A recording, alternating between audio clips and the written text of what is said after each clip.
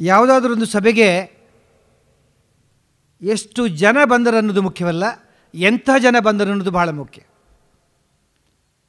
ಹೌದು, ಕೆಲವೊಂದು ಸಭೆಗಳಿಗೆ ಎಷ್ಟು ಜನ ಬಂದರು ಅನ್ನೋದು ಕೂಡ ಮುಖ್ಯ ಆಗುತ್ತೆ. ಆ ಕಾರಣಕ್ಕಾಗಿ ಲಾರಿಯಲ್ಲಿ ಜನರನ್ನು ತುಂಬಿಕೊಂಡು ಬರ್ತಾರೆ, ಕಷ್ಟಪಟ್ಟು ಹಿಡ್ಕೊಂಡು ಬರ್ತಾರೆ. ಆದರೆ ಈ ಸಭೆ ಕಷ್ಟಪಟ್ಟು ಹಿಡ್ಕೊಂಡು ಬಂದ ಜನ ಅಲ್ಲ, ಇಷ್ಟಪಟ್ಟು ಹುಡ್ಕೊಂಡು ಬಂದ ಜನ. ಆ ಕಾರಣಕ್ಕಾಗಿ ಸಂಖ್ಯೆಗಿಂತ ಸತ್ವವೇ ಮೇಲು ಅನ್ನೋ ದೃಷ್ಟಿಯಿಂದ ನಾನು ಉಪನ್ಯಾಸವನ್ನು ಆರಂಭಿಸ್ತಾ ಇದ್ದೇನೆ. ಕನ್ನಡದಲ್ಲಿ ಒಂದು ಒಳ್ಳೆಯ ಮಾತಿದೆ, ಬರದವರಿಗಾಗಿ ಕಾಯಬೇಡಿ, ಬಂದವರನ್ನು ಕಾಯಿಸಬೇಡಿ. ಸಿಗದವರಿಗಾಗಿ ಹುಡುಕಬೇಡಿ, ಸಿಕ್ಕಿದವರನ್ನು ಬಿಡಬೇಡಿ.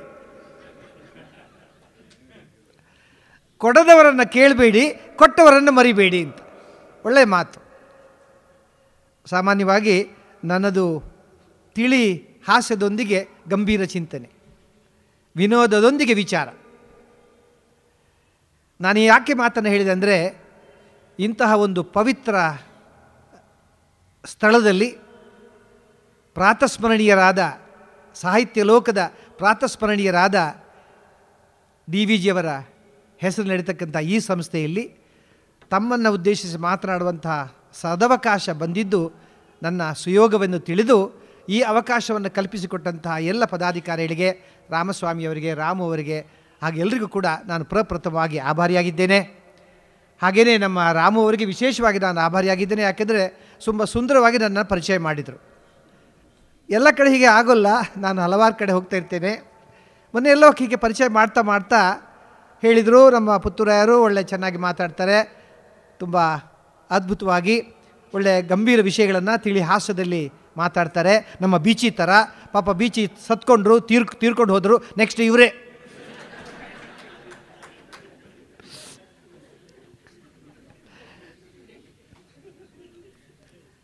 ಯಾಕೆಂದರೆ ಒಂದು ಹುಟ್ಟಿದ ಮಗು 1-2 ವರ್ಷದಲ್ಲಿ ಮಾತಾಡೋದನ್ನು ಕಲ್ತ್ಕೊಂಡು ಬಿಡುತ್ತೆ. ಆದರೆ ಮಾತಿನ ಬೆಲೆಯನ್ನು ಅರಿತು ಮಾತಿನ ಕಲೆಯನ್ನು ಕರಗತ ಮಾಡಿಕೊಳ್ಬೇಕಿದ್ರೆ ವರ್ಷಗಳೇ ಸಾಲದು. ಇದು ಸತ್ಯ. ಕೆಲವರದ್ದು ಅಪ್ರಸ್ತುತ ಮಾತುಗಳು, ಅಸಂಬದ್ಧ ಮಾತುಗಳು, ಎಲ್ಲ ಸುಡು ಬಿಸಿಲು. ಮನೆಗೆ ಯಾರೊಬ್ಬರು ಬರ್ತಾರೆ, ಬಾಯಾರಿಕೆ ಆಗಿದೆ, ಬಿಸಿಲು, ಬೆವರಿದ್ದಾರೆ, 1 ಲೋಟ ನೀರು ಕೊಡ್ತೀರಮ್ಮ ಅಂತ ಕೇಳಿದ್ರೆ, ಯಾಕೆ ಕುಡಿಯೋಕ ಅನ್ನೋದು, ಇನ್ನೇನು ಸ್ನಾನಕ್ಕೆ ಕೊಡೋಕೆ ಕೇಳ್ತಾರೆ 1 ಲೋಟ ನೀರನ್ನು. ಅದು ಎಷ್ಟು ಅಪ್ರಸ್ತುತ ಆಗಿರುತ್ತೆ. ಅದು ಕೆಲವರಿಗೆ ಅಭ್ಯಾಸ. ನೀವು ಬಸ್ ಸ್ಟಾಪಲ್ಲಿ ನಿಂತಿರ್ತೀರಾ, ಬಸ್ಸಿಗೆ ಕಾಯ್ತಿರ್ತೀರ, ಸುಮ್ಮನೆ ಬಂದು ಮಾತಾಡಿಸೋದು. ಏನು ಸರ್ ಬಸ್ಸಿಗೆ ಕಾಯ್ತಿದ್ದೀರಾ? ಇಲ್ಲ ಹೆಲಿಕಾಪ್ಟ್ರಿಗೆ ಅಂತ ಹೇಳೋಕ್ಕಾಗತ್ತಾ? ಮದುವೆಗೆ ಹೋಗಿರ್ತೀರ, ನೀವು ಜರಿ ಶಾಲು ಪಂಚೆ ಹಾಕ್ಕೊಂಡು ಹೋಗಿರ್ತೀರಾ, ಚಿನ್ನಾಭರಣ ಹೇರ್ಕೊಂಡು ಹೋಗಿರ್ತೀರಾ. ಏನು ಸರ್ ಮದುವೆಗೆ ಬಂದ್ರಾ? ಇಲ್ಲ ನಿಮ್ಮ ತಿಥಿಗೆ ಬಂದ ಅಂತ ಹೇಳೋಕ್ಕಾಗತ್ತಾ? ನೀವು ಊಟ ಮಾಡ್ತಾ ಇರ್ತೀರ, ಲಾಡು ಹೋಳಿಗೆ ಹಾಕಿರ್ತಾರೆ, ಸುಮ್ಮನೆ ಬಂದು ಮಾತಾಡಿಸು. ಏನು ಸರ್ ಊಟ ಮಾಡ್ತಾ ಇದ್ದೀರಾ? ಇಲ್ಲಪ್ಪ ನಿಮ್ಮ ಪಿಂಡ ಹಾಕ್ತಿದ್ದೆ ಅಂತ ಹೇಳೋಕ್ಕಾಗತ್ತಾ? ಮಾರ್ಗುದ್ದಕ್ಕೆ ಹೆಣ ತಗೊಂಡು ಹೋಗ್ತಾ ಇರ್ತಾರೆ, ಪಾಪ ಎಲ್ಲ ಹೂ ಹಾಕಿದ್ದಾರೆ, ಎಲ್ಲ ಅಳ್ತಾ ಇದ್ದಾರೆ, ಹೋಗ್ತಾ ಇದ್ದಾರೆ, ಸುಮ್ಮನೆ ಇವನು ಓಡಿ ಬಂದುಬಿಟ್ಟು, ಏನು ಸರ್ ಸತ್ಬಿಟ್ರಾ? ಇಲ್ಲಪ್ಪ ಸುಮ್ಮನೆ ತಮಾಷೆಗೆ ವಾಕಿಂಗ್ ಹೊರಟಿದ್ದಾರೆ ಅಂತ ಹೇಳಬೇಕಾ? ಇದು ಕರ್ಮ. ಕೆಲವರಿಗೊಂದು ಅಭ್ಯಾಸ, ಒಂದು ಯಾವ ರೀತಿ ಅದರದ್ದು ಅಪ್ರಸ್ತುತವಾಗಿ ಮಾತಾಡೋದು. ಈಗ ನನಗೂ ಸಣ್ಣ ಅನುಭವ ಇದೆ. ಯಾಕೆಂದರೆ ನಿಮ್ಮನ್ನು ಮೊದಲು ನಿಮ್ಮ ಮುಖದಲ್ಲಿ ನಗುವನ್ನು ಚಿಮ್ಮಿಸಿ ಆಮೇಲೆ ನನ್ನ ವಿಷಯವನ್ನು ಪ್ರಸ್ತಾವಿಸಬೇಕು. ಆ ಕಾರಣಕ್ಕಾಗಿ ಹಾಸ್ಯದೊಂದಿಗೆ ಮಾತನ್ನು ಆರಂಭಿಸ್ತಾ ಇದ್ದೇನೆ. ಕೆಲವರಿಗೆ ಎಷ್ಟು ಅಪ್ರಸ್ತುತ ಅಂದರೆ, ನಾನು ಸಾಮಾನ್ಯವಾಗಿ ಮನೆಯಲ್ಲಿ ನನ್ನ ಮೊಬೈಲ್ ಜೊತೆಯಲ್ಲಿ ಇಟ್ಕೊಂಡಿರ್ತೇನೆ. ಯಾಕೆಂದರೆ ಯಾರಿಗೂ ತೊಂದರೆ ಆಗಬಾರ್ದು ಅಂತ ನಾನು ಬಾತ್ರೂಮಿಗೆ ಹೋದರೂ ಇಟ್ಕೊಂಡಿರ್ತೇನೆ, ದೇವರ ಕೋಣೆಗೆ ಹೋದ್ರೂ ಇಟ್ಕೊಂಡಿರ್ತೇನೆ, ಊಟ ಮಾಡೋಗ್ಲಿ ಇಟ್ಕೊಂಡಿರ್ತೇನೆ, ಟಾಯ್ಲೆಟ್ಗೆ ಹೋದರೂ ಇಟ್ಕೊಂಡಿರ್ತೇನೆ. ಯಾಕಂದರೆ ಯಾರಿಗೂ ತೊಂದರೆ ಆಗಬಾರ್ದು ಅಂತ. ಮೊನ್ನೆ ಟಾಯ್ಲೆಟ್ಗೆ ಹೋಗೋದೇ ಇಟ್ಕೊಂಡಿದ್ದೆ, ಒಂದು ಫೋನ್ ಬಂತು. ಪುತ್ತೂರೇ ಎಲ್ಲಿದ್ದೀರಿ? ನಾನು ಹೇಳಿದೆ, ನನಗೆ ಬೆಳಗ್ಗೆ ಹೇಳೋಕೆ ಇಷ್ಟ ಆಗಿಲ್ಲ, ನಾನು ಮನೆಯೊಳಗಿದ್ದೇನೆ ಅಂತಂದೆ. ಮನೆಯೊಳಗೆ ಎಲ್ಲಿದ್ದೀರಿ? ಮನುಷ್ಯ ಬಿಡಲೇ ಇಲ್ಲ. ಅಷ್ಟೊತ್ತಿಗೆ ಇಲ್ಲ, ನನಗೆ ಆದರೂ ಕೂಡ ಬೆಳಗ್ಗೆ ಎದ್ದಿಲ್ಲ ಹೇಳೋಕೆ ಇಷ್ಟ ಆಗಿಲ್ಲ, ಮನೆಯೊಳಗೆ ಒಂದು ಚಿಕ್ಕ ಕೋಣೆ ಒಳಗಿದ್ದೇನೆ ಅಂತಂದೆ. ಚಿಕ್ಕ ಕೋಣೆ? ಯಾವ ಕೋಣೆ ಅದು? ನನಗೆ ಹೇಳಲೇಬೇಕಾಯ್ತು, ನಾನು ಟಾಯ್ಲೆಟ್ ಒಳಗಿದ್ದೇನೆ ಅಂತ. ಓ ಟಾಯ್ಲೆಟ್ ಒಳಗೆ ಇದ್ದೀರಾ? ಅಲ್ಲೇನು ಮಾಡ್ತಾ ಇದ್ದೀರಿ? ಎಂಥ ಪ್ರಶ್ನೆ ಸರ್, ಎಂಥ ಅದ್ಭುತ ಪ್ರಶ್ನೆ. ನಾನು ಇನ್ನೇನು ಹೇಳಿಲ್ಲ, ನೀವೇನು ಮಾಡಿದರೆ ಅದೇ ನಾನು ಮಾಡ್ತಾ, ಬೇರೆ ವಿಶೇಷ ಮಾಡ್ತಾ ಇಲ್ಲ ಅಂತ ನಾನು. ಕೆಲವರಿಗೆ ಪಾಪ ಇದು ಯಾಕೆ ನಾನು ಆರಂಭಿಸ್ತಾರೆ, ಮಾತು ಅನ್ನೋದು, ಮಾತುಗಾರಿಕೆ ಅನ್ನೋದು ಒಂದು ದೊಡ್ಡ ಕಲೆ ಅದು.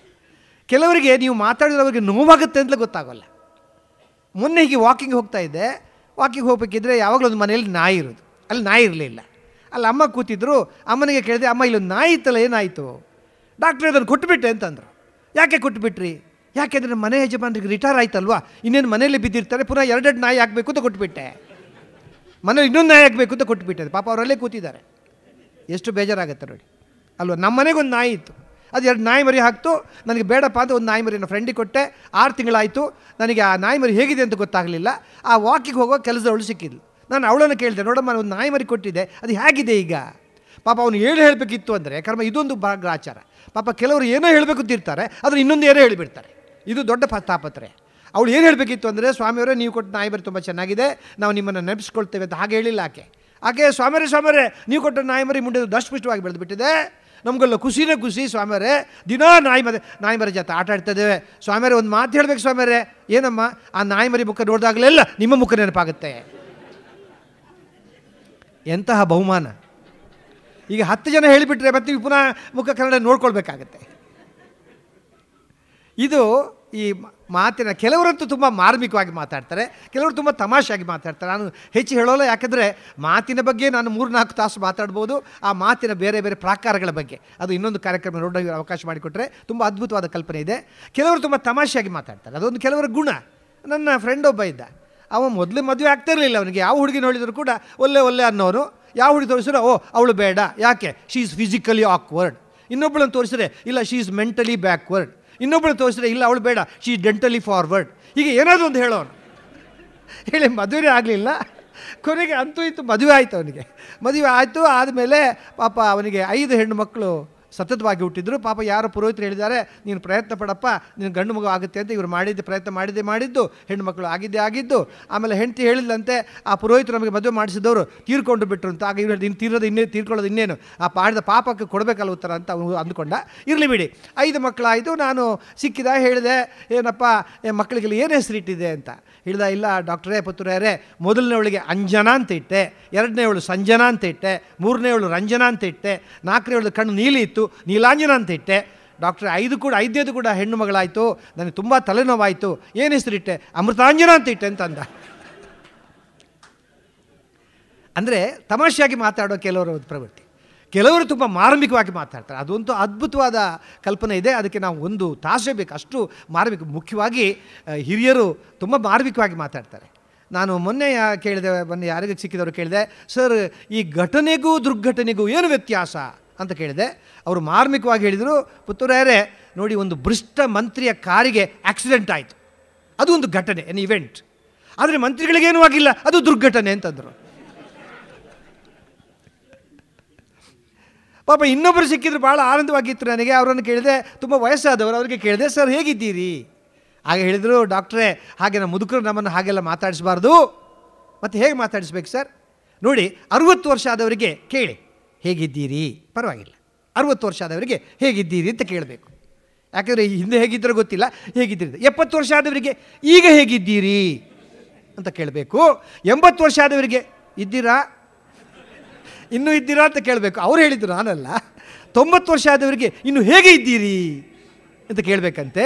100 ವರ್ಷ ಆದವರಿಗೆ ಇನ್ನು ಯಾಕೆ ಇದ್ದೀರಿ ಹೀಗೆ ಕೇಳಬೇಕಪ್ಪ ಅಂತ ಅವರು ಹಾಸ್ಯವಾಗಿ ಹೇಳಿದರು. ಹೀಗೆ ನಾನು ಯಾಕೆ ಹೇಳಿದರೆ, ಈ ಮಾತಿನ ಪ್ರಾಕಾರಗಳು ಅವಶ್ಯವಾಗಿದೆ. ಈ ನೆಲೆಯಲ್ಲಿ ತುಂಬ ಸುಂದರವಾಗಿ ನನ್ನ ಪರಿಚಯ ಮಾಡಿದರು, ಅವರಿಗೂ ಆಭಾರಿಯಾಗಿದ್ದೇನೆ. ನಾನು ಖಂಡಿತವಾಗಿ ಕೂಡ ಉದ್ದನೆಯ ಉಪನ್ಯಾಸವನ್ನು ನೀಡುವ, ಇಲ್ಲವೇ ಭಾರಿ ಭಯಂಕರ ಭಾಷಣವನ್ನು ಬಿಗಿಯುವ ಸಂಕಲ್ಪವನ್ನು ಮಾಡಿಕೊಂಡು ಬಂದಿಲ್ಲ. ಉಪನ್ಯಾಸವೆಂದರೆ ಸಭಿಕರ ಸವಿ ನಿದ್ದೆಗೆ ಭಂಗ ಬಾರದಂತೆ ಮಾಡುವ ಭಾಷಣವೇ ಉಪನ್ಯಾಸ. ಭಾರಿ ಭಯಂಕರ ಭಾಷಣವೆಂದರೆ ತನಗೂ ತಿಳಿದ ವಿಷಯವನ್ನು, ನಿಮಗೂ ತಿಳಿದ ವಿಷಯವನ್ನು ಯಾರಿಗೂ ಯಾವತ್ತೂ ತಿಳಿದ ಹಾಗೆ ಮಾಡಿ ಎಲ್ಲರನ್ನೂ ಟೋಟಲ್ ಆಗಿ ಕನ್ಫ್ಯೂಸ್ ಮಾಡುವುದೇ ಭಾರಿ ಭಯಂಕರ ಭಾಷಣ. ಆ 2 ಉದ್ದೇಶ ಕೂಡ ನನಗಿಲ್ಲ. ನಾನು ಇವತ್ತು ಆರಿಸಿಕೊಂಡಿರುವ ವಿಷಯ ಮಾನವೀಯ ಮೌಲ್ಯಗಳು, ಗಂಭೀರವಾದ ಚಿಂತನೆ, ಆದರೆ ಅಲ್ಲಲ್ಲಿ ತಿಳಿ ಹಾಸ್ಯ ಕೂಡ ಇರುತ್ತೆ. ಯಾಕೆಂದರೆ ಅದು ತುಂಬ ಈ ನಡುವೆ ನಾವು ಏನದು ಮೌಲ್ಯಾಧಾರಿತ ಜೀವನ, ಮೌಲ್ಯಾಧಾರಿತ ಶಿಕ್ಷಣ, ಮೌಲ್ಯಾಧಾರಿತ ರಾಜಕಾರಣ ಅಂತ ಬಗ್ಗೆ ತುಂಬ ಮಾತಾಡ್ತೇವೆ, ಕೇಳ್ತೇವೆ, ಎಲ್ಲ ಕಡೆ ಕೇಳ್ತಿರ್ತೇವೆ. ನಾನು ಆರಿಸಿಕೊಂಡಿರೋ ಉದ್ದೇಶವಾದರೂ ಇಷ್ಟೇ. ಯಾಕೆಂದರೆ ಈ ನಡುವೆ ಅದರ ಅವಶ್ಯ ಬಹಳ ಇದೆ. ಇದು ಸತ್ಯವಾದ ಮಾತು ಸರ್. ಯಾಕೆಂದರೆ ಇದು ನಾನು ನಗನಗ್ತಾ ಹೇಳಿದರೂ ಕೂಡ ಅಂತರಂಗದಿಂದ ಬಹಳ ದುಃಖಿ ನಾನು. ಯಾಕೆಂದರೆ ನಾವು ಹೇಗಿರಬೇಕಿತ್ತು ಹಾಗೆ ಇಲ್ಲ, ಈ ಹೇಗಿರಬೇಕಾಗಿತ್ತು ಈ ಸಮಾಜ ಹಾಗಿಲ್ಲ. ಎಲ್ಲ ಕಡೆ ನೋಡಿದರೆ ಬಹಳ ದುಃಖಕರ ಸನ್ನಿವೇಶಗಳು ಬಂದಿವೆ. ನಾನು ಯಾಕೆ ಈ ವಿಷಯವನ್ನು ಆರಿಸಿಕೊಂಡೆ ಅಂದರೆ, ಶಿಸ್ತು ಇಲ್ಲದ ಶಾಲೆಗಳು, ಶೀಲವಿಲ್ಲದ ಬಾಳ್ವೆಗಳು, ಅರ್ಥವಿಲ್ಲದ ಶಾಸ್ತ್ರ, ಭಕ್ತಿ ಇಲ್ಲದ ಪೂಜೆ, ದಯೆ ಇಲ್ಲದ ಧರ್ಮ, ದುಡಿಮೆ ಇಲ್ಲದ ಸಂಪತ್ತು, ಪಾಲನೆ ಇಲ್ಲದ ಬೋಧನೆ, ಚಾಲನೆ ಇಲ್ಲದ ಯೋಜನೆ, ತತ್ವವಿಲ್ಲದ ರಾಜಕಾರಣ ಹಾಗೂ ಅನುಕಂಪವಿಲ್ಲದ ಅಂತಃಕರಣಗಳೇ ಹೆಚ್ಚಾಗಿರುವ ಈ ದಿನದಲ್ಲಿ ಮಾನವೀಯ ಮೌಲ್ಯಗಳ ಬಗ್ಗೆ ನಾವು ಮಾತಾಡೋದು ಉಚಿತವೆಂಬುದು ನನಗೆ ಖಚಿತವಾಗಿದೆ. ಯಾಕಂದರೆ ವಿಷಯ ಆಗಿದೆ. ಇವತ್ತು ಯಾವ ಕ್ಷೇತ್ರದಲ್ಲಿ ನೋಡಿ ಕೂಡ ಮೌಲ್ಯಗಳು ಉಳಿದಿಲ್ಲ. ರಾಜಕೀಯ ಕ್ಷೇತ್ರದಲ್ಲಂತೂ ಖಂಡಿತವಾಗಿಯೂ ಇಲ್ಲ ಅನ್ನೋದು ಊರಿಗೇ ಗೊತ್ತಿರುವ ವಿಚಾರ. ಮಂತ್ರಿಗಳೆಂದರೆ ಕೇಳುವರು ವೇದಾಂತ, ಹೇಳುವರು ಸಿದ್ಧಾಂತ, ಆದರೆ ಮಾಡುವರು ರಾದ್ಧಾಂತ. ಇದು ಮಂತ್ರಿಗಳ ಚಿತ್ರಣ. ಅದರ ಬಗ್ಗೆ ನಾನು ಹೇಳಬೇಕಾಗಿಲ್ಲ. ತುಂಬ ಕೆಟ್ಟದಾಗಿ ಹೇಳಬೇಕಿದ್ರೆ ಮಂತ್ರಿಗಳಿಗೆ ಕೋಟಿ ಕೋಟಿ, ಜನರಿಗೆ ಲಂಗೋಟಿ, ಕೆಲವರಿಗೆ ಅದೂ ಇಲ್ಲ. ಇಂತಹ ಪರಿಸ್ಥಿತಿಯಲ್ಲಿ ನೀವು ಸರ್ಕಾರದ ಕ್ರಮಗಳು, ಆದರೆ ಸರ್ಕಾರಿ ವಿಚಾರಗಳು ಕೂಡ ನೋಡಿಕೊಂಡ್ರೆ ಇದೇನು ಗುಟ್ಟಿನ ವಿಚಾರಗಳಲ್ಲ. ಯಾಕಂದರೆ ಯಾವುದೇ ಒಂದು ಸರ್ಕಾರದ ವಿಚಾರ ತಗೊಂಡ್ರೆ ನಮ್ಮ ವಿಧಾನಸೌಧಕ್ಕೆ ಹೋದರೆ ಬರೆದಿರಲ್ಲಿ ಸರ್ಕಾರದ ಕೆಲಸ ದೇವರ ಕೆಲಸ, ಅದು ದೇವರೇ ಬಂದು ಮಾಡಬೇಕು, ಇವರು ಮಾಡೋಲ್ಲ. ನೀವು ಉತ್ತರ ಭಾರತಕ್ಕೆ ಹೋದರೆ 2 ಫೈಲ್ಗಳು ಇರ್ತವೆ ಅಂತೆ. 2 ಫೈಲ್, ಒಂದು ಆ ಕಡೆ ಈ ಕಡೆ, ಏಕ್ ಫೈಲ್ ಅಭಿನಹಿ, ಏಕ್ ಫೈಲ್ ಕಭಿನಹಿ ಅಂತ. ಮತ್ತೆ ಏನಾದರೂ ತಳ್ಳಬೇಕು, ತಳ್ಳಿದರೆ ಕೆಲಸ ಆಗುತ್ತೆ. ಅದಕ್ಕೆ ನೋಡಿ ಆ ಕಡೆ ಎಲ್ಲ ಹೋದರೆ ಇಲ್ಲೆಲ್ಲ ಇಲ್ಲ, ಅಲ್ಲೆಲ್ಲ ಹೋದರೆ ಒಂದು ಬ್ಯಾಗ್ಲಲ್ಲಿ ತಳ್ಳಿರಿ ಅಂತ ಬರೆದಿದ್ದಾರೆ. ಅಂದರೆ ತಳ್ಳಿರಿ ಅಂತ ತಿಳ್ಕೊಳ್ಬೇಕು. Central silk board, government of India, undertaking ಅನ್ನೋದು ಭಾಳ ಮುಖ್ಯ. ಅಲ್ಲಿ ಸರ್ಕಾರದ ವಿಚಾರ ತುಂಬ ಇದೆ. 2 ವಿಚಾರ ಹೇಳ್ತೇನೆ. ಯಾಕೆಂದರೆ ಇವತ್ತಿನ ಕ್ಷೇತ್ರ ಹಾಗೋಗಿದೆ. ನಮ್ಮ ಸರ್ಕಾರದ ಪ್ರಕಟಣೆಗಳು. ನಾನು ಮೊನ್ನೆ ತಾನೇ ಇಲ್ಲ ವಾಕಿಂಗ್ ಹೋಗ್ತಾ ಇದ್ದೆ ಬನಶಂಕರಿಯಲ್ಲಿ. ಹೋಗ್ತಾ ಇರಬೇಕಿದ್ರೆ ನಿಮಗೆ ಗೊತ್ತಿಲ್ಲ, ನಮ್ಮ ಭಾರತೀಯ ಸಂಸ್ಕೃತಿಯಲ್ಲಿ ಪಾಪ ಈಗಿನ ಜನರ ಒಂದು ಸಭ್ಯತೆಗಳು ಎಷ್ಟು ಕೆಳಮಟ್ಟಿಗೆ ಇಳಿದಿವೆ ಅಂತ ಹೇಳಿದರೆ, ಪಾಪ ಮೂತ್ರ ವಿಸರ್ಜನೆ ಮುಖ್ಯವಾಗಿ ಗಂಡಸರು ಎಲ್ಲಿ ಬೇಕೋ ಅಲ್ಲಿ ಸಂತೋಷವಾಗಿ, ಅಲ್ಲಿ ಟಾಯ್ಲೆಟ್ ಇದ್ದರೂ ಕೂಡ ಆ ಗೋಡೆ ಬಂದರೆ ಗೋಡೆಗೆ, ಸಂಧಿ ಬಂದರೆ ಸಂಧಿಗೆ ಸಂತೋಷವಾಗಿ ಯಾವುದೇ ಚಿಂತೆ ಇಲ್ಲದೆ ಅವರು ಮೂತ್ರ ವಿಸರ್ಜನೆ ಮಾಡ್ತಾ ಇರ್ತಾರೆ. ನೋಡಿದವರಿಗೆ ಅದು ನೋಡಿದವರ ಸಮಸ್ಯೆ, ಇವರ ಸಮಸ್ಯೆ ಅಲ್ಲ. ಇದೆಲ್ಲ ಹೀಗೆ ಆಗಬಾರ್ದು ಅಂತೇಳಿ ಪಾಪ BBMP ಅವರು ಒಂದು ಕಡೆ ಬರಿಬೇಕಾಗಿತ್ತು. ಅವ್ರು ಏನು ಬರಿಬೇಕಾಗಿತ್ತು ಅಂದರೆ, ಈ ಜಾಗದಲ್ಲಿ ಯಾರೂ ಮೂತ್ರ ವಿಸರ್ಜನೆ ಮಾಡಬಾರದು ಅಂತ ಬರಿಬೇಕಾಗಿತ್ತು. ಆದರೆ ಕನ್ನಡದ ಪಂಡಿತರು ಅವರು DVG ಅವರು ನೋಡಿದವರಲ್ಲ, ಕನ್ನಡದ ಪಂಡಿತರು. ಅವನು ಹೇಗೆ ಬರೆದಿದ್ದಾನೆ ಅಂದರೆ, ಈ ಜಾಗದಲ್ಲಿ ಯಾರು ಮೂತ್ರ ವಿಸರ್ಜನೆ ಬರೆದಿಲ್ಲ, ಅವನು ಈ ಜಾಗದಲ್ಲಿ ಯಾರು ಮೂತ್ರ ವಿಸರ್ಜನೆ ಮಾಡಬಾರದು. ಲೆಕ್ಕ ಹಾಕಿ ಇಷ್ಟು ಜನ ಇವರು ಮೂತ್ರ ವಿಸರ್ಜನೆ ಮಾಡಿದರೆ ನಮ್ಮ ಅವಸ್ಥೆ ಏನಾಗ್ಬೋದು ಅಲ್ವಾ? ನನಗೆ ತುಂಬ ನೆನಪಾಗುತ್ತೆ. ಕೂತ್ಕೊಳ್ಳಿ ಅಬ್ಬೆಲ್ಲ, ಕೂತ್ಕೊಳ್ಳಿ ದಯವಿಟ್ಟು ಕೇಳಿ. ತುಂಬ ಇದೆಲ್ಲ ವಾಸ್ತವಿಕತೆ, ಆದರೆ ತಿಳಿ ಹಾಸ್ಯದಲ್ಲಿ ನಗು ಬರುತ್ತೆ, ದುಃಖನೂ ಆಗುತ್ತೆ. ನನಗೆ ಈಗಲೂ ನೆನಪಿದೆ, ನಾನು ಪ್ರಪ್ರಥಮವಾಗಿ ಬೆಂಗಳೂರಿಗೆ ಬಂದಾಗ ಇಲ್ಲಿ ನಮ್ಮ ವಿಲ್ಸನ್ ಗಾರ್ಡನಲ್ಲಿ ಒಂದು ವಿದ್ಯುತ್ ಚಾಲಿತ ಚಿತಾಗ್ರಹ ಇದೆ, ಎಲೆಕ್ಟ್ರಿಕಲ್ ಕ್ರೆಮೆಟೋರಿಯಂ. ಅದು ಸರ್ ರಿಪೇರಿಗೆ ಬಂತು. ಆ ರಿಪೇರಿಗೆ ಬಂದ ಕೂಡಲೇ ಸರ್ಕಾರದ ಪ್ರಕಟಣೆ ಬಂತು. ಏನು ಅಂದರೆ, ನಮ್ಮ ಸರ್ಕಾರದ ವಿದ್ಯುತ್ ಚಾಲಿತ ಚಿತಾಗ್ರಹ ಈಗ ದುರಸ್ತಿಯಲ್ಲಿದೆ, ಕನಿಷ್ಠ 6 ತಿಂಗಳ ಕಾಲ ಬೇಕಾಗಿದೆ, ಅಲ್ಲಿಯವರೆಗೆ ಸಾರ್ವಜನಿಕರು ಸಹಕರಿಸಬೇಕಾಗಿ ಕೋರಲಾಗಿದೆ. ದಯವಿಟ್ಟು ಯಾರು ಸಾಯಬೇಡಿ, 6 ತಿಂಗಳ ರಿಪೇರಿ ಅಂತ. ಆಮೇಲೆ ಮತ್ತೆ ಪುನಃ ರಿಪೀಟೆಡ್ ಬಂತು 6 ತಿಂಗಳಾದಮೇಲೆ. ಈಗ ನಮ್ಮ ವಿದ್ಯುತ್ ಚಾಲಿತ ಚಿತಾಗ್ರಹ ಸಂಪೂರ್ಣ ದುರಸ್ತಿಯಾಗಿದೆ. ಈ ಸದವಕಾಶವನ್ನು ಎಲ್ಲರೂ ಬಳಸಿಕೊಳ್ಳಬೇಕಾಗಿ ಉಪಯೋಗಿಸಲಾಗಿದೆ. ಯಾಕೆಂದರೆ ಅವರಿಗೆಲ್ಲ ಹಾಕಿ ಅದೇ ಅಭ್ಯಾಸ, ಅದಕ್ಕೂ ಹಾಕಿಬಿಟ್ಟಿದ್ದಾರೆ. ಇರಲಿ. ಹೀಗೆ ರಾಜಕೀಯ ಕ್ಷೇತ್ರ, ಸರ್ಕಾರಿ ಕ್ಷೇತ್ರ ಮತ್ತು ಶೈಕ್ಷಣಿಕ ಕ್ಷೇತ್ರ, ಯಾಕೆಂದರೆ ನಾನೊಂದು 30-40 ವರ್ಷಗಳ ಕಾಲ ಪಾಠ ಹೇಳಿದವನು, ಅದು ಕೂಡ ಹಾಗೆ ಮೌಲ್ಯಗಳನ್ನೇ ಎಲ್ಲ ಮಾಯವಾಗಿ ಬಿಟ್ಟಿದೆ. ಆಯಿತಾ? ಹೇಳಲು ಬಾರದ ಗುರು, ಕೇಳಲು ಒಲ್ಲದ ಶಿಷ್ಯ, ಕೇಳದ ಈ ಗುರು ಶಿಷ್ಯ ಸಂಬಂಧವೆಂತಹುದಯ್ಯ ಅಂತ ನಾವು ಈಗ ಹೇಳಬೇಕು. ಯಾಕೆಂದರೆ ಈಗಿನ ಕಾಲದಲ್ಲಿ ಆ ವಿದ್ಯಾರ್ಥಿಗಳು ಅಷ್ಟೇ, ಮೇಷ್ಟ್ರುಗಳಷ್ಟೇ ಆ ಮಟ್ಟಕ್ಕೆ ಕೆಳೆದು ಬಿಡ್ತಾರೆ. ಯಾಕೆಂದರೆ ಮೌಲ್ಯದ ಕೊರತೆ. ಒಬ್ಬ ದಡ್ಡ ಹುಡುಗನಿಗೆ ಒಬ್ಬರು ಮೇಷ್ಟ್ರು ಅಣುಕು ಹಾಡಲ್ಲಿ ಹೇಳ್ತಾರೆ, ಸುಂದರವಾಗಿದೆ ಈ ಮಾತು, ಇದರಲ್ಲಿ ಎಲ್ಲ ಅರ್ಥ ಕೂಡ ತುಂಬಗಿದೆ. ದಡ್ಡ ಹುಡುಗ, ಎಲ್ಲ ಕೂತ್ಕೊಳ್ಳಿ ಸರ್. ದಡ್ಡ ಹುಡುಗನಿಗೆ ಮೇಷ್ಟ್ರು ಬೈತಾರೆ. ಹೇಗೆ ಬೈತಾರೆ ಅಂದರೆ, ಅಣುಕು ಹಾಡಲ್ಲಿ, ವಾಸವಿಲ್ಲದ ನೆಲೆ, ಅಡುಗೆ ಇಲ್ಲದ ಒಲೆ, ಸಿದ್ಧಿ ಇಲ್ಲದ ಕಲೆ, ಲಾಭ ಇಲ್ಲದ ಬೆಲೆ, ಬಡ್ಕೊಂಡ್ರೂ ಅರ್ಥವಾದ ನಿನ್ನ ತಲೆ, ಇದ್ದರೆಷ್ಟು ಇರ್ದಿದ್ದರೆಷ್ಟು ಅಂತ ಪಾಪ ದಡ್ಡ ಹುಡುಗನಿಗೆ ಮೇಷ್ಟ್ರು ಬೈತಾರೆ. ಪಾಪ ಈಗಿನ ಹುಡುಗ ತುಂಬ ಕಿಲಾಡಿ ಹುಡುಗ. ನಿಮ್ಗೆ ಗೊತ್ತಲ್ಲ, ಹಿಂದಿನ ಕಾಲದಲ್ಲಿ ಗುರುಗಳಂದರೆ ವಿದ್ಯಾರ್ಥಿಗಳು ಗಡಗಡ ನಡುಕ್ತಾ ಇದ್ರು, ಈಗ ವಿದ್ಯಾರ್ಥಿಗಳಂದರೆ ಗುರುಗಳೇ ಗಡಗಡ ನಡುಕ್ತಾ ಇದ್ದಾರೆ. ಹಿಂದಿನ ಕಾಲದಲ್ಲಿ ಗುರುವೇ ನಮಃ, ಈಗ ಗುರುವೇ ನಮಃ, ಆ ಪರಿಸ್ಥಿತಿ ಬಂದು ಹೋಗಿದೆ. ಪಾಪ ಕಿಲಾಡಿ ಹುಡುಗ ಉತ್ತರ ಹೇಳ್ತಾನೆ, ಸರ್ ಅದು ಹಾಗಲ್ಲ, ಹೀಗೆ. ಹೇಗಪ್ಪ? ಅವನು ಹೇಳ್ತಾನೆ, ಸರ್, ಹೂಗಳಿಲ್ಲದ ತೋಟ, ಸ್ಪರ್ಧೆ ಇಲ್ಲದ ಆಟ, ವೇಗ ಇಲ್ಲದ ಓಟ, ಪ್ರೀತಿ ಇಲ್ಲದ ನೋಟ, ಸ್ನೇಹವಿಲ್ಲದ ಕೂಟ, ಜಜ್ಕೊಂಡ್ರೂ ಅರ್ಥವಾಗದೆ ನಿಮ್ಮ ಪಾಠ, ಇದ್ರೆಷ್ಟು ಇರ್ದಿದ್ರೆಷ್ಟು. ಇದು ಶೈಕ್ಷಣಿಕ ಕ್ಷೇತ್ರ. ಇನ್ನು ಅದರ ಬಗ್ಗೆ ನಾನು ವಿವರಕ್ಕೆ ಯಾಕಂದರೆ ಹೇಳಲಿಕ್ಕೆ ತುಂಬ ಇದೆ, ಅಲ್ಲಿಗೆ ನಿಲ್ಲಿಸ್ತೇನೆ. ಯಾಕೆಂದರೆ ಈಗಿನ ಕಾಲದಲ್ಲಿ ಈ ಗುರು ಶಿಷ್ಯ ಸಂವಾದ ಅನ್ನೋದು ಭಾಳ ಕೆಟ್ಟೋಗಿದೆ, ಮೌಲ್ಯಗಳೇ ಇಲ್ಲ ಸರ್. ಒಂದು ಒಳ್ಳೆಯ ಮಾತಿದೆ, ಹೇಗೆ ಯುಗಗಳು ಕಳೆದ ಹಾಗೆ ಕೂಡ ಗುರು ಶಿಷ್ಯ ಸಂವಾದ ಕೂಡ ಕೆಟ್ಟು ಹೋಗಿದೆ ಅನ್ನೋದಕ್ಕೆ. ಕೃತಯುಗದೊಳು ಗುರುವು ಶಿಷ್ಯಂಗೆ ಹೊಡೆದು ಬಡೆದು ಕಲಿಸಿದೊಡೆ ಶಿಷ್ಯಂ ಗುರುವಿಂಗೆ ಮಹಾಪ್ರಸಾದವೆಂದನಯ್ಯ. ಆಗ ಕೃತಯುಗದಲ್ಲಿ ಗುರುಗಳ ನೀವು ಹೊಡೆದ್ರೂ ಪರವಾಗಿಲ್ಲ, ಬಡಿದ್ರೂ ಪರವಾಗಿಲ್ಲ, ಪಾಠ ಹೇಳಿದ್ದೀರಲ್ಲ, ದೊಡ್ಡ ಮಹಾಪ್ರಸಾದವಾಯಿತು, ನಿಮ್ಮನ್ನು ನಾನು ಮರೀಲಿಕ್ಕಿಲ್ಲ. ಆದರೆ ಯುಗ ಕಳೆಯಿತು, ಯುಗ ಕಳೆದ ಹಾಗೆ ಹೊಡಿಲಿಕ್ಕಿಲ್ಲ, ಬಡಿಲಿಕ್ಕಿಲ್ಲ. ತ್ರೇತಾಯುಗದಳು ಗುರುವು ಶಿಷ್ಯಂಗೆ ಬೈದು ಕಲಿಸಿದೊಡೆ ಶಿಷ್ಯಂ ಗುರುವಿಂಗೆ ಮಹಾಪ್ರಸಾದವೆಂದನಯ್ಯ. ಗುರುಗಳೇ, ನಿಮಗೆ ಹೊಡಿಲಿಕ್ಕೆ ತಾಕತ್ತಿಲ್ಲ, ಅದು ಹೊಡಿಲಿಕ್ಕೆ ಬಿಡೋಲ್ಲ, ಆದರೆ ಬೈದ್ರು ಪರವಾಗಿಲ್ಲ, ಪಾಠ ಹೇಳಿದಿರಲ್ಲ, ಮಹಾಪ್ರಸಾದವಾಯಿತು. ದ್ವಾಪರಾಯುಗದಳು ಹೊಡಿಲಿಕ್ಕಿಲ್ಲ, ಬೈಲಿಕ್ಕಿಲ್ಲ, ಗುರುವು ಶಿಷ್ಯಂಗೆ ರಮಿಸಿ ಕಲಿಸಿದೊಡೆ.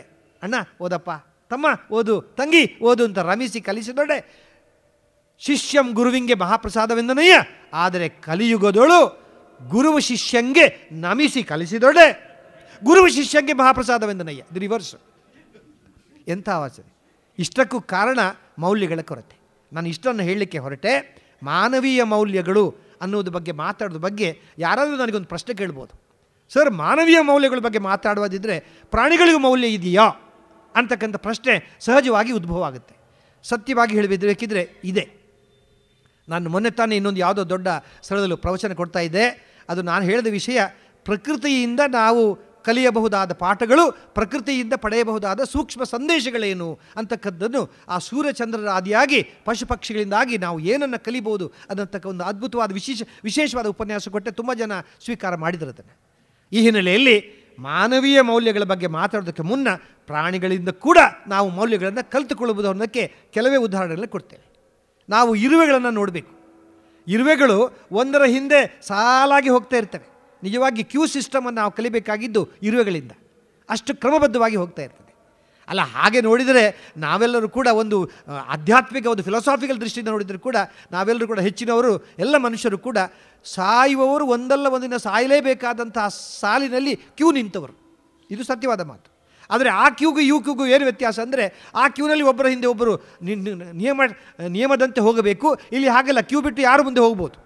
ಇದು ವ್ಯತ್ಯಾಸ. ಇರಲಿ, ನಾವು ಇರುವೆಗಳ ಸಾಲಿನಿಂದ ಏನು ಕಲಿಬೋದು ಅಂದರೆ, ಕ್ಯೂ ಸಿಸ್ಟಮ್ ಮಾತ್ರವಲ್ಲದೆ ದುಡಿದು ತಿನ್ನು ಎಂಬ ಮೌಲ್ಯಗಳನ್ನು ಆ ಇರುವೆ ನಮಗೆ ತಿಳಿಸುತ್ತಿಲ್ಲ. ಆ ಇರುವೆ ಯಾವತ್ತೂ ಕೂಡ ವಿಶ್ರಾಂತಿ ಪಡೆದಿದ್ದಿಲ್ಲ. ದುಡಿಯದ ಸಂಪತ್ತು ಅದು ಚೆನ್ನಾಗಿರೋಲ್ಲ. ದುಡಿದು ತಿನ್ನು, ಕಾಯಕವೇ ಕೈಲಾಸ ಅಂತಕ್ಕಂಥ ಮೌಲ್ಯವನ್ನು ನಾವು ಇರುವೆಗಳಿಂದ ಕಲಿತುಕೊಳ್ಬೋದು. ಅದೇ ರೀತಿ ನೀವು ರೇಷ್ಮೆ ಹುಳುಗಳ ಜೀವನ ಚರಿತ್ರೆ ನೋಡಬೇಕು.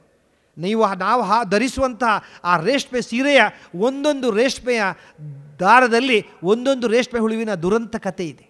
ಅದು ನೀವು ರೇಷ್ಮೆ ಹುಳು ತಯಾರು ಮಾಡುವಲ್ಲಿ ಹೋಗಬೇಕು, ಆಗ ಗೊತ್ತಾಗುತ್ತೆ ನಿಮಗೆ. ಯಾಕಂದರೆ ಜಗತ್ತಿನಿಂದ ಕಲಿತಕ್ಕಂಥದ್ದು ಭಾಳ ಇದೆ.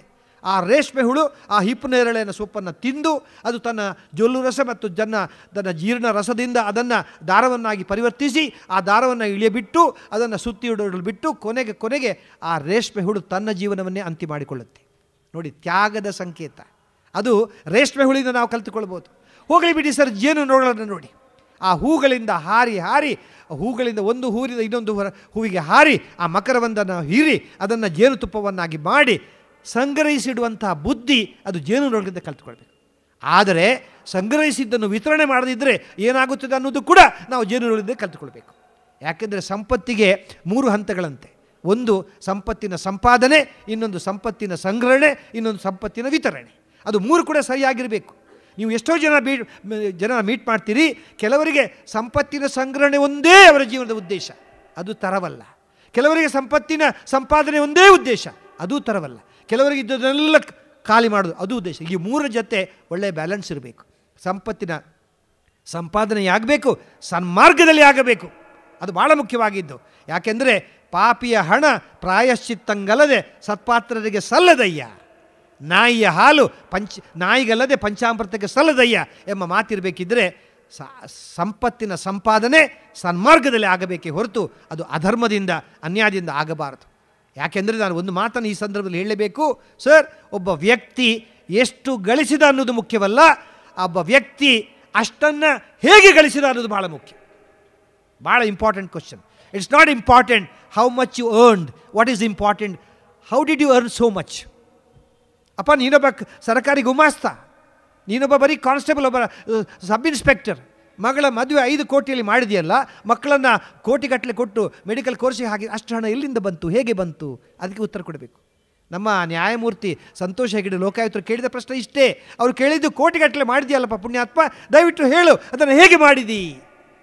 ಅದನ್ನೇ ಡಿ ವಿಜಿಯವರು ಹೇಳ್ತಾರೆ, ಅನ್ನವನ್ನು ಉಣುವಾಗ ಕೇಳು ನೀ, ಅದ ಬೇಯಿಸಿದ ನೀರು ನಿನ್ನ ದುಡಿಮೆಯ ಬೆವರೇ ಪರರ ಕಣ್ಣೀರೇ. ಎಂಥ ಅದ್ಭುತವಾದ ಮಾತು, ನನಗೆ ಅಲ್ಲಿಂದ ಇನ್ಸ್ಪಿರೇಷನ್ ಬಂತು.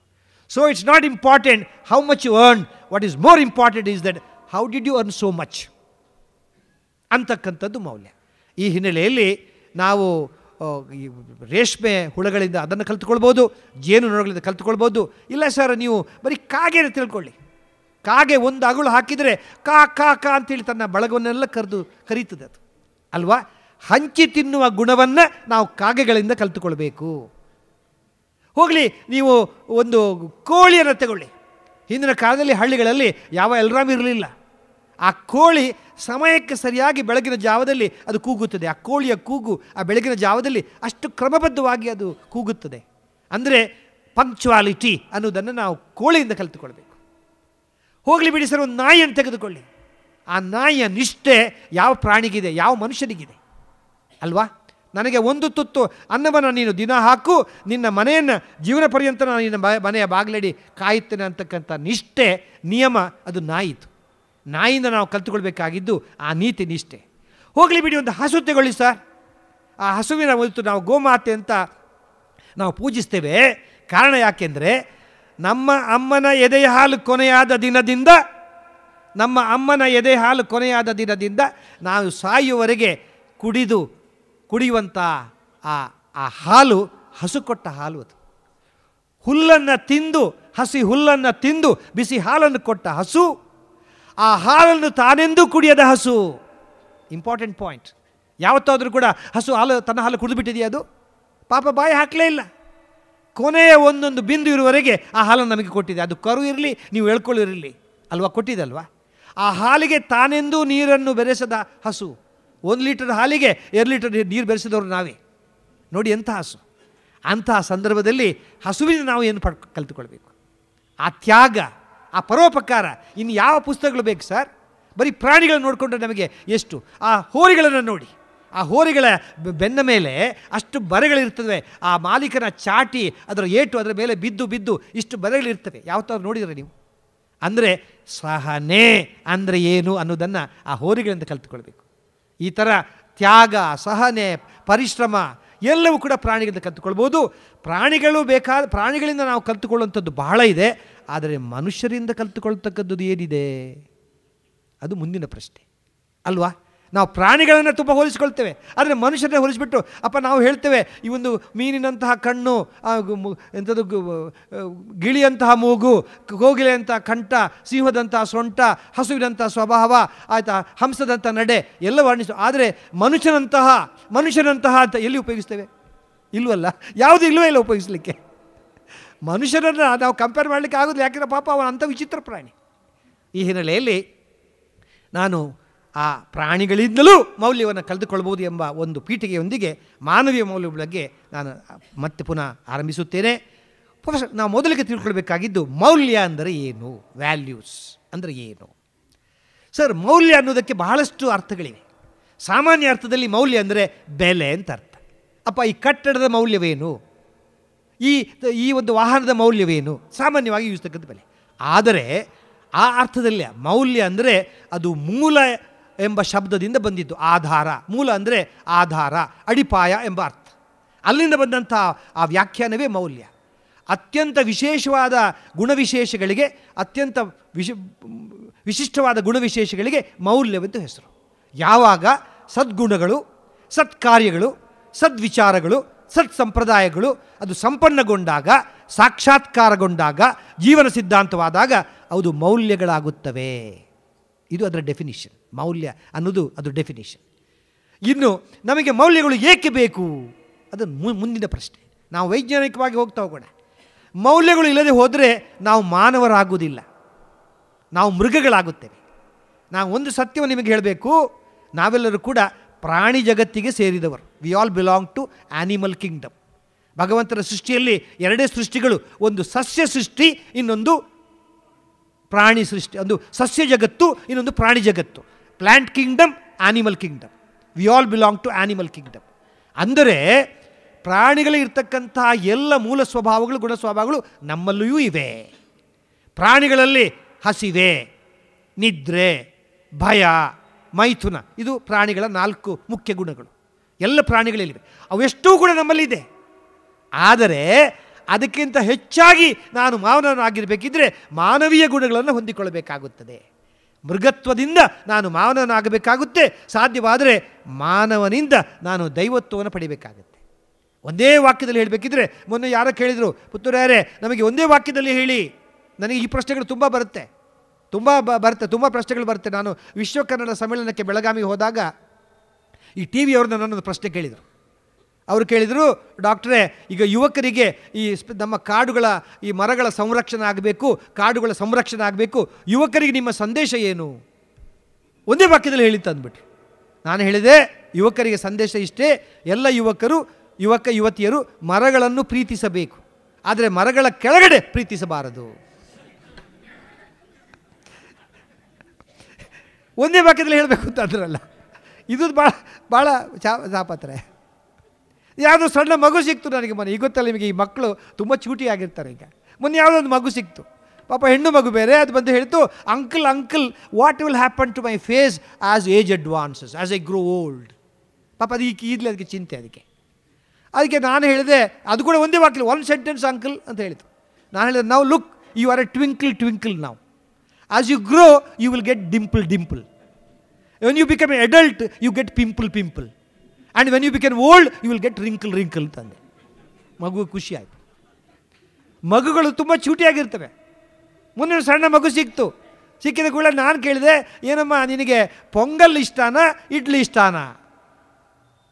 ಆಗ ಮಗು ಹೇಳ್ತು, ಅಂಕಲ್ ನನಗೆ ಇದು ಪೊಂಗಲೇ ಇಷ್ಟ. ಯಾಕೆ ಪೊಂಗಲ್ ಇಷ್ಟ? ಯಾಕೆ ಅಂದರೆ ಪೊಂಗಲಿಗೆ ರಜೆ ಕೊಡ್ತಾರೆ, ಇಡ್ಲಿಗೆ ರಜೆನೇ ಕೊಡೋಲ್ಲ. ನೋಡಿ ಅದರ ದೃಷ್ಟಿ ಎಷ್ಟು ಚೆನ್ನಾಗಿದೆ ನೋಡಿ. ಆ ಮಗುವಿನ ಭಾಷೆ ಕಲ್ತ್ಕೊಳ್ಬೇಕು ನಾವು. ಆಮೇಲೆ ಕೇಳಿದ್ರೆ, ನೀನು ಮನೆಯಲ್ಲಿ ಅಮ್ಮನಿಗೆ ಹೆದರ್ತೀಯಾ ಅಪ್ಪನಿಗೆ ಹೆದರ್ತೀಯಾ? ಇಲ್ಲ ಅಂಕಲ್, ನಾನು ಅಮ್ಮನಿಗೆ ಹೆದರ್ತೇನೆ. ಯಾಕೆಂದರೆ ಅಪ್ಪ ಕೂಡ ಅಮ್ಮನಿಗೆ ಹೆದರ್ತಾರೆ.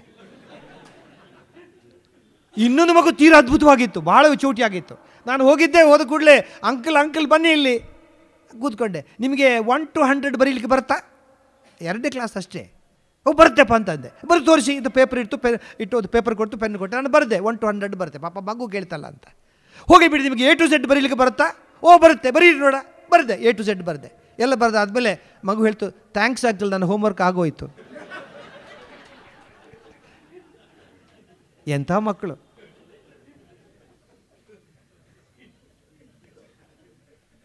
ಹೀಗೆ ನಾನು ಏನು ಹೊರಟೆ ಅಂದರೆ, ನಮಗೆ ಮಾನವೀಯ ನಮಗೆ ಮೌಲ್ಯಗಳಿದ್ದರೆ ನಾವು ಮೃಗಗಳಾಗುತ್ತೇವೆ. ಅದಕ್ಕೆ ನಾನು ಒಬ್ಬರು ಹೇಳಿದರು, ಮೃಗತ್ವಕ್ಕೂ ಮಾನವತ್ವಕ್ಕೂ ದೈವತ್ವಕ್ಕೂ ಏನು ವ್ಯತ್ಯಾಸ? ಒಂದೇ ವಾಕ್ಯದಲ್ಲಿ ಹೇಳಿ ತಂದುಬಿಟ್ರು. ಕಾರಣ ಈಗೆಲ್ಲರಿಗೂ ಟೈಮ್ ಇಲ್ಲ ನೋಡಿ. ನಾನು ಹೇಳಿದೆ, ಅಪ್ಪ, ನನ್ನದು ನನ್ನದೇ, ನಿನ್ನದು ನಿನ್ನದೇ, ಇದು ಮಾನವತ್ವ, ಮಾನವೀಯತೆ ಅಲ್ವಾ? ನನ್ನದು ನನ್ನದೇ, ನಿನ್ನದೂ ನನ್ನದೇ, ಇದು ಮೃಗತ್ವ. ಅಪ್ಪ, ನಿನ್ನದು ನಿನ್ನದೇ, ನನ್ನದೂ ನಿನ್ನದೇ, ಇದು ದೈವತ್ವ. ಇದು ಒಂದು ವಾಕ್ಯದಲ್ಲಿ ಹೇಳುವಂಥ ವಿಷಯಗಳು. ನೀವು ಸಂತೋಷವಾದರೆ ಆಗಾಗ ಕೈ ಚಪ್ಪಾಳೆ ಹೊಡಿಬೋದು. ಯಾಕೆಂದರೆ ಕೈ ಚಪ್ಪಾಳೆ ಹೊಡೆಯೋದ್ರಿಂದ ನಿಮಗೆ 4 ಲಾಭಗಳಿವೆ.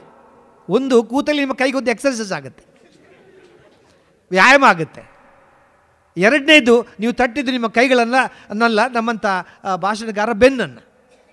3ನೇದು, ಯಾರಾದರೂ ನಿದ್ದೆ ಮಾಡ್ತಿದ್ರೆ ಅವರು ಎಬ್ಬಿಸಿದಾಗ ಆಗುತ್ತೆ. 4ನೇದು, ಏನಾದರೂ ಸೊಳ್ಳೆಗಳಿದ್ದರೆ ಸೊಳ್ಳೆಗಳ ನಾಶ ಕೂಡ ಆಗುತ್ತೆ. ಹಾಗಾಗಿ ನಗುವಾಗ ಮಕ್ಕಳಾಗೆ ನಗಬೇಕಂತೆ. ನೋಡಿ, ಇದೊಂದು ಒಳ್ಳೆಯ ಗುಣ. ನಗುವಾಗ ಮಕ್ಕಳಾಗೆ ನಗಬೇಕಂತೆ. ಕೆಲವರು ನಗುವುದೇ ಇಲ್ಲ. ಯಾಕೆ ನಗಬೇಕು? ಕೆಲವರು ಪಾಪ ಶುಕ್ರವಾರ ಹೇಳಿದ ಜೋಕಿಗೆ ಸೋಮವಾರ ನಗ್ತಾರೆ. ನಮ್ಮ ಮಂಗಳೂರು ಕಡೆ ಲಾಭ ಇಲ್ಲದ ಜನ ನಗುವುದೇ ಇಲ್ಲ.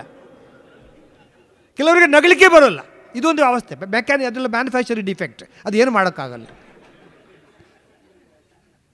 ಯಾವುದೊಬ್ಬ ಫ್ರೆಂಡ್ ಇದ್ದ, ನಾನು ಒಂದು ಕಾರ್ಯಕ್ರಮ ನಡೀತೆ, ತುಂಬ ಹಾಸ್ಯ ನಡೀತಾ ಇತ್ತು.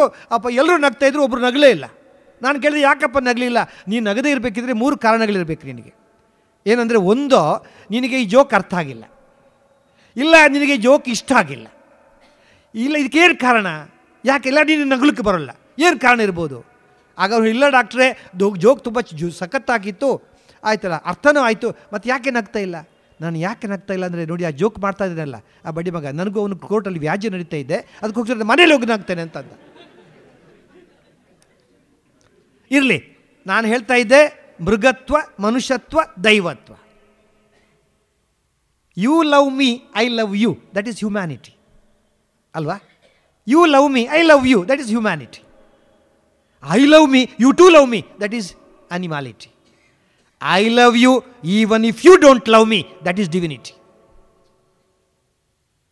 ಅದಕ್ಕೋಸ್ಕರ ನಾವು ಮಾನವೀಯ ಮೌಲ್ಯಗಳನ್ನು ಯಾಕೆ ಬೆಳೆಸ್ಕೊಳ್ಬೇಕೆಂದರೆ, ನಾವು ಮನುಷ್ಯರಾಗಲು ಮನುಷ್ಯರಿಂದ ದೈವತ್ವವನ್ನು ಪಡೆಯಲಿಕ್ಕೆ ಮಾನವೀಯ ಮೌಲ್ಯಗಳನ್ನು ಬೆಳೆಸ್ಕೊಳ್ಬೇಕಾಗುತ್ತೆ. ಮುಖ್ಯವಾಗಿ ನಮ್ಮ ಆಂತರಿಕ ಸೌಂದರ್ಯವನ್ನು ಹೆಚ್ಚಿಸಿಕೊಳ್ಳಲು ನಾವು ಮಾನವೀಯ ಮೌಲ್ಯಗಳನ್ನು ಬೆಳೆಸ್ಕೊಳ್ಬೇಕು. ಸರ್, ಜ್ಞಾನವಾಣಿಯಲ್ಲಿ ನನ್ನ ಆಂತರಿಕ ಸೌಂದರ್ಯ ಅಂತ ಮಾತು 16 ಸಲ ಪ್ರಸಾರ ಆಯಿತು on public demand. I gave a new concept for the people. ಸೌಂದರ್ಯದಲ್ಲಿ 2 ವಿಧ. ಒಂದು ಬಾಹ್ಯ ದೈಹಿಕ ಸೌಂದರ್ಯ, ಇನ್ನೊಂದು ಆಂತರಿಕ ಸೌಂದರ್ಯ. ಈಗ ನಿಮ್ಮ ಕಣ್ಣಿಗೆ ಕಾಣುವುದು ನನ್ನ ಶಾರೀರಿಕ ಸೌಂದರ್ಯ, ಅದು ನನಗಿಲ್ಲ, ಆದರೂ ಕಾಣೋದಷ್ಟೇ. ಆದರೆ ನಿಮ್ಮ ಕಣ್ಣಿಗೆ ಕಾಣದ ಒಂದು ಸೌಂದರ್ಯ ಇದೆ ನನ್ನೊಳಗೆ, ಅದು ಆಂತರಿಕ ಸೌಂದರ್ಯ. ಅಮ್ಮನ ಚಿತ್ರಣ ನಮಗೆ, ಅವಳ ಶರೀರ ನಮಗೆ ಗೋಚರ ಆಗ್ತಿಲ್ಲ, ಅವಳ ಗುಣದಿಂದಲೇ ನನಗೆ ಅವಳ ಪರಿಚಯವಾಗುತ್ತದೆ. ಸರ್, ಇದೊಂದು ಒಳ್ಳೆಯ ಕಾನ್ಸೆಪ್ಟ್. ಯಾರಾದರೂ ಬಂದುಬಿಟ್ಟು, ಸರ್ ನಾನು ನೋಡಲಿಕ್ಕೆ ಚೆನ್ನಾಗಿಲ್ಲ, ನಾನು ಕಪ್ಪಗಿದ್ದೇನೆ, ಏನು ಮಾಡೋಕ್ಕಾಗುತ್ತೆ? ಈಗ ಆನುವಂಶಿಕತೆ ಇದೆ. ಈಗ ಅಪ್ಪ ಉದ್ದಾಗಿದ್ದರೆ, ಅಮ್ಮ ಉದ್ದಾಗಿದ್ದರೆ ಮಕ್ಕಳು ಉದ್ದಾಗಿಬಿಡ್ತಾರೆ. ಯಾಕೆಂದರೆ ಅದು ಹೆರಿಡಿಟರಿ ಫ್ಯಾಕ್ಟರ್ಸ್. ಅಪ್ಪ ಕಪ್ಪಗಿದ್ದು ಅಮ್ಮ ಕಪ್ಪಗಿದ್ದರೆ ಮಕ್ಕಳು ಕಪ್ಪಗಾಗ್ತಾರೆ. ಯಾರಾದರೂ ಬೆಳಗಾದರೆ ಸಂಶಯಕ್ಕೆ ಕಾರಣ ಆಗುತ್ತೆ ಅದು. ಹಾಗಿರುವಾಗ ಯಾರಾದರೂ ಹೆಣ್ಣುಮಗಳು ಬಂದುಬಿಟ್ಟು, ಸರ್ ನಾನು ಕಪ್ಪಗಿದ್ದೇನೆ, ನನಗೆ ನೋಡಲಿಕ್ಕೆ ನಾನು ಚೆನ್ನಾಗಿಲ್ಲ ಅಂತ ಬೇಸರ ಪಡೋ ಅವಶ್ಯಕತೆಯೇ ಇಲ್ಲ. ಯಾಕೆಂದರೆ ನಿಮಗೆ ಇನ್ನೊಂದು ಅವಕಾಶ ಇದೆ, ನಿಮ್ಮ ಆಂತರಿಕ ಸೌಂದರ್ಯವನ್ನು ಹೆಚ್ಚಿಸಿಕೊಳ್ಳುವಂಥ ಅವಕಾಶ ಇದೆ. ಶಾರೀರಿಕ ಸೌಂದರ್ಯ ನೋಡಲು ನನ್ನ ಹೊರ ಕಣ್ಣುಗಳು ಸಾಕು, ಆದರೆ ಆಂತರಿಕ ಸೌಂದರ್ಯವನ್ನು ಅನುಭವಿಸಲು ನನ್ನ ಒಳ ಕಣ್ಣುಗಳು ಬೇಕು. ಸರ್, ನಾನು ಹಾಸ್ಯವಾಗಿ ಮಾತಾಡ್ಬೋದು, ಆದರೆ ಒಂದೊಂದು ಮಾತಿಗೆ ಒಂದೊಂದು ಮಣ ತೂಕ ಹಾಕಿದ್ದೇನೆ. ಶಾರೀರಿಕ ಸೌಂದರ್ಯ ಅದು ತಾತ್ಕಾಲಿಕ, ಆಂತರಿಕ ಸೌಂದರ್ಯ ಅದು ಶಾಶ್ವತ. ಇದು ಭೌತಿಕ, ಅದು ಭಾವನಾತ್ಮಕ. ಈ ಶಾರೀರಿಕ ಸೌಂದರ್ಯಕ್ಕೆ ಅದಕ್ಕೆ ಇತಿಮಿತಿ ಇದೆ, ರೋಗದ ಭಯ ಇದೆ, ಮುಪ್ಪಿನ ಭಯ ಇದೆ. ಆದರೆ ಆಂತರಿಕ ಸೌಂದರ್ಯಕ್ಕೆ ಮುಪ್ಪಿನ ಭಯವೂ ಇಲ್ಲ. ಯಾರು ಬೇಕಿದ್ದರೂ, ಯಾವಾಗ ಬೇಕಿದ್ದರೂ, ಎಷ್ಟು ಬೇಕಿದ್ದರೂ ಆಂತರಿಕ ಸೌಂದರ್ಯವನ್ನು ಹೆಚ್ಚಿಸಿಕೊಳ್ಳಬಹುದು. ಇದು ಅದ್ಭುತವಾದ ಕಲ್ಪನೆ. ಶಾರೀರಿಕ ಸೌಂದರ್ಯವನ್ನು ನನ್ನ ಎತ್ತರ, ಬಣ್ಣ, ತೂಕದಿಂದ ನೀವು ಅಳಿತೀರಿ. ನನ್ನ ಆಂತರಿಕ ಸೌಂದರ್ಯವನ್ನು ನನ್ನ ಅಂತರದಲ್ಲಿರ್ತಕ್ಕಂಥ ಪ್ರೀತಿ, ವಿಶ್ವಾಸ, ಕರುಣೆ, ಕಳಕಳಿ, ಕಾಳಜಿ, ಸ್ನೇಹ, ಒಲುಮೆ, ವಾತ್ಸಲ್ಯ ಅವೆಲ್ಲ ಆಂತರಿಕ ಸೌಂದರ್ಯದ ಗುಣವಿಶೇಷಗಳು. ಅದನ್ನು ಬೆಳೆಸ್ಕೊಂಡ್ರೆ ಜನ ನಿಮ್ಮನ್ನು ಪ್ರೀತಿ ಮಾಡ್ತಾರೆ. ಅದು ಶಾಶ್ವತ. ಎಷ್ಟೋ ಜನ ಸುಂದರಿಯರು ವಿಶ್ವ ಸುಂದರಿಯರಾಗುತ್ತಾರೆ ಅವರ ಶಾರೀರಿಕ ಸೌಂದರ್ಯಕ್ಕೆ. ಉದಾಹರಣೆ ಹೇಳಬೇಕಿದ್ರೆ, ಐಶ್ವರ್ಯ ರೈ ಅವರು ವಿಶ್ವ ಸುಂದರಿಯೇ ಆದರು, ಅವರ ಶಾರೀರಿಕ ಸೌಂದರ್ಯಕ್ಕೆ. She is a beautiful woman, 2 ಮಾತಿಲ್ಲ. ಆದರೆ mother Teresa got a Nobel prize for our internal beauty. And Shri Ramachandra had both external beauty as well as internal beauty. He had both. ಶಾರೀರಿಕವಾಗಿ ಸುಂದರವಾದಂಥ ವ್ಯಕ್ತಿ ಬರಿಯಾದ ಪುರುಷೋತ್ತಮ, ಅಂತರಂಗದಿದ್ದು ಕೂಡ ಅದ್ಭುತವಾದ ವ್ಯಕ್ತಿ. ಮೊನ್ನೆಲ್ಲೋ ಮಾತಾಡಿದೆ ನಾನು. ಅದು ದಯವಿಟ್ಟು ನಿಮಗೆ ನಾನು ಹೇಳಬೇಕು, ಶ್ರೀಶಂಕರ ವಾಹಿನಿಯಲ್ಲಿ ಬೆಳಿಗ್ಗೆ 8:15 ಚಿಂತನ ಕಾರ್ಯಕ್ರಮ ನಡೀತಿದೆ. ಈಗ ಅದು ಬರುವ ಮಂಗಳವಾರದಿಂದ ಸತತವಾಗಿ ನಂದು 10-20 ಎಪಿಸೋಡ್ಗಳು ರೆಕಾರ್ಡ್ ಆಗಿದೆ. ಅದರಲ್ಲಿ ಒಂದು ಕಡೆ ನಾನು ಬರೆದಿದ್ದೇನೆ, ರಾಮಾಯಣದಿಂದ ನಾವು ಕಲಿತುಕೊಳ್ಬೇಕಾದ ಪಾಠಗಳು. ತಾವು ಅವಕಾಶವಿದ್ದಲ್ಲಿ ನೋಡ್ಬೋದು. ಶ್ರೀಶಂಕರ ವಾಹಿನಿ ಬೆಳಿಗ್ಗೆ 8:15 ಚಿಂತನ ಕಾರ್ಯಕ್ರಮ ಇರಲಿ. ನಾನು ಹೇಳಿದೆ, ಈ ರೀತಿಯಾಗಿ ಆಂತರಿಕ ಸೌಂದರ್ಯ ಹೆಚ್ಚಿಕೊಳ್ಬೇಕಿದ್ದರೆ ನಾನು ಮಾನವೀಯ ಮೌಲ್ಯಗಳನ್ನು ಪರಿಪಾಲಿಸಬೇಕು. ಇದು ಮುಖ್ಯ ಪಾಯಿಂಟ್. ಇನ್ನೂ ಒಂದು ಪ್ರಶ್ನೆ ಕೇಳ್ಬೋದು ನೀವು, ಮಾನವೀಯ ಮೌಲ್ಯಗಳಿಗೆ ಯಾವ ಥರದ ಮೌಲ್ಯಗಳಿವೆ? 5 ಥರದ ಮೌಲ್ಯಗಳನ್ನು 5 ಥರವಾಗಿ ವಿಭಾಗಿಸಬಹುದು. ಒಂದು ಆಧ್ಯಾತ್ಮಿಕ ಮೌಲ್ಯ, ಫಿಲಸಾಫಿಕಲ್ ವ್ಯಾಲ್ಯೂ. 2 ಧಾರ್ಮಿಕ ಮೌಲ್ಯ, ರಿಲಿಜಿಯಸ್ ವ್ಯಾಲ್ಯೂಸ್. 3ನೇದು ವೈಯಕ್ತಿಕ ಮೌಲ್ಯ, ಪರ್ಸನಲ್ ವ್ಯಾಲ್ಯೂಸ್. 4ನೇದು ಸಾಪೇಕ್ಷಿತ ಮೌಲ್ಯ, ರಿಲೇಟಿವ್ ವ್ಯಾಲ್ಯೂಸ್. 5ನೇದು ವಿಶ್ವ ಮೌಲ್ಯ, ಯೂನಿವರ್ಸಲ್ ವ್ಯಾಲ್ಯೂಸ್, ಹ್ಯೂಮನ್ ವ್ಯಾಲ್ಯೂಸ್, ಮಾನವೀಯ ಮೌಲ್ಯಗಳು. ಮೊದಲನೇದು ಫಿಲಸಾಫಿಕಲ್ ವ್ಯಾಲ್ಯೂಸ್, ರಿಲಿಜಿಯಸ್ ಏನಂತೀರಿ ನೀವು, ಆಧ್ಯಾತ್ಮಿಕ ಮೌಲ್ಯಗಳು. ಅಂದರೆ ಆಧ್ಯಾತ್ಮಕ್ಕೆ ಸಂಬಂಧಪಟ್ಟಂಥ ಒಂದು ಮೌಲ್ಯಗಳು. ಉದಾಹರಣೆಗೆ, ಇಹದಲ್ಲಿ ಸುಖವನ್ನು ಪಡೆದು ಪರದಲ್ಲಿ ಮೋಕ್ಷವನ್ನು ಪಡೆತಕ್ಕಂಥ ಒಂದು ಸನ್ಮಾರ್ಗಗಳು, ಅದರ ಬಗ್ಗೆ ಸಚ್ಚಿಂತನೆಗಳು, ಅದು ಆಧ್ಯಾತ್ಮಿಕ ಮೌಲ್ಯಗಳು. ನಮ್ಮ ಭಾರತೀಯ ಸಂಸ್ಕೃತಿಯಲ್ಲಿ ಅಂತಹ ಹಲವಾರು ಆಧ್ಯಾತ್ಮಿಕ ಮೌಲ್ಯಗಳನ್ನು ನಾವು ಬಳಸಿಕೊಂಡಿದ್ದೇವೆ. ನಮ್ಮ ಜೀವನದಲ್ಲಿ ನಾವು ಅದನ್ನು ಅನುಸರಿಸಿಕೊಂಡಿದ್ದೇವೆ. ಲೋಕ ಸಮಸ್ತಾನಿ ಸುಖಿನೋ ಭವಂತು, ನಾನು ಒಬ್ಬನೇ ಇದ್ದರೆ ಸುಖವಾಗಿದ್ದರೆ ಚೆನ್ನಾಗಿರೋದಿಲ್ಲ, ನನ್ನ ಮನೆಯೊಂದೇ ಸುಖವಾಗಿದ್ದರೆ ಚೆನ್ನಾಗಿರೋಲ್ಲ, ಎಲ್ಲರೂ ಸುಖವಾಗಿದ್ದರೆ ಮಾತ್ರ ನಾನು ಸುಖವಾಗಿರುತ್ತೇನೆ ಅನ್ನೋದು ಆಧ್ಯಾತ್ಮಿಕ ಮೌಲ್ಯ. ಸರ್, ಒಂದು ಮನೆಯಲ್ಲಿ ಬೆಳಕಿರಬೇಕಿದ್ರೆ 10 ಮನೆಯಲ್ಲಿ ಕತ್ತಲಾಗಿರಬೇಕಾಗತ್ತೆ. ಒಬ್ಬ ವ್ಯಕ್ತಿ ಕೋಟ್ಯಾಧೀಶನಾಗಬೇಕಿದ್ರೆ 100 ಜನ ಭಿಕ್ಷಾಧಿಪತಿಗಳಾಗಬೇಕಾಗಿರುತ್ತೆ. ಹಾಗಾಗಬಾರ್ದಲ್ಲ. ಇವತ್ತು ದೇಶದ ಅವಸ್ಥೆ ಏನಿದೆ? ದೇಶದಲ್ಲಿ ಅನ್ನವಿದೆ, ಎಲ್ಲರಿಗೂ ಬೇಕಾಗುವಷ್ಟು ಅನ್ನವಿದೆ ಸರ್. ಆದರೆ ಏನಾಗಿದೆ ಅಂದರೆ, ತಿಂದವರೇ ತಿನ್ನುವರು, ಬೆಂದವರೇ ಬೇಯುವರು. ಶ್ರೀಮಂತರ ಮನೆಯ ನಾಯಿ ಬೆಕ್ಕುಗಳು ತಿಂದಷ್ಟು ಆಹಾರ ಬಡವರಿಗೆ ಊಟ ಸಿಗ್ತಾ ಇಲ್ಲ. ದೇಶದಲ್ಲಿ ಹಣ ಇದೆ, ಎಲ್ಲರಿಗೂ ಬೇಕಾಗುವಷ್ಟು ಹಣ ಇದೆ. ದೇರ್ ಈಸ್ ಮನಿ ಫಾರ್ ನೀಡಿ but not for the greedy. Sir, ನಿಮ್ಮ ಆಸೆಗಳನ್ನು ನಾನು ಪೂರೈಸಬಹುದು, ಆದರೆ ನಿಮ್ಮ ದುರಾಸೆಗಳನ್ನು ಪೂರೈಸಲಿಕ್ಕೆ ನನ್ನ ಹತ್ರ ಹಣ ಇಲ್ಲ. ನಿಮ್ಮ ಅವಶ್ಯಕತೆಗಳನ್ನು ಪೂರೈಸಬಹುದು, ಅಷ್ಟು ಹಣ ಇದೆ, ಆದರೆ ನಿಮ್ಮ ದುರಾಸೆಗಳನ್ನು ಪೂರೈಸಲಿಕ್ಕೆ ಹಣ ಇಲ್ಲ ಅಲ್ವಾ? ಕೋಟಿ ಮಾಡಿದವನಿಗೆ 10 ಕೋಟಿಯ ಆಸೆ, 10 ಕೋಟಿಯಿಂದ 100 ಕೋಟಿ, 1000 ಕೋಟಿ, ಇತಿಮಿತಿ ಇಲ್ವಾ? ಏನು ಕೋಟಿ ಇದ್ದ ಮಾತ್ರಕ್ಕೆ ನಾನು ಎಲ್ಲವನ್ನು ಸುಖವಾಗಿರಲಿಕ್ಕೆ ಸಾಧ್ಯ ಇದೆಯೋ? ಏನು ಒಂದು ಮೂಟೆ ಹಾಕಿದೆ ಅಂತ ನಾನು ಇಷ್ಟು ಊಟ ಮಾಡೋಕ್ಕಾಗುತ್ತಾ? ನಾನು ಊಟ ಮಾಡೋದು ಇಷ್ಟೇ ಅಲ್ವಾ? ಅದು ಡಯಾಬಿಟಿಸ್ ಬಂದರೆ ಅದೂ ಇಲ್ಲ. ಏನು ಇಡೀ ಹಾಲ್ ಇದೆ ಅಂತ ಇಡೀ ಹಾಲ್ ತುಂಬ ಮಲ್ಕೊಳ್ಳಿಕ್ಕಾಗುತ್ತಾ? ನನಗೆ ಬೇಕಾಗಿದ್ದು 3 ಅಡಿ 6 ಅಡಿ ಅಲ್ವಾ? ಎಂಥ ಕಲ್ಪನೆ ಸರ್. ಅದಕ್ಕೆ ನಾನು ಹೇಳಿದೆ, ಈ ಮಾತಿನಲ್ಲಿ ಒಂದೊಂದು ಗಂಟೆ ಉಪನ್ಯಾಸ ಮಾಡ್ಬೋದು. That is enough money for the needy but not for the greedy. Sir, ದೇಶಗಳನ್ನು ಹತ್ತಿರಬಲ್ಲಂತಹ ಅಂತರ್ಜಾಲಗಳಿವೆ, ಆದರೆ ಮನುಷ್ಯನ ಹೃದಯಗಳನ್ನು ಹತ್ತಿರ ತರಬಲ್ಲಂತಹ ಅಂತಃಕರಣಗಳಿಲ್ಲ ಅಲ್ವಾ ಸರ್? ಮಾಹಿತಿ ತಂತ್ರಜ್ಞಾನವಿದೆ, ಆದರೆ ಮಾನವೀಯತೆಯ ಪರಿಜ್ಞಾನ ಇಲ್ಲ. ಭೀತಿ ಇದೆ, ಪ್ರೀತಿ ಇಲ್ಲ. ಭಯೋತ್ಪಾದನೆ ಇದೆ, ದಯೋತ್ಪಾದನೆ ಇಲ್ಲ. ವಿದ್ಯೆ ಇದೆ, ವಿನಯವಿಲ್ಲ. ಶಿಕ್ಷಣ ಇದೆ, ಸಂಸ್ಕಾರವಿಲ್ಲ. ಸೊತ್ತು ಇದೆ, ಇನ್ನೊಬ್ಬರಿಗೋಸ್ಕರ ಪುರುಸೊತ್ತಿಲ್ಲ. ಇಷ್ಟಕ್ಕೂ ಕಾರಣ, ಕಾಡು ಪ್ರಾಣಿಗಳು ಕಾಡಿನಲ್ಲಿವೆ, ಕಾಡುವ ಪ್ರಾಣಿಗಳು ನಾಡಿನಲ್ಲಿವೆ.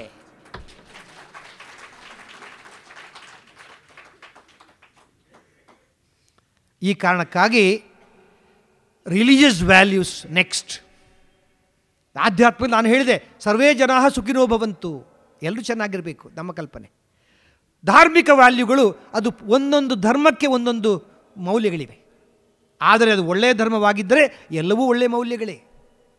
ಕ್ರಿಶ್ಚಿಯನ್ ಧರ್ಮದಲ್ಲಿ ನಿನ್ನ ನೆರೆಕೆರೆಯವರನ್ನು ಪ್ರೀತಿಸುವುದು ಅದು ಒಂದು ಒಳ್ಳೆಯ ಮೌಲ್ಯ ಅಲ್ವಾ? ಅದು ಒಂದು ಒಳ್ಳೆಯ ಮೌಲ್ಯ. ಆದರೆ ಈಗ ಅದು ಕೆಲವರು ತಮಾಷೆಯಾಗಿ ಅದನ್ನು ತಿಳ್ಕೊಳ್ತಾರೆ. ನನಗೊಂದು ಹಾಸ್ಯದ ಘಟನೆ ನೆನಪಾಗಿಬಿಡುತ್ತೆ. ಪಾಪ ಹೊಸದಾಗಿ ಮದುವೆ ಆದವರು ಈ ಕಡೆ ಇದ್ದಾರೆ, ಅವರು ಪಕ್ಕದ ಮನೆಯಲ್ಲಿದ್ದಾರೆ, ಈ ಕಡೆ ಹಳೆ ದಂಪತಿಗಳು. ಆ ಹಳೆ ದಂಪತಿ, ನಾನು ಆಗಾಗ ಹಾಸ್ಯ ಬೆರೆಸ್ತೇನೆ, ಯಾಕಂದರೆ ನಿಮ್ಮನ್ನು ಅಲರ್ಟ್ ಆಗಿ ಇಟ್ಕೊಳ್ಬೇಕಲ್ಲ, ಅದಕ್ಕೋಸ್ಕರ ಯಾರು ನಿದ್ದೆ ಹೋಗಬಾರ್ದಲ್ಲ. ಆ ಒಳ್ಳೆಯ ಘಟನೆ ಇದು, ತಮಾಷೆ ಆಗಿದೆ. ಪಾಪ ಹಳೆ ದಂಪತಿ ಈ ಮನೆಯಲ್ಲಿ, ಹೊಸ ದಂಪತಿಗಳು ಪಕ್ಕದ ನೆರೆಕರೆಯವರನ್ನು. ಅವರು ಕ್ರಿಶ್ಚಿಯನ್ ಧರ್ಮದಲ್ಲಿ ಯೇಸು ಹೇಳಿದಾರಲ್ಲ, ನೆರೆಕರೆಯನ್ನು ಪ್ರೀತಿಸು ಅಂತ. ಪಾಪ ಇವಳು ಹೇಳಿದಾಳೆ ಹೆಂಡತಿಗೆ, ಗಂಡನಿಗೆ ಹೇಳ್ತಾರೆ, ನೋಡ್ರಿ ನಮ್ಮ ಪಕ್ಕದ ಮನೆಯ ಪಂಕಜ ದಿನಕ್ಕೆ ಎಷ್ಟು ಸಲ ಸೀರೆ ಚೇಂಜ್ ಮಾಡ್ತಾ ಇದ್ದಾಳೆ ನೋಡಿದ್ದೀರಾ? ಕಿಲಾಡಿ ಗಂಡ ಹೇಳ್ತಾನೆ, ಅವಳು ಸೀರೆ ಚೇಂಜ್ ಮಾಡೋದು ನಾನು ನೋಡಿಲ್ಲ, ಚೇಂಜ್ ಮಾಡೋದು ಹೇಳಿಬಿಟ್ಟು ನಾನು ನೋಡಿಬಿಡ್ತೇನೆ ಅಂತ. ಇವಳಿಗೆ ಸಂಖ್ಯೆ ಮುಖ್ಯ, ಅವನಿಗೆ ಸಂತೋಷ ಮುಖ್ಯ. ಇಲ್ಲಿ ಪಾಪ ಇಲ್ಲಿ ಹಳೆ ಹೆಂಡತಿ ಗಂಡನಿಗೆ ಹೇಳ್ತಾಳೆ, ನೋಡ್ರಿ ಪಕ್ಕದ ಮನೆಯವರು ಹೊಸದಾಗಿ ಮದುವೆ ಆಗಿದ್ದಾರೆ, ಎಂತಹ ದಾಂಪತ್ಯ, ಏನು ಅನುರಾಗ, ಎಷ್ಟು ಪ್ರೀತಿ. ಹೇಗೆ ಹೇಳ್ತೀಯಾ? ಅಯ್ಯೋ ನಾನು ದಿವಸ ನೋಡ್ತೇನೆ ನೋಡಿ, ಅವನು ಹೊರಗೆ ಅವಳು ಆಫೀಸ್ಗೆ ಹೋಗಬೇಕಿದ್ರೆ ಸ್ಕೂಟ್ರಿಗೆ ಬರ್ತಾನೆ, ತಕ್ಷಣ ಹೆಂಡತಿ ಹೇಳ್ತಾಳೆ, ನಿಲ್ಲಿ ಹೋಗಬೇಡಿ. ಪಾಪ ಓಡಿ ಬರ್ತಾಳೆ, ಬಂದು ಪಾಪ ಹೊಸದಾಗಿ ಮದುವೆ ಆಗಿದ್ದಾರೆ, ಈ ಕೆನ್ನೆಗೊಂದು ಮುತ್ತು, ಆ ಕೆನ್ನೆಗೆ ಮುತ್ತು, ಹಾಗೆ ತಲೆಗೊಂದು ಮುತ್ತು ಕೊಟ್ಟು ಕಳಿಸ್ತಾಳೆ. ಎಂತಹ ಪ್ರೀತಿ. ನೀವು ಸಹ ಹಾಗೆ ಮಾಡ್ಬೋದಲ್ಲ? ಪಾಪ ಇವಳಿಗೆ ಆಸೆ ಆಗುತ್ತೆ. ಕಿಲಾಡಿ ಗಂಡ ಹೇಳ್ತಾನೆ, ಮಾಡ್ಬೋದು, ಅದಕ್ಕೆ ಅವಳು ಒಪ್ತಾಳೋ ಇಲ್ವೋ?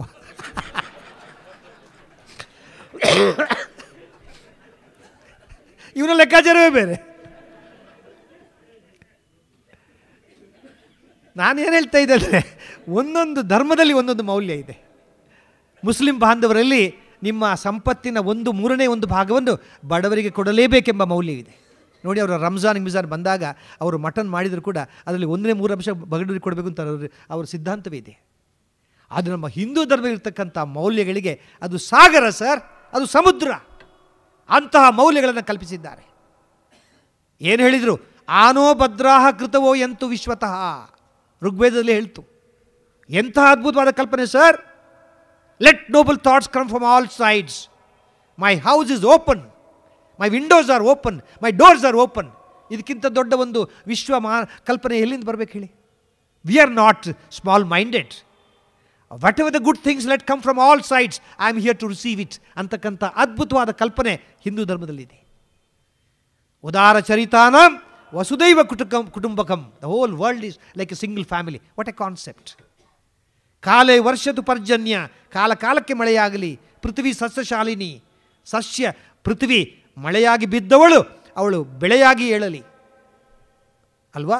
ದೇಶೋಯಂ ಕ್ಷೋಭರಹಿತ, ಯಾರು ಕ್ಷಾಮವಿಲ್ಲದೆ ಜನ ಕ್ಷೇಮದಿಂದ ಬಾಳುವಂತಾಗಲಿ. ಸರ್ವೇ ಸಂತು ನಿರಾಮ, ಎಲ್ಲರೂ ಸುಖವಾಗಿರಲಿ ಅಂತಕ್ಕಂಥ ಕಲ್ಪನೆ, ಅದು ಎಷ್ಟು ಒಳ್ಳೆಯ ಧರ್ಮ ಸರ್, ಅದ್ಭುತವಾದ ಧರ್ಮ ಅಲ್ವಾ. ಈ ಹಿನ್ನೆಲೆಯಲ್ಲಿ ಒಂದೊಂದು ಧರ್ಮಕ್ಕೆ ಒಂದೊಂದು ಮೌಲ್ಯಗಳಿವೆ. ಅದು ರಿಲಿಜಿಯಸ್ ವ್ಯಾಲ್ಯೂಸ್ ಅಂಥದ್ದು ತುಂಬ ಇದೆ. ಅದನ್ನು ಅಲ್ಲಿಗೆ ನಿಲ್ಲಿಸೋಣ. ಇನ್ನು ವೈಯಕ್ತಿಕ ಮೌಲ್ಯಗಳು, ಪರ್ಸನಲ್ ಕಮಿಟ್ಮೆಂಟ್ಸ್.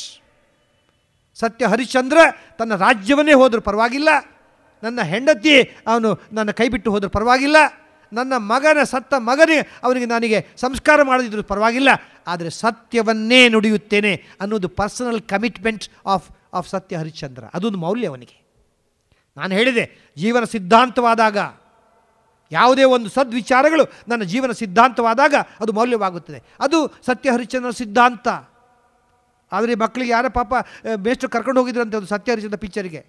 ನೋಡಿಬಿಟ್ಟು ಮಕ್ಕಳು ಏನಾದರೂ ಕರೀಲಿಲ್ಲ ಎಲ್ಲ ತೋರಿಸಿದ್ರು. ಆಮೇಲೆ ಮೇಷ್ಟ್ರು ಕೇಳ್ತಾರೆ, ಏನು ಕಲ್ತ್ಕೊಂಡ್ರಿ? ಪಾಪ ಅದೇ ಒಬ್ಬ ಹುಡುಗ ಹೇಳ್ತಾರಂತೆ, ಅದೇ ಸರ್, ನಾವು ಸುಳ್ಳು ಹೇಳದಿದ್ದರೆ ಸುಡುಗಾಡೆ ಗತಿ. ಅವನು ಕಲ್ತ್ಕೊಂಡಿದ್ದು. ಸರ್ ತುಂಬ ಫೈನಾನ್ಷಿಯಲ್ ಕ್ರೈಸಿಸ್ ಆದರೆ ನಾವು ಹೆಂಡತಿಯನ್ನು ಮಾರಬಹುದು ಸರ್ ಇನ್ನೊಬ್ಬರು. ಇವರು ಕಲ್ತ್ಕೊಳ್ಳೋ ರೀತಿ. ವೈಯಕ್ತಿಕ ಮೌಲ್ಯಗಳು, ಅಹಿಂಸೆ. ಮಹಾತ್ಮ ಗಾಂಧೀಜಿಯ ವೈಯಕ್ತಿಕ ಮೌಲ್ಯ. ಅವರಿಗೆ ಬೇರೆ ಯಾವ ಪಾಠ ಬೇಕಾಗಿಲ್ಲ. ಅಹಿಂಸೆ ಅವರು ತನ್ನ ಜೀವನದ ಉದ್ದೇಶವನ್ನಾಗಿಟ್ಟುಕೊಂಡ್ರು. ಪಿತೃವಾಕ್ಯವನ್ನು ಪರಿಪಾಲನೆ ಮಾಡುತ್ತೇನೆ, ಅದು ಶ್ರೀರಾಮಚಂದ್ರನ ಮೌಲ್ಯ. ಅಪ್ಪ ಒಂದು ದಿನ ತಡವಾಗಿ ಹೋಗುವಂತ ದಶರಥ ಹೇಳಿದ್ರು ಕೂಡ ಅವನು ಕೇಳಲಿಲ್ಲ. ಅಯ್ಯೋ, ಒಂದು ದಿನ ತಡವಾಗಿ ಹೋದರೆ ನನ್ನ ವನವಾಸದಲ್ಲಿ ಒಂದು ದಿವಸ ಕಡಿಮೆಯಾಗಿ ಹೋಗುತ್ತೆ, ಮತ್ತು ನಾಳೆ ನಾನು ಮನಸ್ಸು ಬದಲಾಯಿಸಬಹುದು, ಆ ಕಾರಣಕ್ಕಾಗಿ ನಾನು ಹೋಗುವುದಿಲ್ಲ, ಇವತ್ತೇ ಹೋಗುತ್ತೆ ಅಂತ. ಅದು ಮೌಲ್ಯ. ಇದು ವೈಯಕ್ತಿಕ ಮೌಲ್ಯಗಳು. ಆಮೇಲೆ ಸಾಪೇಕ್ಷಿತ ಮೌಲ್ಯ ಅಂತಿದೆ, ರಿಲೇಟಿವ್ ವ್ಯಾಲ್ಯೂಸ್. ಅಂದರೆ ಎರಡು ಮೌಲ್ಯಗಳು ಒಟ್ಟೊಟ್ಟಿಗೆ ಬಂದಾಗ ಅದರಲ್ಲಿ ಯಾವುದು ಶ್ರೇಷ್ಠವಾದ ಮೌಲ್ಯ ಅಂತಕ್ಕಂಥದ್ದು. ಶ್ರೀರಾಮಚಂದ್ರನಿಗೆ ಒಂದು ಸಮಸ್ಯೆ ಬಂತು. ಅವನಿಗೆ ಸಮಸ್ಯೆ ಏನು ಬಂತು ಅಂದರೆ, ಆ ಅಗಸ ಅವನು ಸೀತೆ ಬಗ್ಗೆ ಒಂದು ಅಡ್ಡ ಮಾತನ್ನು ಹೇಳ್ತಾನೆ. ಆ ಅಡ್ಡ ಮಾತನ್ನು ಕೇಳಿದಂಥ ಶ್ರೀರಾಮಚಂದ್ರ, ಇದು ಪ್ರಜೆಯ ಅಭಿಪ್ರಾಯವಾಗಿದ್ದರೆ ನಾನು ಸೀತೆಯನ್ನು ಕಾಡಿಗೆ ಕಳಿಸಲೇಬೇಕೆಂಬ ನಿರ್ಧಾರವನ್ನು ಮಾಡ್ತಾನೆ. ಯಾಕೆಂದರೆ ಅಲ್ಲಿ ಬಹುಮತವಲ್ಲ, ಅಲ್ಲಿ ಸಹಮತ. ಶ್ರೀರಾಮಚಂದ್ರನ ಪಟ್ಟಾಭಿಷೇಕ ಮಾಡಬೇಕಿದ್ದರೆ ದಶರಥ ಮಹಾರಾಜ ಒಂದು ಮಾತು ಹೇಳ್ತಾನೆ, ಅಪ್ಪ, ಇವನು ಸರ್ವಸಮ್ಮತವಾದ ವ್ಯಕ್ತಿಯನ್ನು ನಾನು ತಿಳ್ಕೊಂಡಿದ್ದೇನೆ, ಆದರೆ ನಿಮ್ಮ ಅಭಿಪ್ರಾಯಗಳನ್ನು ತಿಳಿಸಿ, ಯಾಕೆಂದರೆ ಇಲ್ಲಿ ಬಹುಮತ ಮುಖ್ಯವಲ್ಲ, ಇಲ್ಲಿ ಸರ್ವಮತವಾಗಿರಬೇಕು. ಆ ಕಾರಣಕ್ಕಾಗಿ ಶ್ರೀರಾಮಚಂದ್ರ ಕೂಡ ಪ್ರಜೆಗಳ ಮಾತಿಗೆ ಬಲಿಬಿದ್ದು ಸೀತೆಯನ್ನು ಕಾಡಿಗೆ ಕಳಿಸಲು ನಿರ್ಧಾರವಾಗುತ್ತದೆ. ಅಲ್ಲಿ ಪತಿ ಪ್ರೇಮ, ಪತಿಯನ್ನು ನೋಡಬೇಕಾಗಿದ್ದು, ಒಂದು ಹೆಂಡತಿಯನ್ನು ನೋಡಬೇಕಾಗಿದ್ದು ಗಂಡನಾದ ಕರ್ತವ್ಯ. ಅದು ಪತಿ ಧರ್ಮ. ಆದರೆ ಪತಿ ಧರ್ಮಕ್ಕಿಂತ ಪ್ರಜಾಧರ್ಮವೇ ಅವನಿಗೆ ವಿಶೇಷವಾಯಿತು. ಅದು ಸಾಪೇಕ್ಷಿತ ಮೌಲ್ಯ. He thought this is more important than that. ಹೌದು, ಹೆಂಡತಿ ಬಗ್ಗೆ ನನಗೆ ಪ್ರೀತಿ ಇದೆ, ಆದರೆ ಪ್ರಜೆಯ ಮಾತನ್ನು ನಾನು ಅಲ್ಲಗಳೆಯುವಂತಿಲ್ಲ. ಇದು ಸಾಪೇಕ್ಷಿತ ಮೌಲ್ಯ. ಆದರೆ ನಾನು ಇವತ್ತು ಮಾತನಾಡ್ತಕ್ಕಂಥ ವಿಷಯ ಅದು ಯೂನಿವರ್ಸಲ್ ವ್ಯಾಲ್ಯೂಸ್, ಮಾನವೀಯ ಮೌಲ್ಯಗಳು. ಯಾಕಂದರೆ ಅಪ್ಲಿಕೇಬಲ್ ಟು ಆಲ್, ಜಾತಿ ಮತ ಭೇದವಿಲ್ಲದೆ ಎಲ್ಲರಿಗೂ ಅನ್ವಯವಾಗುವಂತಹ ಅದು ಯೂನಿವರ್ಸಲ್ ವಿಶ್ವ ಮೌಲ್ಯಗಳು, ಮಾನವೀಯ ಮೌಲ್ಯಗಳು, ಎಟರ್ನಲ್ ವ್ಯಾಲ್ಯೂಸ್, ಶಾಶ್ವತ ಮೌಲ್ಯಗಳು. ಈ ಮೌಲ್ಯಗಳಿಗೆ ಜಾತಿ ಮತ ಧರ್ಮಗಳೆಂಬ ಅಡ್ಡಗೋಡೆಗಳಿಲ್ಲ. ಸರಿ, ಇದು ಸರ್ವಕಾಲಿಕ, ಇದು ಸರ್ವಮಾನ್ಯಿಕ, ಇದು ಸಾರ್ವತ್ರಿಕ, ಇದು ಸರ್ವಪ್ರಿಯ, ಇದು ಲೋಕಪ್ರಿಯ. ಉದಾಹರಣೆಗೆ, ಪ್ರಾಮಾಣಿಕನಾಗಿರು, ಸುಳ್ಳು ಹೇಳಬೇಡ ಅಂತಕ್ಕಂಥ ಮೌಲ್ಯ ಅದು 10ನೇ ಶತಮಾನಕ್ಕೂ ಒಂದೇ, 20ನೇ ಶತಮಾನಕ್ಕೂ ಒಂದೇ, 30ನೇ ಶತಮಾನಕ್ಕೂ ಒಂದೇ. ಅಪ್ಪ, ನಾನೀಗ 21ನೇ ಶತಮಾನದವನು, ನಾನು ಸುಳ್ಳು ಹೇಳ್ಬೋದು ಯಾವತ್ತೂ ಹೇಳುವುದಿಲ್ಲ. ಅದೇ ರೀತಿ ಪ್ರಾಮಾಣಿಕನಾಗಿರೋ, ಸತ್ಯವನ್ನು ಹೇಳ್ತಕ್ಕಂಥದ್ದು ಅದು ಮಕ್ಕಳಿಗೂ ಒಂದೇ, ಮುದುಕರಿಗೂ ಒಂದೇ, ಹೆಂಗಸರಿಗೂ ಒಂದೇ, ಗಂಡಸರಿಗೂ ಒಂದೇ, ರಾಷ್ಟ್ರಪತಿಗೂ ಒಂದೇ, ಜವಾನನಿಗೂ ಒಂದೇ, ಅಮೆರಿಕನ್ರಿಗೂ ಒಂದೇ, ಆಫ್ರಿಕಾದವರಿಗೂ ಒಂದೇ. ನೋಡಿ, ಇದು ಸಾರ್ವಕಾಲಿಕ. ಕೂತ್ಕೊಳ್ಳಿ ಸರ್. ನಾನು ಯಾಕೆ ಈ ಮಾತನ್ನು ಹೇಳಿದೆ ಅಂದರೆ, ಆ ಮೌಲ್ಯಗಳು ಅನ್ನೋದಕ್ಕೆ ಅದಕ್ಕೆ ಯಾವ ನಿರ್ಬಂಧಗಳಿಲ್ಲ. It is universal. Code of conduct applicable to everybody. ಯಾರು ಇದರಿಂದ ಹೊರತಲ್ಲ. ಯಾರೋ ಮೊನ್ನೆ ಕೇಳಿದರು, who is a good lawyer? ಉತ್ತರ ಹೇಳಿದರು, who knows the law. Who is the best lawyer? Who knows the judge. ಅದು ಮೌಲ್ಯ ಅಲ್ಲ. ನಾನು ಯಾಕೆ ಮಾತು ಹೇಳಿದೆ ಅಂತ ಹೇಳಿದ್ರೆ, ಮೌಲ್ಯಗಳನ್ನೋದು it is applicable to everybody sir. ಇಲ್ಲಪ್ಪ ನಾನು ದೊಡ್ಡ ಆಫೀಸರು, ನನಗೇನು ಅದು ನನಗೆ ಹಾಗಿಲ್ಲ. ಎಲ್ಲವೂ ಸರಿಯಾಗಿರಬೇಕು. ಅದಕ್ಕೋಸ್ಕರ ಅದು ನಿತ್ಯ ನೂತನ, ಅದು ನಿತ್ಯ ಸುಂದರ. ಇಂತಹ ಮೌಲ್ಯಗಳ ಪೈಕಿ ಕೆಲವನ್ನು ಮಾತ್ರ ಇವತ್ತು ನಾನು ಉಲ್ಲೇಖಿಸುತ್ತೇನೆ. ಬಹಳ ಮುಖ್ಯವಾಗಿದ್ದುದು ಅಹಿಂಸೆ, ನಾನ್ ವೈಲೆನ್ಸ್. ಅದೊಂದು ಮೌಲ್ಯ ಸರ್. ರಷ್ಯಾದ ಪ್ರಧಾನಿ ಯಾರಾದರೂ ಕೆನ್ನೆಗೆ ಹೊಡೆದರೆ ನೀನು ಬಲವಾಗಿ ಇನ್ನೊಂದು ಕೆನ್ನೆಗೆ ಹೊಡಿ, ಯಾಕೆಂದರೆ ಆ ನೋವು ಎಷ್ಟಿದೆ ಅನ್ನೋದು ಅವನಿಗೆ ಗೊತ್ತಾಗಲಿ ಅಂತ ರಷ್ಯಾದ ಪ್ರಧಾನಿ ಹೇಳಿದರೆ, ನಮ್ಮ ದೇಶದ ರಾಷ್ಟ್ರಪಿತ ಹೇಳಿದರು, ಒಂದು ಕೆನ್ನೆಗೆ ಹೊಡೆದರೆ ಇನ್ನೊಂದು ಕೆನ್ನೆಯನ್ನು ತೋರಿಸುವಂತಕ್ಕಂಥ ಅಹಿಂಸಾ ಮನೋಪ್ರವೃತ್ತಿ ಅದು ಹೇಳಿದಂಥ ಏಕೈಕ ಮನುಷ್ಯ ಅದು ಮಹಾತ್ಮ ಗಾಂಧೀಜಿ. ಅಹಿಂಸಾ ಪರಮೋ ಧರ್ಮ. ನಾನು ಇನ್ನೂ ನಿಮಗೆ ಹೇಳಬೇಕು, ಅದ್ಭುತವಾಗಿ ಒಂದು ವಿಚಾರಕ್ಕೆ ಹೋಗ್ತೇನೆ. ನೀವೆಲ್ಲರೂ ದಿವಸ ಪೂಜೆ ಮಾಡಿ ಬಂದಿರ್ತೀರಾ, ಮನೆಗೆ ದೇವರನ್ನ ಪೂಜೆಯಿಂದ ಅರ್ಚನೆ ಮಾಡ್ತೀರಾ. ಗುಲಾಬಿ ಪುಷ್ಪ, ಆಮೇಲೆ ಮಲ್ಲಿಗೆ, ಸೇವಂತಿಗೆ, ಅದು ಏನೇನು ಕರಗಿಲೆ ಒಳ್ಳೊಳ್ಳೆ ಪುಷ್ಪಗಳನ್ನು ತಂದು ದೇವರಿಗೆ ಪೂಜೆ ಮಾಡ್ತೀರಾ, ಪರವಾಗಿಲ್ಲ. ದೇವರನ್ನು ಪುಷ್ಪಗಳಿಂದ ಅರ್ಚಿಸಿ, ಏನು ಅಭ್ಯಂತರ ಇಲ್ಲ. ಆದರೆ ಪದ್ಮಪುರಾಣದಲ್ಲಿ ಬರುವ ಹಾಗೆ ದೇವರಿಗೆ ಪ್ರಿಯವಾಗುವ ಪುಷ್ಪಗಳೇ ಬೇರೆ, ಗೊತ್ತಾ? ಅಹಿಂಸಾ ಪ್ರಥಮಂ ಪುಷ್ಪಂ, ಪುಷ್ಪಂ ಇಂದ್ರ ನಿಗ್ರಹಂ, ಸರ್ವಭೂತ ದಯಾಪುಷ್ಪಂ, ಕ್ಷಮಾಪುಷ್ಪಂ ವಿಶೇಷತಃ, ಧ್ಯಾನಂ ಪುಷ್ಪಂ, ತಪ ಪುಷ್ಪಂ, ಶಾಂತಿ ಪುಷ್ಪಂ, ಸತ್ಯಂ ಪುಷ್ಪಂ, ಅಷ್ಟವಿಧ ಪುಷ್ಪಂ ವಿಷ್ಣು ಪ್ರಿಯ. ಭಗವಂತನ ಪ್ರಿಯವಾದ ಪುಷ್ಪಗಳು ಇವುಗಳು ಕೂಡ. ನಾನು ಬರೀ ಹೂವು ಹಾಕ್ಕೊಂಡು ನಾನು ಏನೋ ಕೆಲಸ ಮಾಡಿಬಿಟ್ರೆ ಅದು ದೊಡ್ಡ ಪೂಜೆ ಆಗೋದಿಲ್ಲ. ಅಲ್ಲಿ ನಿಷ್ಕಳಂಕವಾದಂಥ ಭಕ್ತಿ ಬೇಕಾಗುತ್ತೆ. ಈ ಸದ್ಗುಣಗಳೇ ಭಗವಂತನಿಗೆ ಸಮರ್ಪಿತಕ್ಕಂಥ ಪುಷ್ಪಗಳು. ಅಹಿಂಸೆ, ಅನುಕಂಪ, ಕನ್ಸರ್ನ್ ಫಾರ್ ಅದರ್ಸ್. ಸರ್, ಎಲ್ಲರೂ ಅವರಿಗೋಸ್ಕರ ಇರ್ತಾರೆ ಸರ್, ಎಲ್ಲರೂ ಅವರಿಗೋಸ್ಕರ ಬದುಕ್ತಾರೆ, ಎಲ್ಲರೂ ನನ್ನ ಬಗ್ಗೆ ನನಗೆ ಪ್ರೀತಿ ಇದೆ, ನನ್ನನ್ನು ನಾನು ಇನ್ಯಾರು ಪ್ರೀತಿಸಬಾರ್ದು. ಆದರೆ ಇನ್ನೊಬ್ಬರ ಕಷ್ಟವನ್ನು ನನ್ನ ಕಷ್ಟವೆಂದು ತಿಳಿದುಕೊಂಡು ಅದರಲ್ಲಿ ಸಹಭಾಗಿಯಾಗೋದು, ಅದನ್ನು ಅನುಭವಿಸುವಂಥ ಗುಣ ಅನುಕಂಪ, ಅದು concern for other. It's A great value sir. ಅನುಭೂತಿ, ಅದೇ ರೀತಿ ಜಾತ್ಯತೀತ ಮನೋಭಾವ ಒಂದು ಮೌಲ್ಯ. ನಾನು ನಿಮಗೆ ಒಂದು ಸ್ಪಷ್ಟವಾಗಿ ಹೇಳಬೇಕು,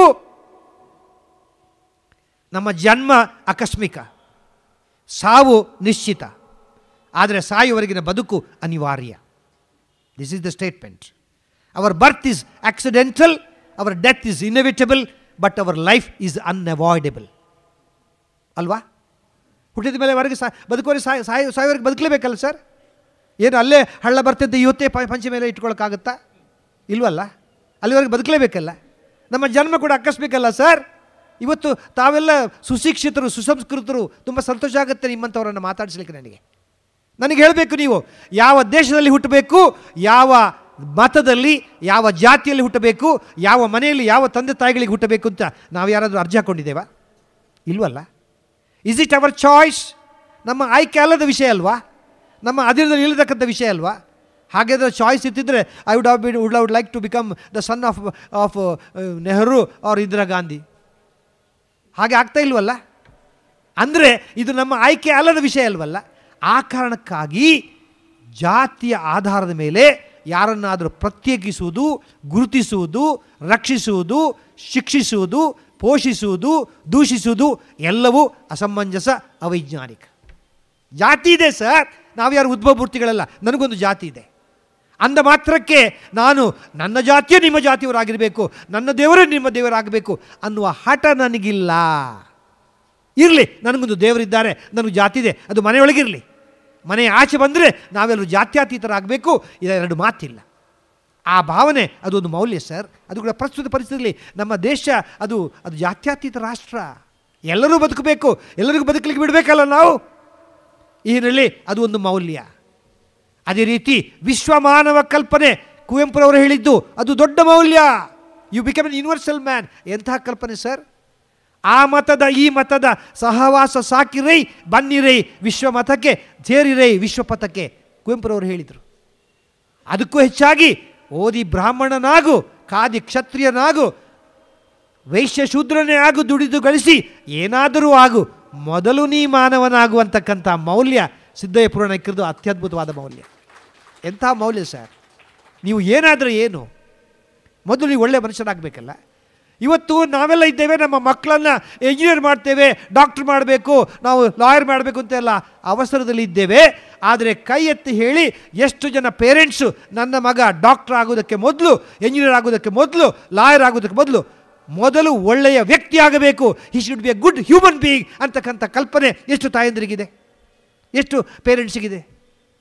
V don't think about it. It's important to be a good human being first and then a doctor.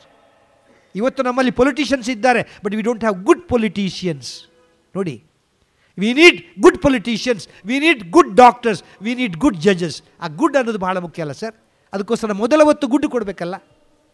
ಈ ಹಿನ್ನೆಲೆಯಲ್ಲಿ ನಾನು ಹೇಳಿದೆಲ್ಲ, ಆ ಜಾತ್ಯಾತೀತ ಮನೋಭಾವ, ಎಲ್ಲರಲ್ಲೂ ಒಂದಾಗು ಮಂಕುತಿಮ್ಮ, ಆ ಡಿ ವಿ ಜಿಯವರು ಹೇಳಿದ ಮಾತು ಅದು ಸದಾ ಸದಾ ಸತ್ಯ.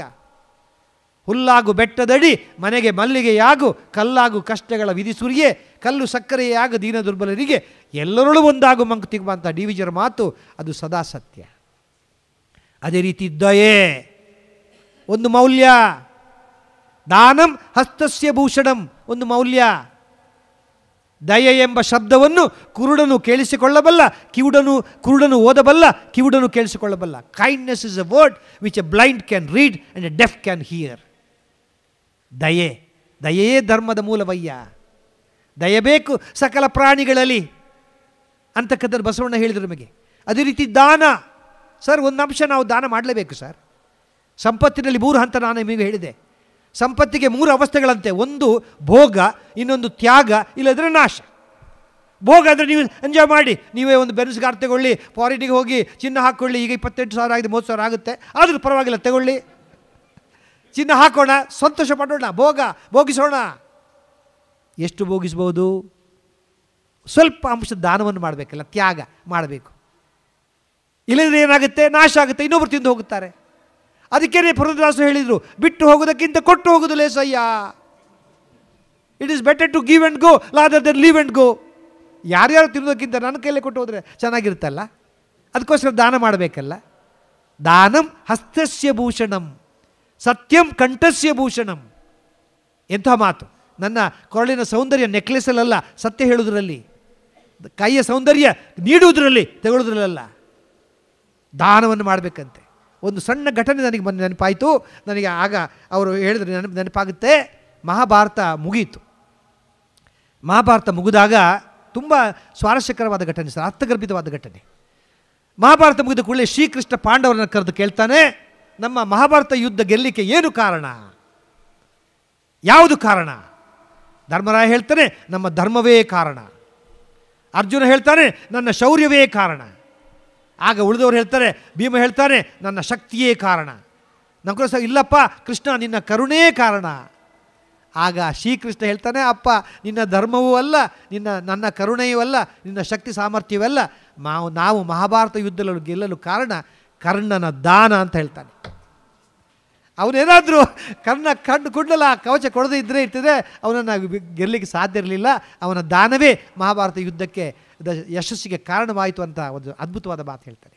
ಈ ಕಾರಣಕ್ಕಾಗಿ ದಯೆ, ದಾನ, ಧರ್ಮ. ಧರ್ಮಂ ಶರ, ಸತ್ಯಂ ವದ. ಧರ್ಮಂ ವದ ಅಲ್ಲ, ಧರ್ಮ ಭಾಷಣಕ್ಕಿರುವುದಲ್ಲ, ಧರ್ಮ ನಡೀಬೇಕು, ಧರ್ಮದಂತೆ ನಡೆಯಬೇಕು. ಒಬ್ಬ ವ್ಯಕ್ತಿ ಏನ ನುಡಿದನೆಂಬುದು ಮುಖ್ಯ ಅಲ್ಲ ಸರ್, ಒಬ್ಬ ವ್ಯಕ್ತಿ ಹೇಗೆ ನಡೆದನೆಂಬುದು ಮುಖ್ಯ. It's not important what you said, what is important is what you did. ಎನ್ನ ನುಡಿಯೊಂದು ಪರಿ, ಎನ್ನ ನಡೆಯೊಂದು ಪರಿ, ಎನ್ನೊಳಗೆ ಶುದ್ಧವಿಲ್ಲ ನೋಡಯ್ಯ. ನುಡಿಗೆ ತಕ್ಕ ನಡೆಯು ಕೂಡಿರೆ ಕೂಡಲ ಸಂಗಮ ದೇವ ಎನ್ನೊಳಗಿರ್ಪನಯ್ಯ ಬಸವಣ್ಣ ಹೇಳಿದರು. ಈ ಹಿನ್ನೆಲೆಯಲ್ಲಿ ನಮ್ಮ ನಡೆ ನುಡಿ ಚೆನ್ನಾಗಿರಬೇಕು. ಧರ್ಮ ಅದು ಧರ್ಮಾರಾಧವಾಗಿರಬೇಕು, ಧರ್ಮಿಷ್ಠರಾಗಬೇಕು. ಧರ್ಮಕ್ಕೆ ನಾವು ಇನ್ನೊಂದು ಉಪನ್ಯಾಸ ಇಟ್ಕೊಳ್ಳೋಣ. ಧರ್ಮಕ್ಕೆ ವಿವಿಧ ಭಯಂಕರವಾದ ಅರ್ಥಗಳಿದೆ, ಪ್ರಾಕಾರಗಳಿವೆ.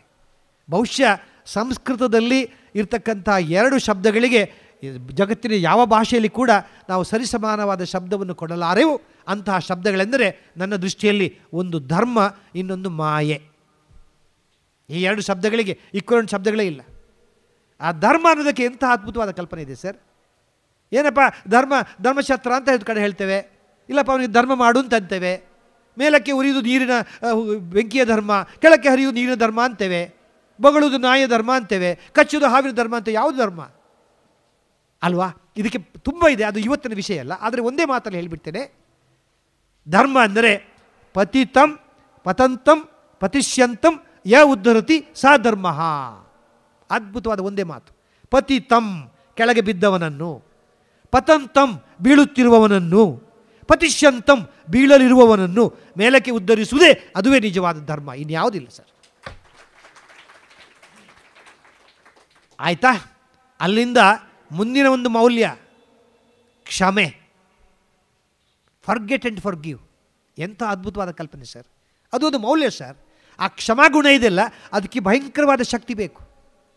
Jesus Christ was asked to carry his, ಆ ಪಾಪ ಜೀಸಸ್ಸನ್ನು, ಅವನ ಶಿಲುಬೆಯನ್ನು ಅವನ ಕೈಯಿಂದಲೇ ಹೊರಿಸಿ, ಅವನ ಕೈಯಿಂದಲೇ ಮೇಲೆ ಅದನ್ನು ನಿಡಿಸಿ, ಅವನನ್ನೇ ತೂಗು ಹಾಕಿ, ಅವನಿಗೆ ಮೊಳೆ ಹೊಡೆದು ರಕ್ತ ಸುರಿಸಿ ಆ ಜನ ಅವನನ್ನು ಕೊಲ್ತಾರೆ. ಆಗ ಎಂಥರಾದರೂ ಏನು ಹೇಳ್ಬೋದಿತ್ತು, ಆದರೆ ಜೀಸಸ್ ಹೇಳಿದಂಥ ಒಂದೇ ಮಾತು, ಯಾಕೆಂದರೆ ಗುಣಕ್ಕೆ ಮತ್ಸರಿಲ್ಲ ನೋಡಿ. ಅವನು ಹೇಳ್ತಾನೆ, ಅಪ್ಪ ಅವರನ್ನು ಕ್ಷಮಿಸು, ಯಾಕೆಂದರೆ ಅವರಿಗೆ ತಾವು ಏನು ಮಾಡುತ್ತೇವೆ ಅನ್ನೋದ್ರ ಬಗ್ಗೆ ಅವರಿಗೆ ಪರಿಜ್ಞಾನವಿಲ್ಲ, ದಯವಿಟ್ಟು ಭಗವಂತನೇ ಅವರನ್ನು ಕ್ಷಮಿಸು. ಇದು ಕ್ಷಮಾಗುಣ. ಇಂತಹ ಶಬ್ದಗಳು ಅಂತಹ ಐತಿಹಾಸಿಕ ವ್ಯಕ್ತಿಯಿಂದ ಬಾಯಿಂದ ಮಾತ್ರ ಬರಲಿಕ್ಕೆ ಸಾಧ್ಯ ಸರ್. ಅದಕ್ಕೆ ಹಿ became such A great man. ಅದು ಕ್ಷಮೆ. ಕ್ಷಮೆ ಮಾಡಬೇಕಿದ್ರೆ ತುಂಬ ಧೈರ್ಯ ಬೇಕಾಗತ್ತೆ. ಸಾಮಾನ್ಯ ವ್ಯಕ್ತಿಗಳಿಗೆ ಕ್ಷಮೆ ಮಾಡೋಕ್ಕಾಗಲ್ಲ. ಮುಂದಿನದು ಕೃತಜ್ಞತೆ. ಅದ್ಭುತವಾದ ಕಲ್ಪನೆ, ಗ್ರ್ಯಾಟಿಟ್ಯೂಡ್. ಇವತ್ತು ಮಕ್ಕಳು ಹೆತ್ತವರನ್ನು ಮರೆತು ಬಿಡ್ತಾರೆ, ಸ್ನೇಹಿತರು ಇನ್ನೊಬ್ಬರ ಸ್ನೇಹಿತರನ್ನು ಮರೆತು ಬಿಡ್ತಾರೆ. ಯಾರ ಸಹಾಯದಿಂದ ನಾನು ಏಣಿಯಿಂದ ಹತ್ತಿ ಮೇಲಕ್ಕೆ ಹೋಗಿದ್ದೇನೆ, ಕೊನೆಗೆ ನಾನು ಏಣಿಯನ್ನೇ ಕಿತ್ತು ಹಾಕಿಬಿಡ್ತೇನೆ, ಅವ್ರ ಮೇಲಕ್ಕೆ ಬರಲಿಕ್ಕೆ ಬಿಡೋದಿಲ್ಲ. ರಾಜಕೀಯದಲ್ಲಿ ಆಗುವ ಅವಸ್ಥೆ ಇದು. ಎಷ್ಟು ಜನ ಮೇಲೆ ಬಂದವರು ಅವರು ಮೇಲಕ್ಕೆ ಬರಲಿಕ್ಕೆ ಆದವರನ್ನು ಎಷ್ಟು ಜನ ಕಡೆಗಣಿಸಿದ್ದಾರೆ ಅಲ್ವಾ ಸರ್? ಗ್ರ್ಯಾಟಿಟ್ಯೂಡ್ ಸರ್, ಇದು ಕೃತಜ್ಞತೆ. ಕೃತಜ್ಞಸ್ಯ ನಾಸ್ತಿ ನಿಷ್ಕೃತಿ. ಕೃತಜ್ಞನಿಗೆ ಸದ್ಗತಿಯೇ ಇಲ್ಲವಂತೆ. One of the worst quality is to be ungrateful. ನಾನು ಒಂದು ಒಳ್ಳೆಯ ಮಾರ್ಮಿಕವಾದ ಕಥೆ ಹೇಳ್ತೇನೆ, ತುಂಬ ಸುಂದರವಾಗಿದೆ, ಚೆನ್ನಾಗಿದ್ದರೆ ಕೊನೆಗೆ ನೀವು ಚಪ್ಪಾಳೆ ಹೊಡಿಬೋದು. ಸಂತ ಕಬೀರ್ ದಾಸರನ್ನು ಹಳ್ಳಿ ಜನ ಬಂದು ಒಂದು ಸಲ ಕೇಳ್ತಾರಂತೆ. ಅವರು ಕೇಳ್ತಾರಂತೆ, हम तो गांव के लोग हैं गुरुजी, हमारे प्यास इतना ज्ञान नहीं है, हमें ये बताइए जिंदगी में क्या भूले क्या ना भूले. ಕನ್ನಡದ ಅರ್ಥ, ಗುರುಗಳೇ ನಾವು ಹಳ್ಳಿ ಜನ, ನಮ್ಮಲ್ಲಿ ಅಷ್ಟು ಬುದ್ಧಿವಂತಿಕೆ ಇಲ್ಲ, ದಯವಿಟ್ಟು ನಮಗೆ 4 ವಾಕ್ಯಗಳಲ್ಲಿ ಹೇಳಿ ಯಾವುದನ್ನು ಮರಿಬೇಕು ಯಾವುದನ್ನು ಮರಿಬಾರ್ದು. ಆಗ ಗುರುಗಳು ಹೇಳ್ತಾರೆ, ಆಪ್ 2 ಚೀಜೆ ಭೂಲ್ ಜಾವೋ 2 ಚೀಜೆ ನ ಭೂಲೋ. 2 ವಿಷಯವನ್ನು ಮರಿಬೇಡಿ, 2 ವಿಷಯವನ್ನು ಮರೆತು ಬಿಡಿ. ಮತ್ತೆ ಹಳ್ಳಿಯವರು ಕೇಳ್ತಾರೆ, ಗುರುಗಳೇ ಯಾವುದನ್ನು ಮರಿಬಾರ್ದು? ಮಾರ್ಮಿಕವಾಗಿ ಹೇಳ್ತಾರೆ ಗುರುಗಳು, ಕಬೀರ್ ದಾಸರು, ಅಪ್ಪ ಯಾರಾದರೂ ನಿನಗೆ ಅಪಕಾರ ಮಾಡಿದರೆ ದಯವಿಟ್ಟು ಅದನ್ನು ಮರೆತು ಬಿಡು. ಯಾಕೆಂದರೆ ದ್ವೇಷ ಸಾಧಿಸುವಷ್ಟು ಉದ್ದವಾಗಿಲ್ಲ ನಿನ್ನ ಜೀವನ. ಒಂದು ಮಾತು. ಎರಡನೇದಾಗಿ, ಯಾರಿಗಾದರೂ ನೀನು ಉಪಕಾರ ಮಾಡಿದರೆ ದಯವಿಟ್ಟು ಅದನ್ನು ಮರೆತು ಬಿಡು. ಎಂಥ ಮಾತು ಸರ್? ನಾನೇ ಮಾಡಿದ್ದು ಯಾರು ಮಾಡಿದ್ದು ಹೇಳಬೇಡ, ಅದನ್ನು ಮರೆತು ಬಿಡು. ಸರ್, ಇನ್ನು ಯಾವುದನ್ನು ಮರಿಬಾರ್ದು? ಯಾರಾದರೂ ನಿನಗೆ ಉಪಕಾರ ಮಾಡಿದರೆ ದಯವಿಟ್ಟು ಮರಿಬೇಡ. ಎಂಥ ಮಾತು! ಪ್ರತ್ಯುಪಕಾರವನ್ನು ನೀನು ಮಾಡಲೇಬೇಕು ಅಂತಕ್ಕಂಥ ವಿಚಾರವನ್ನು ನೀನು ಮರಿಬೇಡ ಅಂತಕ್ಕಂಥ ಮಾರ್ಮಿಕವಾದ ಮಾತನ್ನು ಕಬೀರ್ ದಾಸ್ ಹೇಳ್ತಾರೆ. ಇದು ಕೃತಜ್ಞತೆ. ಹಾಗೆ ಕನಿಕರ, ಕಾಳಜಿ, ಕಳಕಳಿ, ಕೊರಳಿನಿಂದಲ್ಲ ಕರುಳಿಂದ ಬರಬೇಕು. ಅದು ಮೌಲ್ಯ ಅಲ್ವಾ? ನಮಗೆ ಬೇಕಾಗಿದ್ದು ಆಶ್ವಾಸನೆಗಳಲ್ಲ, ಅನುಷ್ಠಾನ. ಸಹಾನುಭೂತಿಯಲ್ಲ, ಸಹಾಯ ಹಸ್ತ. ಕನಿಕರವಲ್ಲ, ಕಾರ್ಯಾಚರಣೆ. ಭಾಷಣವಲ್ಲ, ಪಾಲನೆ. ಯೋಜನೆಯಲ್ಲ, ಚಾಲನೆ. ಇದು ನಮಗೆ ಬೇಕಾಗಿತ್ತು. ಈ ಹಿನ್ನೆಲೆಯಲ್ಲಿ ಅಂತಹ ಕ್ಷಮೆ, ಕೃತಜ್ಞತೆ, ಕನಿಕರ ಇವು ಒಂದು ಮಾಲ್ಯ ಗುಣಗಳು. ಅದೇ ರೀತಿ ಪರೋಪಕಾರ ಒಂದು ಮೌಲ್ಯ. ಪರೋಪಕಾರಾಯ ಪುಣ್ಯಾಯ ಪಾಪಾಯ ಪರಪೀಡನಂ. ಸಾಧ್ಯವಾದರೆ ನಾವು ಜನರ ಕಣ್ಣೀರು ಒರೆಸಬೇಕು, ಕಣ್ಣೀರು ಬರೆಸಬಾರ್ದು. ಪರೋಪಕಾರ. ಅದೇ ರೀತಿ ಪ್ರಾಮಾಣಿಕತೆ ಒಂದು ಮೌಲ್ಯ ಸರ್. ಇವತ್ತು ಮಕ್ಕಳಿಗೆ ನಾವು ಅದನ್ನು ಹೇಳಿಕೊಡ್ಬೇಕು ಸರ್, ಬರೀ ಪಾಠ ಅಲ್ಲ, ಪ್ರಾಮಾಣಿಕತೆ ಹೇಳಿಕೊಡ್ಬೇಕು. ಇವತ್ತು ಎಷ್ಟು ಜನ ಮಕ್ಕಳು ಕಾಪಿ ಹೊಡ್ತಾರೆ, ಯಾಕೆ ಹೊಡಿತಾರೆ? ಅವ್ರಿಗೆ ಪ್ರಾಮಾಣಿಕತೆ ಇಲ್ಲವಲ್ಲ. ನಾನು ನಿಮಗೆ ಒಂದು ನನ್ನ ಹೃದಯ ಪುಟ್ಟಿ ಹೇಳಬೇಕು, ನಾನು ಎಂತಹ ಸ್ಕೂಲಿಂದ ಬಂದಿದ್ದೇನೆ ಅಂದರೆ ನನ್ನ ಸಮಯದಲ್ಲಿ, ನನ್ನ ಕಾಲದಲ್ಲಿ ಆ ಕಾಪಿಂಗ್ ಅನ್ನೋದು ಇರಲಿಲ್ಲ ಸರ್. ದೇವರನ್ನ ಹೇಳ್ತೇನೆ, ಅವರು ಪಾಪ ಪೇಸ್ಟ್ರು ಕ್ವಶನ್ ಪೇಪರ್ ಬಿಟ್ಟು ಹೋಗೋರು, ನಾವು ಪ್ರಮಾಣವಾಗಿ ಹೇಳೋರು, ಸರ್ ಇದು ಪರೀಕ್ಷೆ, ನಾವು ಕಾಪಿ ಹೊಡಿಲಿಕ್ಕಿಲ್ಲ, ನೀವು ನಮ್ಮನ್ನು ನಂಬೋದು. ಈಗಿನ ಅವಸ್ಥೆ ಏನು ಸರ್? ಪ್ರಾಮಾಣಿಕತೆ ಅಂದರೆ ಏನು? ನಾನು ಇದೇ ಕಡಲೆಪಾಗಿ ನಾನು ಹೊಸದಾಗಿ ಮದುವೆ ಆದಾಗ, ನಾವು ದಕ್ಷಿಣ ಕನ್ನಡದ ಜನ, ಕಾರಂತರ ಜೊತೆ 10 ವರ್ಷ ಇದ್ದಂಥ ಅನುಭವ ನನಗೆ ಇದೆ. ನಾವು ಸ್ವಲ್ಪ ಆ ಕಡೆ ಜನ ಒಂದು ವಿಚಿತ್ರವಾಗಿ, ಯಾಕಂದರೆ ನಮ್ಮ ಕಾಲದಲ್ಲಿ ಟ್ಯೂಷನ್ ಇರಲಿಲ್ಲ, ಕಾಪಿಂಗ್ ಇರಲಿಲ್ಲ. ಆ ಮೇಷ್ಟ್ರು, ಆ ದಕ್ಷಿಣ ಕನ್ನಡದ ಮೇಷ್ಟ್ರು ಆ ಪಂಚೆ ಮೇಲೆ ಕಟ್ಟಿ 9 ಗಂಟೆ ಆದರೆ ನಾವು ಜೀವ ಇದ್ದರೆ ಅವನು ಇರ್ತಾನಲ್ಲಿ, ಅವ ಇರ್ತಾನೆ, 2 ಮಾತಿಲ್ಲ. ಮನೆಗೆ ಬೀಗ ಇರಲಿಲ್ಲ ಸರ್. ಅಂತಹ ಅದ್ಭುತವಾದ ಒಂದು ಸಂಸ್ಕಾರ ಈಗಿಲ್ಲ, ಈಗೆಲ್ಲ ಕೆಟ್ಟು ಹೋಗಿದೆ. ಆದರೆ ಒಂದು ಕಾಲದಲ್ಲಿ ಹಾಗಿತ್ತು. ನಾನು ಹೊಸದಾಗಿ ಬಂದೆ, ಇದೇ ಗಾಂಧಿ ಬಜಾರಿಗೆ ಕಡಲೆಕಾಯಿ ಪರ್ಸೆಂಟ್ ಆಗ ಆಗ್ತಿತ್ತು. ನನ್ನ ಹೆಂಡತಿಯನ್ನು ಕರ್ಕೊಂಡು ಬಂದೆ, ಯಾಕೆ ಒಂದು ಕಡಲೆಕಾಯಿ ತಗೋಣ ಅಂತ. ಪಾಪ ಆ ಕಾಲದಲ್ಲಿ ಎಲ್ಲರೂ ಒಂದೊಂದು ಕೆ ಜಿಗೆ 10 ರೂಪಾಯಿ 10 ರೂಪಾಯಿ ಮಾರ್ತಾಯಿದ್ರು, ಒಬ್ಬರು ಮಾತ್ರ 20 ರೂಪಾಯಿಗೆ ಮಾರ್ತಾಯಿದ್ದೆ. ನಾನು ಕೇಳಿದೆ, ಯಾಕಪ್ಪ ನೀನು 10 ರೂಪಾಯಿಗೆ ಮಾರ್ತಾಯಿದ್ದಿ, ಎಲ್ಲರೂ 20 ರೂಪಾಯಿ ಮಾರ್ತಾಯಿದ್ದಿ, ಎಲ್ಲರೂ 10 ರೂಪಾಯಿ ಕೊಡ್ತಾ ಇದ್ದಾರಲ್ಲ. ಸರ್ ನೀವು ಘಟದ ಅಂತ ಕಾಣುತ್ತೆ, ನಿಮಗೆ ಗೊತ್ತಿಲ್ಲ, ಇದು ಹೈಬ್ರಿಡ್ ವೆರೈಟಿ, ಸ್ಪೆಷಲ್ ವೆರೈಟಿ, ನೀವು ಮತ್ತೆ ಪುನಃ ನಾಳೆ ಓಡಿ ಬರ್ತೀರಿ, ತಗೊಂಡೋಗಿ 1 ಕೆ ಜಿ ಅಂತಂದ. ಸರಿಯಪ್ಪ ಅಂತ ನಮ್ಮ ಕೂಡ 1 ಕೆ ಜಿ ಪ್ಯಾಕ್ ಮಾಡಿದೆ. ನಾವು ಇಬ್ಬರು ಗಂಡ ಹೆಂಡತಿ ಆಗಿ ಇನ್ನೂ ಮದುವೆ ಆಗಿರಲಿಲ್ಲ, ಮಕ್ಕಳಾಗಿರಲಿಲ್ಲ. ಹೋಗಿ ನೋಡ್ತೇವೆ ಒಳಗೆ, ಹೋಗಿ ಇಬ್ಬರು ತಗೊಂಡು ಕಡಲೆಕಾಯಿ ಬೀಜ ಓಪನ್ ಮಾಡ್ತೇವೆ, ಒಳಗೆ ಬೀಜನೇ ಇಲ್ಲ, ಒಂದರಲ್ಲೂ ಬೀಜ ಇಲ್ಲ. ಅಯ್ಯೋ ಪುಣ್ಯಾತ್ಮ ಅಂತ ಇನ್ನು ಬೆಳಗ್ಗೆ ವಾಪಸ್ ಬಂದೆ. ಅಲ್ಲಪ್ಪ ಪುಣ್ಯಾತ್ಮ 20 ರೂಪಾಯಿ ತಗೊಂಡಿದ್ಯಾ, ಒಂದು ಬೀಜ ಇಲ್ಲ, ಏನು ಅವಸ್ಥೆ ಸರ್? ಅದಕ್ಕೆ ಹೇಳು ಸರ್, ನೀವು ಘಟದ ಕೆಳಗಿನ ನಿಮಗೆ ಬುದ್ಧಿ ಇಲ್ಲ ಅಂತ. ಏನು ಸರ್ ಇದು ಸೀಡ್ಲೆಸ್ ವೆರೈಟಿ ಅಂತಾನೆ. ಬಡಿ ಮಗ ಕಡಲೆಕಾಯಿ ಬೀಜನ ಸೀಡ್ಲೆಸ್ ವೆರೈಟಿ ಆಗಿಬಿಟ್ರೆ ಹೇಗೆ ಬದುಕಬೇಕು ಸರ್ ನಾವು? ಇನ್ನೊಂದು ಮನೆಗೆ ಹೋಗಿದ್ದೆ ಇಲ್ಲಿ, ಆಗ ನಮಗೊಂದು ಸಣ್ಣ ನಾಯಿ ಮರಿ ಬೇಕು ಅಂತ ಹೋಗಿದ್ದೆ. ಹೋಗಿ ಕೇಳಿದೆ, ಅಪ್ಪ ನಾಯಿ ಮರಿ ಕೊಡು, ಎಷ್ಟು ಅಂತ ಹೇಳಿದ. 300 ರೂಪಾಯಿ ಅಂತ ಅಂದ. ನಾನು ಹೇಳಿದೆ, ಏನಪ್ಪ 300 ರೂಪಾಯಿ ಭಾಳ ಆಯ್ತಲ್ಲ, ಇಷ್ಟು ಸಣ್ಣ ನಾಯಿ ಮರಿಗೆ ಇಷ್ಟು 300 ರೂಪಾಯಿ ಏನು? ಇಲ್ಲ ಸರ್ ಇದು ನಂಬಿಗಸ್ತ ನಾಯಿ ಅಂತಂದ. ಅಯ್ಯೋ ಅಪ್ಪ ನಂಬಿಗಸ್ತ ನಾಯಿ ಅಂತ ಹೇಗೆ ಹೇಳ್ತೀಯ? ಖಂಡಿತ ಸರ್, ನನ್ನ ಪರ್ಸನಲ್ ನಿಮಗೆ ನಾನು ಹೇಳ್ತೇನೆ, ನನ್ನ ಪ್ರಾಮಿಸು, ಇದು ನಂಬಿಗಸ್ತ ನಾಯಿ. ಹೇಗೆ ಸರ್? ಈ ನಾಯಿ ಮರಿ 3 ಸಲ ಮಾರಾಟ ಮಾಡಿದ್ದೇನೆ, 3 ಸಲ ನಮ್ಮ ಮನೆಗೆ ವಾಪಸ್ ಬಂದಿದೆ. ಎಂಥ ಪ್ರಾಮಾಣಿಕತೆ ಸರ್ ಇದು! ಇದು ಇನ್ನೂ ಪರವಾಗಿಲ್ಲ. ನಾನು ನಮ್ಮ ಎಲ್ಲಿಗೆ ಮಂಗಳೂರಿಗೆ ನಾವು ಹಾಸನವಾಗಿ ಸಕಲೇಶ್ಪುರ ನಡೆದ ಘಟನೆ, ಸಕಲೇಶ್ಪುರವಾಗಿ ಹೋಗಬೇಕಿತ್ತು, ಕತ್ಲೆ ಆಗಿತ್ತು. ಹೋದ ಕೂಡಲೇ ನಮ್ಮ ಕಾರಲ್ಲಿ ಹಾಗೆ ಮಾರುತಿ ಕಾರ್ ಇತ್ತು. ನನ್ನ ಹೆಂಡತಿ ನೋಡ್ಲಿಕ್ಕೆ ಸ್ವಲ್ಪ ಚೆನ್ನಾಗಿದ್ಲು, ಈಗಲೂ ಚೆನ್ನಾಗಿದ್ದಾಳೆ, ಯಾಕಂದರೆ ಅವಳು ಯಾರಾದರೂ ಹೇಳಬಾರ್ದು, ಆದಮೇಲೆ ಏನಪ್ಪ ಚೆನ್ನಾಗಿದ್ದಿಲ್ಲ, ಇಲ್ಲ ನಾನು ಮದುವೆ ಆಗ್ತಿಲ್ಲ. 2 ಸಣ್ಣ ಮಕ್ಕಳಿದ್ದರು. ಒಂದು ಹಳ್ಳ ಬಂತು, ಕಾರು ಹಳ್ಳಕ್ಕೆ ಬಿತ್ತು. ಇದು ನಡೆದ ಘಟನೆ. ಕಾರು ಹಳ್ಳಕ್ಕೆ ಬಿತ್ತು, ಕತ್ಲಾಗಿದ್ದಲ್ಲ, ಹೆಂಡತಿ ಬೇರೆ ಸುಂದರವಾದ ರೂಪವತಿಯಾಗಿದ್ದಾಳೆ, ಮತ್ತು 2 ಮಕ್ಕಳು ಬೇರೆ ಇದ್ದಾರೆ. ಏನು ಚಿಂತೆ ಆಯ್ತು ನನಗೆ. ಅಷ್ಟೊತ್ತಿಗೆ 4 ಜನ ಹಳ್ಳಿಯವರು ಓಡಿ ಬಂದರು. ಸರ್ ಏನಾಗಿದೆ? ಇಲ್ಲಪ್ಪ ಹಳ್ಳಕ್ಕೆ ಕಾರು ಬಿದ್ದಿದೆ. ಅಯ್ಯೋ ನಾವಿಲ್ವಾ? ನಾವಿರೋದು ಯಾತಕ್ಕೆ? ಮನೆಯಲ್ಲಿ ಕೂತ್ಕೊಳ್ಳಿ ಅಂತ ನಮ್ಮೊಂದು ಕಲ್ಲ ಮೇಲೆ ಅಲ್ಲಿ ಕೂತ್ಕೊಳಿಸಿದ್ರು. 4 ಜನ ಬಂದು ಹಳ್ಳದಿಂದ ಕಾರನ್ನು ಮೇಲೆ ಇಟ್ಟರು. ನಾನು ನಿಜವಾಗಿ ಖುಷಿ ಆಯಿತು. ಪಾಪ ಹಳ್ಳಿ ಜನ, ಮುಗ್ಧ ಜನ. 50 ರೂಪಾಯಿ ಕೊಟ್ಟೆ. ಹೋದ ಕೂಡಲೇ ಕೇಳಿದೆ, ಅಪ್ಪ ತುಂಬ ಸಂತೋಷ ಆಯಿತು, ಉಪಕಾರ ಆಯಿತು, ಹೋಗಲಿ ಬಿಡಿ, ನಿಮ್ಮ ವೃತ್ತಿ ಏನು? ಆಯಿತು, ಇಲ್ಲಿ ಮಳೆ ಬೆಳೆ ಇದೆಯೋ? ನಿಮ್ಮ ಏನು ವೃತ್ತಿ, ನಿಮ್ಮ ಸಂಪಾದನೆ ಏನು ಅಂತ. ಆಗ ಒಬ್ಬರು ಹೇಳ್ತಾರೆ, ಇಲ್ಲ ಸರ್ ಮಣ್ಣಂಗಟ್ಟಿ ಇಲ್ಲಿ ಮಳೆನೂ ಇಲ್ಲ ಬೆಳೆನೂ ಇಲ್ಲ, ಮತ್ತು ನೀವು ಊಟಕ್ಕೆ ಏನು ಮಾಡ್ತೀರಿ? ಇಲ್ಲ ಸಿಕ್ಕಿ ದಾರಿ ಉದ್ದಕ್ಕಿಗೆ ಹಳ್ಳ ತೋಡ್ತಾ ಇರ್ತವೆ, ಕಾರುಗಳು ಬೀಳ್ತವೆ, ಮೇಲೆ ಇಡ್ತಾರೆ, ಏನೋ ಕೊಡ್ತಾರೆ, ಬದುಕಿಕೊಳ್ತವೆ. ಏನು ಪ್ರಾಮಾಣಿಕತೆ ಸರ್ ಇದು? ಎಂಥ ಪ್ರಾಮಾಣಿಕತೆ! ಹಾಂ, ಇದು ಇನ್ನೂ ಪರವಾಗಿಲ್ಲ. ಇಲ್ಲೇ ಹೊಸದಾಗಿ ಒಂದು ದೇವಸ್ಥಾನದಲ್ಲಿ ಪಾಪ ಯಾರೋ ಒಬ್ಬರು ಗಣೇಶನ ಮೂರ್ತಿ ಕೊಟ್ಟಿದ್ದಾರೆ. ನಮ್ಮ ಭಾರತ ದೇಶದ ಪ್ರಾಮಾಣಿಕತೆ. ಆ ಗಣೇಶನ ಮೂರ್ತಿ ಕೊಡಬೇಕಿದ್ರೆ ಇನ್ನೂ ಹಣ ಈಗ ಅವನಿಗೆ ಕೊಟ್ಟಿರಲಿಲ್ಲ, ಏನೋ ಸ್ವಲ್ಪ ಕೊಟ್ಟಿದ್ದರು. ಅವರು ಹೇಳಿದ್ರು, ಡಬ್ಬಿ ಇಟ್ಟರು, ನೋಡಿರಪ್ಪ ಎಲ್ಲ ಭಕ್ತಾದಿಗಳು, ಸ್ವಲ್ಪ ಈ ಗಣೇಶನ ಬೆಳ್ಳಿ ಮೂರ್ತಿ ಬಂದಿದೆ, ಅದಕ್ಕೆ ಹಣ ಈ ಡಬ್ಬಿಗೆ ಹಾಕಿ ಅಂತಂದರು. ಪಾಪ ಎಲ್ಲರೂ ಹಾಕಿದ್ರು, 5, 10, 100 ಎಷ್ಟು ಹಾಕಿದ್ರು, ಎಲ್ಲ ಹಾಕಿದ್ರು. ಒಂದಷ್ಟು ಹಣ ಆಯಿತು, ಹಾಕಿ ಕೂಡ ಡಬ್ಬಿ ಇಟ್ಟಿದ್ರು. ಅದು ಇನ್ನೂ ಕೂಡ ಹಾಕಬೇಕಿತ್ತು, ದಯವಿಟ್ಟು ಹಾಕಿ ಅಂತಂದರು. ಹಾಗೆ ಅನೌನ್ಸ್ ಮಾಡ್ತಾಯಿದ್ರು. ಅಷ್ಟೊತ್ತಿಗೆ ಕರೆಂಟ್ ಹೋಯಿತು. 10 ನಿಮಿಷ ಕರೆಂಟೇ ಬರಲಿಲ್ಲ. ಎಲ್ಲ ಕಣ್ಣು ಕತ್ಲೆ. ಅಷ್ಟೊತ್ತಿಗೆ ಪುನಃ ಕರೆಂಟ್ ಬಂದಿದ್ದರೆ ಆ ಡಬ್ಬಿನೇ ಇಲ್ಲ. ಯಾರೋ ಎತ್ತಿಬಿಟ್ಟಿದ್ದಾರೆ. ಎತ್ತಿಬಿಟ್ಟಿದ ಕೂಡಲೇ ಪಾಪ ಸಂಯೋಜಕರಿಗೆ ಭಾಳ ಬೇಜಾರಾಯಿತು, ರಾಮವರಿಗೆ ಭಾಳ ಬೇಸರಾಯಿತು. ಅಯ್ಯೋ ಅಪ್ಪ, ದೇವರ ಕೆಲಸ ಈ ಥರ ಮಾಡಿದರೆ ಭಾಳ ಅನ್ಯಾಯ, ದಯವಿಟ್ಟು ಆ ಹಣನ ವಾಪಸ್ ಕೊಡಿ ಅಂತ ಹೇಗೆ ಹೇಳಬೇಕು? ಕಳ್ಳ ಯಾರೋ ತಂದುಬಿಟ್ಟು ನಾನೇ ಕದ್ದಿತ್ತು ಯಾರು ಹೇಳ್ತಾನ? ಇಲ್ವಲ್ಲ. ಅದಕ್ಕೆ ನಮ್ಮ ರಾಮಸ್ವಾಮಿಯವರು ಒಂದು ಐಡಿಯಾ ಕೊಟ್ಟರು. ನೋಡಪ್ಪ, ನೀನು ಹಾಗೆ ಹೇಳಿದರೆ ಯಾರೂ ಕೊಡೋಲ್ಲ, ನೀನು ಒಂದು ಕೆಲಸ ಮಾಡು, ಈಗ ಇನ್ನೊಂದು ಸಲ 10 ನಿಮಿಷ ಕರೆಂಟ್ ತೆಗಿ, ಆಗ ಕತ್ಲಾಗಿ ಬಿಡುತ್ತೆ, ಆಗ ಯಾರಿಗೂ ಕಳ್ಳರು ಗೊತ್ತಾಗೋಲ್ಲ. ನೋಡಿ, ನೀ ಯಾರು ಕಳ್ಳ ಅಂತ ಗೊತ್ತಾಗೋಲ್ಲ, ಕತ್ತಲೆ ಹಾಗೆ ತಂದು ಇಟ್ಬಿಡ್ತಾನೆ, ನಿನ್ನ ಕೆಲಸ ಆಗೋಗುತ್ತೆ, ದೇವರ ಕೆಲಸ ಅಂತ ಕೈ ಮುಗಿದು ಹೇಳ್ದ. ದಯವಿಟ್ಟು ಈಗ ನಾನು ಕರೆಂಟ್ ತೆಗಿತೇನೆ, ಕರೆಂಟ್ ಹೋಗ್ತಾ ಇಲ್ಲ, ನಾನೇ ತೆಗಿತಾ ಇದ್ದೇನೆ, ಕತ್ಲೆ ಆಗುತ್ತೆ, ದಯವಿಟ್ಟು ಕಳ್ಳರು ಬಂದು ಇಟ್ಟು ಹೋಗಿ ಸುಮ್ಮನೆ ಜೀವಸ್ಥಳದಲ್ಲಿ ಕೂತ್ಕೊಂಡು ಬಿಡಿ ಅಂತ ಅಂದ. 10 ನಿಮಿಷ ಕರೆಂಟ್ ತೆಗೆದ. 10 ನಿಮಿಷ ತೆಗೆದ ಮೇಲೆ 10 ಪುನಃ ಲೈಟ್ ಬಂತು. ಡಬ್ಬಿ ಬಿಡಿ, ಗಣೇಶ ಮೂರ್ತಿನೇ ಇಲ್ಲ.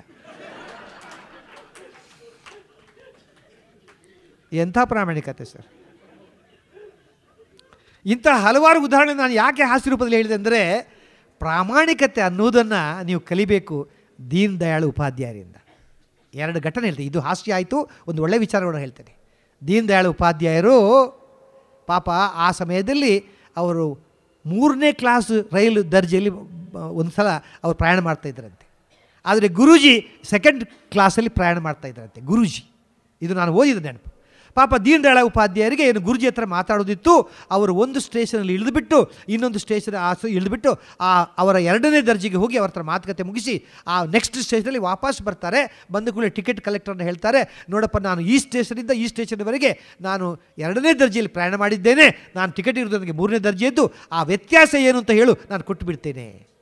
ಅವರಿಗೆ ಆಶ್ಚರ್ಯ, ಸರ್ ಟಿಕೆಟ್ ಇಲ್ಲದೆ ಇಲ್ಲಿ ಪ್ರಯಾಣ ಮಾಡ್ತಾರೆ, ನೀವು ವ್ಯತ್ಯಾಸ ಕೇಳ್ತೀರಲ್ಲ. ಇಲ್ಲಪ್ಪ, ಅದು ಸರಕಾರ ಬೊಕ್ಕಸಕ್ಕೆ ತೊಂದರೆ ಆಗಬಾರ್ದು ಅಂತ ಅವ್ರು ಕೊಡ್ತಾರೆ. ಇದು ದೀನ್ ದಯಾಳ್ ಉಪಾಧ್ಯಾಯ.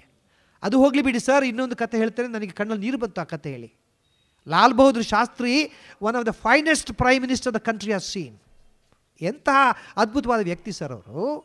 ಪಾಪ ಶರ್ಟ್ ಹರಿದು ಹೋಗಿದ್ರೆ ಹೀಗೆ ಹೋಗೋರು ಅವರು, ಯಾರಿಗೆ ಕಾಣಬಾರ್ದು ಅಂತ. ಎಂಥ ಮನುಷ್ಯ, ಸರಳ ಅಂದರೆ ಸರಳ ಸರ್. ಗಂಗಾ ನದಿಯನ್ನು ಅವರು ದಾಟಿ ಬರಬೇಕಾಗಿತ್ತು, ಅಂತಹ ಬಡತನ ಇತ್ತು ಅವರಿಗೆ. ಯಾಕೆಂದರೆ ಆ ಕಾಲದಲ್ಲಿ ಗಂಗಾ ನದಿಯನ್ನು ದಾಟಿ ಬರಬೇಕಿದ್ರೆ ಒಂದು ದೋಣಿ ಇರ್ತಿತ್ತು, ದೋಣಿಗೆ 4 ಆಣೆ ಕೊಡಬೇಕಾಗಿತ್ತಂತೆ. ಒಂದು ಸಲ ಅವ್ರ ಹತ್ರ 4 ಆಣೆ ಇರಲಿಲ್ಲ. ಆಗ ಅವರು ಪಾಪ ಆ ದೋಣಿಯವನು ಹೇಳ್ತಾನೆ, ಶಾಸ್ತ್ರೀಜಿ ಆಪ್ ಆ ಜಾओ, ಚಾರ ಆನಾ ಮತ್ ದೇವೋ ಆಪ್ಕೋ ಪುಕ್ಕಟ್ ವಾಪಸ್ ಲೇ ಲೇಂಗೆ. ಆಗ ಅವರು ಹೇಳ್ತಾರೆ, ಇಲ್ಲ ಇಲ್ಲ, ತುಮಾರ ಚಾರಾನೆ ಕೇಳಿ ನಿನ್ನ 4 ಆಣೆಗೆ ಸಂಪಾದನೆಗೆ ನಾನು ಅಡ್ಡಿ ಬರಲಿಕ್ಕಿಲ್ಲ ಅಂತ ಅವರು ಸ್ವತಃ ಅದನ್ನು ಸ್ವಿಮ್ ಮಾಡಿ ಅವರು ಈ ಕಡೆ ಶಾಲೆಗೆ ಬಂದವರು. ಅಂಥ ಪ್ರಾಮಾಣಿಕತೆ ಅವ್ರದ್ದು. ಒಂದು ಸಲ ಏನಾಯಿತು ಅಂದರೆ, ಲಾಲ್ ಬಹದ್ದೂರ್ ಶಾಸ್ತ್ರಿ ಅವರ ಮನೆಗೆ ಅವರ ಮಿತ್ರರೊಬ್ಬರು ಬರ್ತಾನೆ. ಬಂದುಬಿಟ್ಟು ಹೇಳ್ತಾನೆ, ಗುರುಜಿ ಶಾಸ್ತ್ರೀಜಿ ಮುझे 50 ರೂಪಾಯಿ ಚಾಹಿಯೇ. ಇದು ನಡೆದ ಘಟನೆ, ಏನು ಕಥೆ ಅಲ್ಲ. 50 ರೂಪಾಯಿ ಚಾಹಿಯೇ. ಕ್ಯೂ? ಮೇರಾ ಲಡ್ಕಾಕ್ಕೂ ಸ್ಕೂಲ್ ಬರಾನಾ ಹೇ, ಮೇರೆ ಪಾಸ್ ಪೈಸಾ ನಹೀ ಹೇ. ಶಾಸ್ತ್ರಿಗಳಿಗೆ ನನಗೆ 50 ರೂಪಾಯಿ ಬೇಕು, ನನ್ನ ಮಗನಿಗೆ ಸ್ಕೂಲ್ಗೆ ಹಾಕಬೇಕು, ನನ್ನ ಹತ್ರ ದುಡ್ಡಿಲ್ಲ. ಆಗ ಶಾಸ್ತ್ರಿ ಹೇಳ್ತಾರೆ, ಮೇರಾ ಪಗಾರ್ ಹಿ 50 ರೂಪಾಯಿ ಭಯ್ಯ, ಮೇರೆ ಪಾಸ್ 50 ರೂಪಾಯಿ ನಹೀ ಹೇ, ಮೈ ಕहाँ से दूँ, ನನ್ನ ಹತ್ರ ದುಡ್ಡು ಕೊಡಲಿಕ್ಕೆ ಇಲ್ಲ. ಆಗ ಲಲಿತಾ ಶಾಸ್ತ್ರಿ ಕರೀತಾರಂತೆ, आप अंदर आ जाओ, मेरे पास 50 रुपया है, ले लो, दे दो तुम्हारे दोस्त के लिए, ಕೊಡಿ 50 ರೂಪಾಯಿ ಇದೆ. ಕೊಟ್ಟರು. ಫ್ರೆಂಡ್ ಭಾಳ ಸಂತೋಷವಾಗಿ ಹೋದ ಗೆಳೆಯ. ಶಾಸ್ತ್ರಿ ಒಳಗೆ ಬರ್ತಾರೆ, ಬಂದು ಕೇಳ್ತಾರೆ, 50 ರೂಪಾಯಿ ಕहाँ से आ गया. ಆಗ ಲಲಿತಾ ಶಾಸ್ತ್ರಿ ಹೇಳ್ತಾರೆ, आप तो 50 ರೂಪಾಯಿ ಅದು ಯಾಕೆ ಕರ್ತಿದ್ದೆ, ನೀವು 50 ರೂಪಾಯಿ ಕೊಡ್ತಿದ್ದಿರಿ, ನಾನು ಮಾತ್ರ ಮನೆ ಖರ್ಚನ್ನು 40 ರೂಪಾಯಲ್ಲಿ ನಾನು ಮುಗಿಸ್ತಾ ಇದ್ದೆ, ತಿಂಗಳ 10 ರೂಪಾಯಿ ಉಳಿತಾಯ ಆಗ್ತಿತ್ತು, ಅದನ್ನು ಜೋಡಿಸಿಟ್ಟಿದ್ದೆ ನಿಮ್ಮ ಮಿತ್ರನ ಕೆಲಸಕ್ಕೆ, ಅದು ಕೂಡ ಮಗುನ ವಿದ್ಯಾಭ್ಯಾಸಕ್ಕೆ. ಸರಿ ಆಯ್ತಲ್ಲ, ಒಳ್ಳೆ ಕೆಲಸ ಅಲ್ವಾ. ಹಾಂ ಅಂತ ಅಂದುಕೊಂಡ ಶಾಸ್ತ್ರೀಜಿ ಹಾಗೆ ನಿಲ್ಲಿಲ್ಲ, ಸೀದಾ ಕಾಂಗ್ರೆಸ್ ಆಫೀಸ್ ಬರ್ತಾರೆ. He was only worker. ಅವ್ರು ಬಂದು ಹೇಳ್ತಾರೆ, ಅವರ ಆಫೀಸ್ ಬಾಸ್ಗೆ ಹೇಳ್ತಾರೆ, मेरा बीबी तो इतना होशियार है, वो 40 रुपया में घर का खर्चा संभाल करती है, अगले महीने से आप 50 रुपया मत दिया करो, 40 रुपया दिया करो. ನೀವು 10 ರೂಪಾಯಿ ಜಾಸ್ತಿ ಕೊಡ್ತಾ ಇದ್ದೀರಿ, ದಯವಿಟ್ಟು 10 ರೂಪಾಯಿ ಕೊಡಬೇಡಿ ಅಂತ ಹೇಳಿದಂಥ ಲಾಲ್ ಬಹದ್ದೂರ್ ಶಾಸ್ತ್ರಿ ಸರ್. ಇದು ಪ್ರಾಮಾಣಿಕತೆ ಸರ್. ಪರಿಶ್ರಮ, ಪರೋಪಕಾರ, ಪರಸ್ತ್ರೀ ಗೌರವ. ಚಲಬೇಕು ಶರಣಂಗೆ ಪರಸತಿಯನ್ನೊಲ್ಲೆನೆಂಬ, ಚಲಬೇಕು ಶರಣಂಗೆ ಪರಧನವನ್ನೊಲ್ಲೆನೆಂಬ ಹೇಳಿದ್ರಲ್ಲ ಬಸವಣ್ಣವರು. ಈಗ ಎಲ್ಲಿದೆ ಅವಸ್ಥೆ? ಈಗಿನ ಅವಸ್ಥೆ ಕೇಳಿದರೆ ಮೌಲ್ಯ ಎಷ್ಟು ಕೆಟ್ಟಿದೆ ಅಂತ ಹೇಳಿದರೆ ಇನ್ನೊಂದು ಹಾಸ್ಯ ಹೇಳಿಬಿಡ್ತಾರೆ, ಭಾಳ ಸುಂದರವಾಗಿದೆ ಇದು. ಈಗ ಬೆಂಗಳೂರು ಶುರುವಾಗಿದೆ ಸರ್. ನನಗೆ ದುಃಖ ಆಗೋದು ಅದು ಏನು ಅಂದರೆ, ಯುವತಿಯರು they live together without getting married. They enjoy all the benefits and pleasures of a married life, but no marriage. ಯಾರಿಗೂ ಮದುವೆ ಬೇಕಿಲ್ಲ. ಇದು ಬೆಂಗಳೂರು ಶುರುವಾಗಿದೆ, ಇದು ಭಾಷಣ ಅಲ್ಲ.